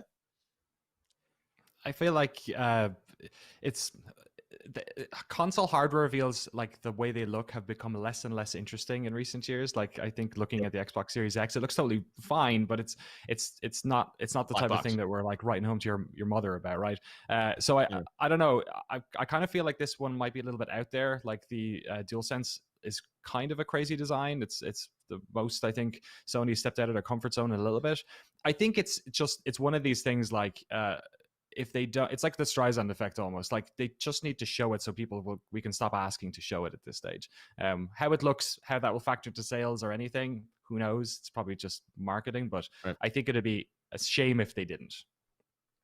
Jake, like, yeah, I mean, I kind of agree with that point. Like, I don't think it's like a deal breaker looks pretty cool, for right? them not to show it, but like, it's like, I don't know if it's you know, Xbox has shown theirs for quite a while now, and like, with how close we are getting to it, like, just show us one single frame at least, you know, of the box. Like, that's all they really ask for. You don't need to go fully in depth of like all angles, how it's gonna look at all sides, but like, just show us something, even if it's like for like 1 second. So I can be proud. Yeah, that's the one thing I do like when I saw the controller. I'm like, it felt futuristic. You know, sometimes it's about like the console's almost disappearing, right? And like Xbox is sort of like it can disappear in your system, but that feels like, at least based on the controller, I'm like, it could be really interesting what PS5 looks like. But at least regarding the controller, like, I don't really think the controller looks That was the to me jam. And if we're talking futuristic. Like, it basically just looks like almost like a Xbox controller and a PlayStation controller had a hybrid. Like, it's still the PlayStation layout, but they definitely gave it a more like rounded, you know, like taller shape than, you know, the traditional like PlayStation design, which so far has basically just been the exact same design as the PlayStation 1, controllers, like, just slightly evolved over time. The black one. That's the stuff that I doubt we'll hear about today, but I don't know. Like, it's actually kind of exciting for me to watch something like this way. It's like the PS4, basically they just replaced where the logo was with a trackpad, but otherwise same exact body shape, you know, about the same size. Still had the you know, kind of almost SNES style like rounded bumps and stuff the limit about how this is going to start and how it's going to be presented. So it's kind of cool with handles essentially, and then it's like, yeah, it's not that they're going more towards the, you know, the Xbox style controller, just, you know, with PlayStation's stuff, this was their original like the plan, controls on the bottom of how they were going to do everything this year. So it'll be interesting to see. And I think, you know, a lot of these game teams have been working so hard from home to even prepare their trailers and their games. And like sometimes we lose perspective of how hard it's probably been to pull this stuff together and finish these games and get. But yeah, that's probably another thing. Like, so there might have been things where they guys, aren't going to show as much as you think they would, because, you know, obviously they probably had to cancel some things that were going to be played in the show. And but yeah, here we go. 20 seconds until the stream's going to start. PlayStation right now says stay tuned, so we think things are going to begin. And we'll obviously run it for you guys live. So Danny, Aaron, Jake, thanks for joining us. We will see you guys here we go. on the backside here as we react to all things that Sony has announced for us inside of this event. And as I said, we really don't know what to expect. You know, we think they're going to be a bunch of games from hopefully both first party and third party studios, but how those are presented, how much gameplay we see, how many trailers we see, what is the story that Sony wants to tell us about the next generation of games? You know, the subtitle is The Future of Gaming, which is obviously a very, you know, bold statement. And hopefully Sony is going to deliver against that statement with a vision of where games are going to go and how we're going to play them in, you know, new or different ways in the next generation. Mark Cerny has certainly said Sony believes in console generation. I'm pretty sure it's been more than 30 seconds. Said, you know, a lot of the games they're going to show, I think, are only probably going to work on PlayStation 5. Probably should stop talking. Xbox has said, you know, a lot of their Series X and games kick it over. on the current Xbox. So you don't have to upgrade to play the games. Jim Ryan, the head of PlayStation, has said we do believe in those generations and giving people things that are only on PlayStation 5. So that's obviously setting a very high bar for, you know, what they're going to deliver, to say that this is only possible on PS5. So we will all watch together, I guess, and see the event. We are obviously watching the feed here live, and as soon as we go live with the event, we're going to be able to present it to all of you guys live right here on YouTube. Now we know it's E3, Jeff, right now, and it's saying late. Stay tuned. So yeah, we will all stay late. tuned as we wait here. Hopefully the thunderstorm in New York isn't impacting anything, Jay. Wait, hang on. I need to feel included. Okay, now there you go. Okay, now I'm ready to go. Waiting for the whole hour to do that, which is great. All right, here we go. The event's about to begin. Enjoy it live right here on YouTube. Okay. There we go.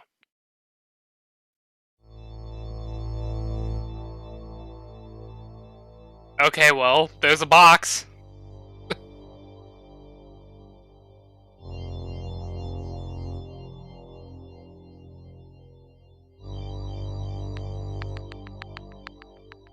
Up.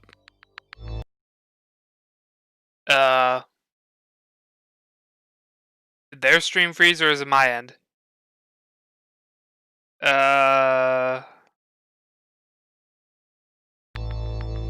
Okay. Let me refresh.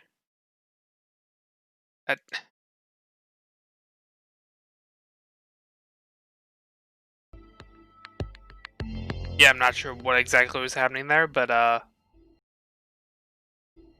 hopefully it's fine now. Doesn't seem like I missed much though. They're basically just spelling out the damn letter symbols. But they weren't kidding when they said like the 3D audio. You ever wonder, like, different choices, how we might have ended up? No. I like the hand we've been dealt.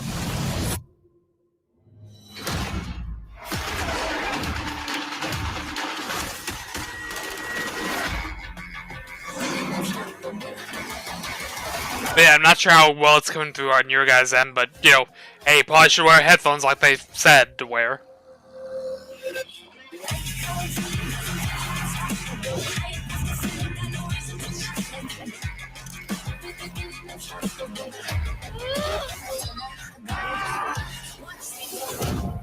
You, me, together, we were destined for something great. Oh yeah, that's another thing about Uncharted, possibly, but like, would they be doing a new Uncharted so soon, considering, well, up? I guess it was the weather. Oh wait, is this GTA? I don't know. Maybe? That magic. And then as a... Okay, well, it's 5, okay. We was trying to get out of this bullshit. God damn it. I was like, if they announced GTA 6, it is kind of huge, but it seems like they're just doing a thing with 5. Yeah. My job, my sport, get your own. But, what I was gonna say is, like, yeah, they're just now putting out The Last of Us, obviously, and they're the same studio, so, like, I doubt they have Uncharted already, like, you know, ready to announce, you know, right afterwards. It's probably gonna at least be a year or two to spread it out. We all love thanks. Also, I love that there's a PS4 logo in the top, obviously. It's, I guess, they're making some PS4 announcements or so first, I don't know. Give me a hand with these bodies.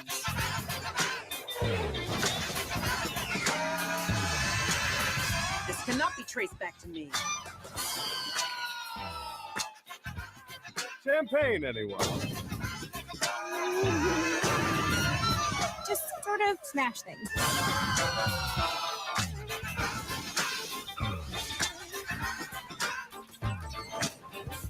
So now what?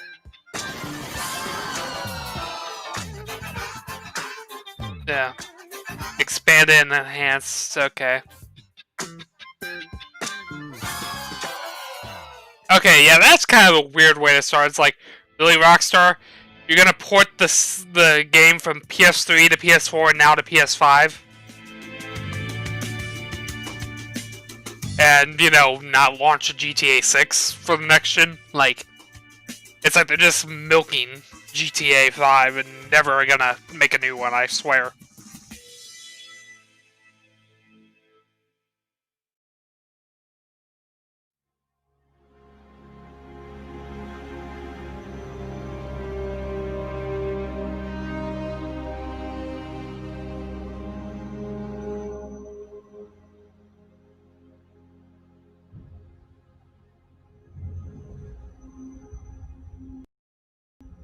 God. Their stream is It was so great soon up. to kick today off with a look back at just some of the seminal moments of the last 25 years. And what better way to bridge our past and our future than with a game that's graced every PlayStation console, Grand Theft Auto. It's been a privilege partnering with Rockstar Games for many years now. God, why is the stream dying?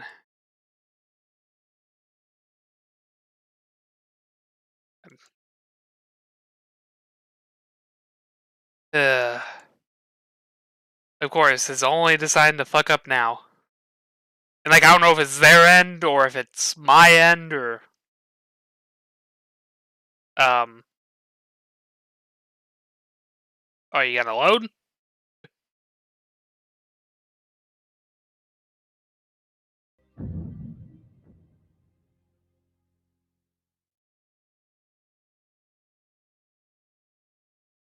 God, why?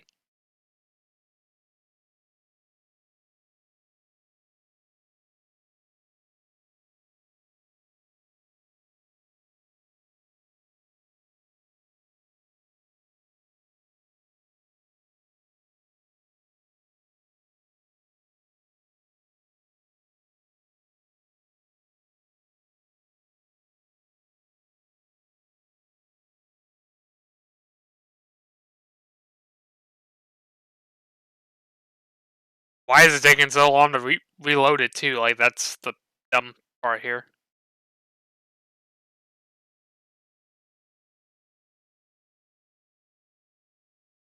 Let me try to pull up a different source, I guess. Up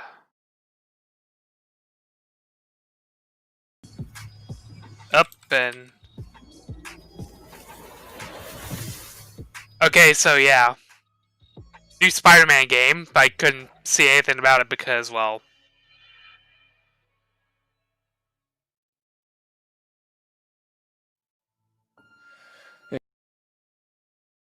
See, maybe this time it'll... 今日は皆さんに僕らが作っている新しいグランツーリスモの情報をシェアできるということですごく興奮しています。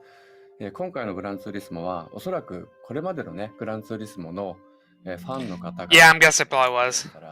本当に嬉しいんじゃないかなっていう、キャンペーンモードを中心にしたグランツーリスモになっていると思います。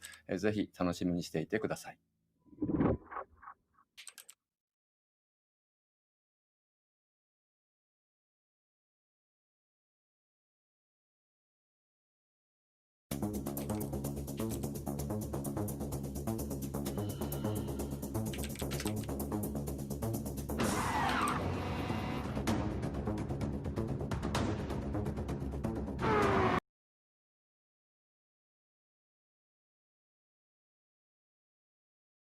Okay, let me go ahead and pull up Twitch instead. Game, I think. I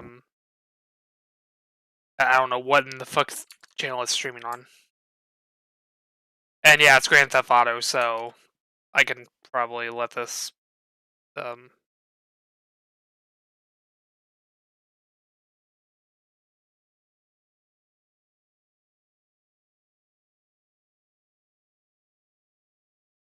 God, why is Twitch taking so long to load? Holy crap.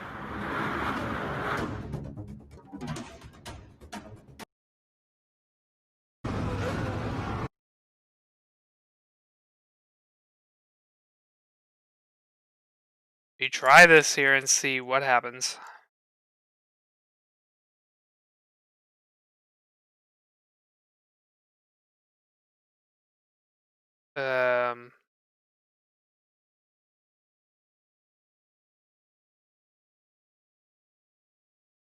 And then before there's a fucking ad because of course there would be, probably. Okay. But yeah, so Gran Turismo, just like I expected.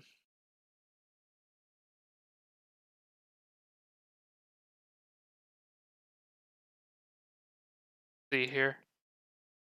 Are you gonna load? Billy?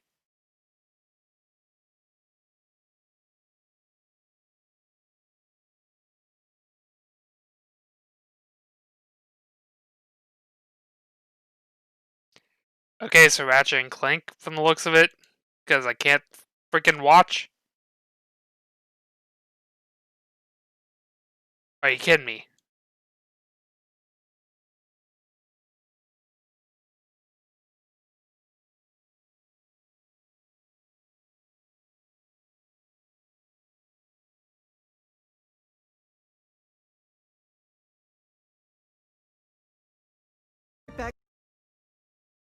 Fine, let's try this version.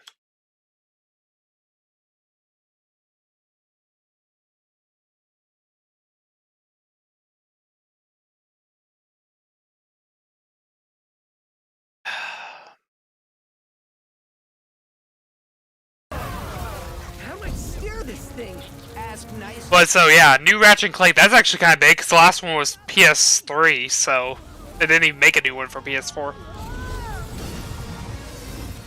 The dimensions are weakening considerably.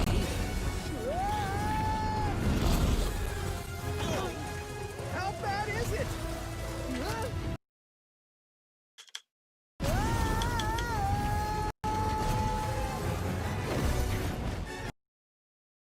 Well, it is certainly not good. Great! God, what is up with the fucking stream here? Beats me.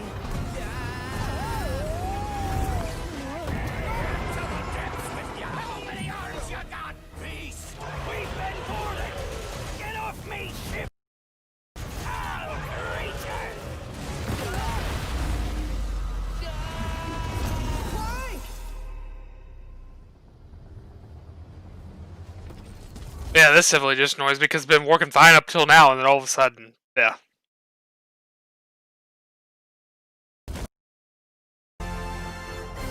Okay, riff something. Yeah. Hi, I'm Marcus Smith, Creative Director at Insomniac Games. The entire studio is so excited to be able to share with you a first ever look at Ratchet & Clank Rift Apart. Rift Apart. Brand new, full-length, interdimensional adventure built from the ground up for the PlayStation 5. Hopefully it's all stabilized now. Able to do before, like use dimension. I mean, hey, it could have been worse because instantly, or put ray. What was I gonna say? All of our alien worlds are filled with density and. I've been having issues here recently with my internet. Just sometimes it just randomly goes down for like hours on end. So. Thanks to the DualSense control. At least my internet didn't die completely and cause the stream to be go down. So. And we can't wait to share more with you in the future. And it doesn't seem like I missed that many announcements. Like I missed the actual like footage basically, but basically it was,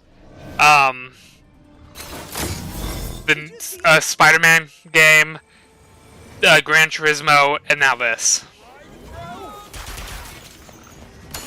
But this actually looks really good. And I really love the concept that they're doing of like, oh yeah, because low tides are basically instant, let's just make it where there's interdimensional rifts that you can travel instantly to our maps, basically. Because it loads that fast that we can just do that. So that's definitely one benefit of next gen there.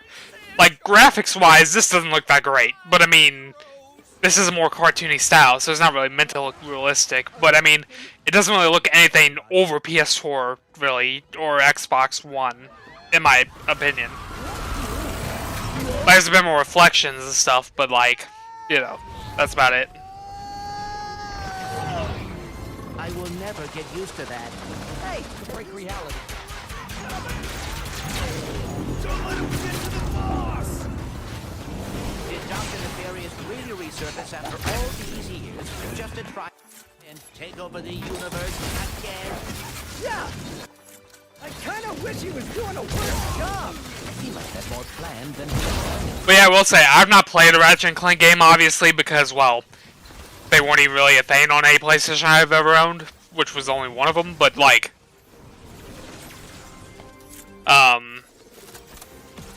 but yeah, it's like, they look like fun games, definitely. I mean, it might have been a PS2 one, if I remember correctly, but I didn't own it at the very least.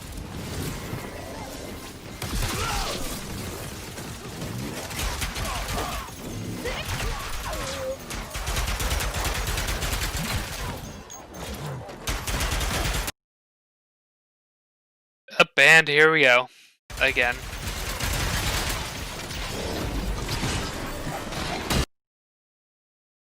Come on.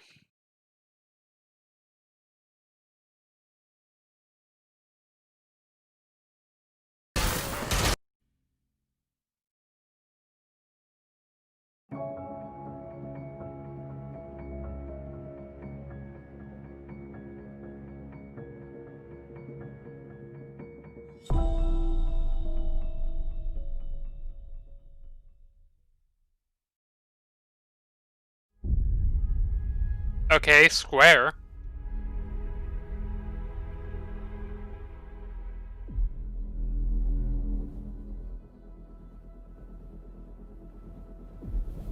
Okay, so this is Tomb Raider, I think. Or maybe not.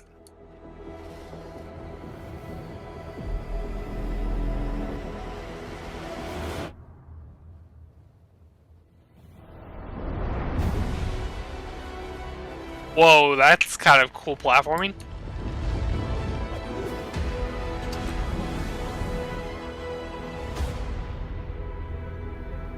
Project Thea. So it's not even given a name, it's just Project, okay?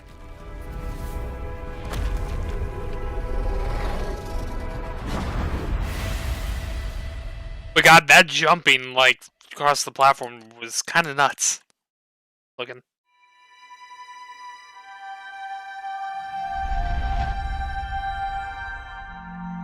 God, the freaking audio!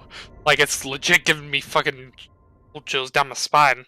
It's like, goddamn. They're definitely nailing the audio, and I can see what I said to wear the headphones. Annapurna? Okay. An indie studio.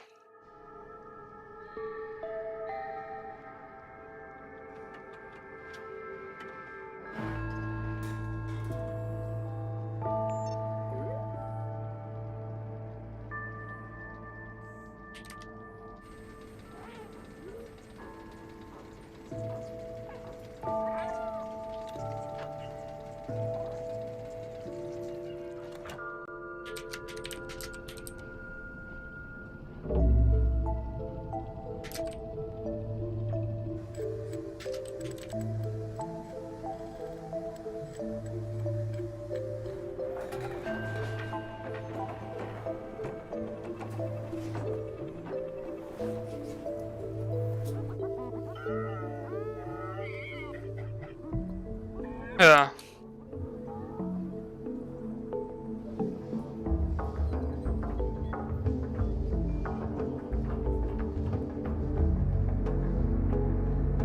But yeah, I love that cyberpunk, like Tokyo kind of style. Wait, do you play as the cat? Oh my god, you play as the cat. Stray.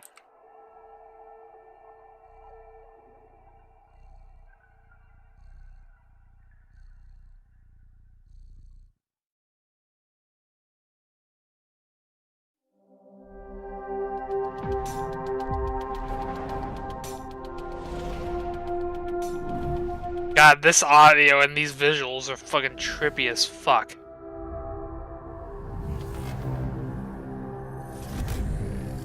Okay, 4K Blu-ray, so they're going over specs now, like...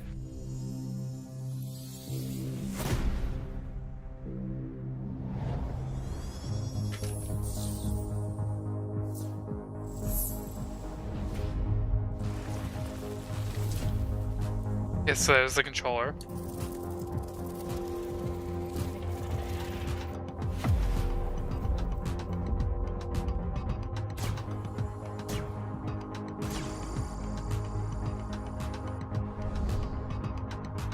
USB-C, that's definitely nice to see.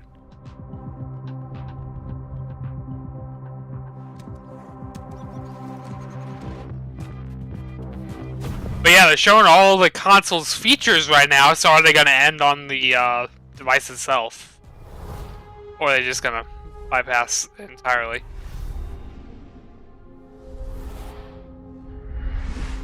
Making games used to be about these constant trade-offs between the artistic vision and technical limitations. With PS5, we're not going to be burdened like that. We're going to be able to realize... Of course. What timing?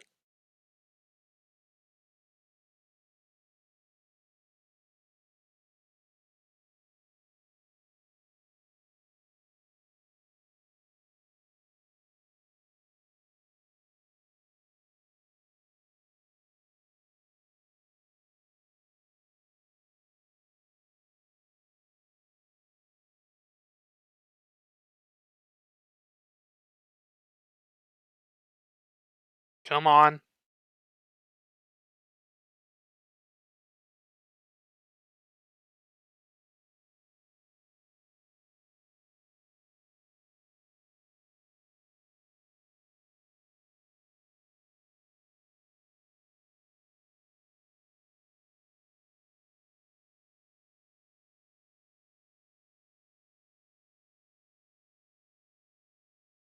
I wonder if it'll load on my browser and it's just not fucking working in OBS for some reason. Okay, yeah, no, it doesn't even look like this stuff's even on. Okay, so here's what I'm gonna do real quick. I'm gonna quickly stop stream, reset my Wi-Fi adapter, because that a lot of times fixes issues, and come right back. Hopefully I don't miss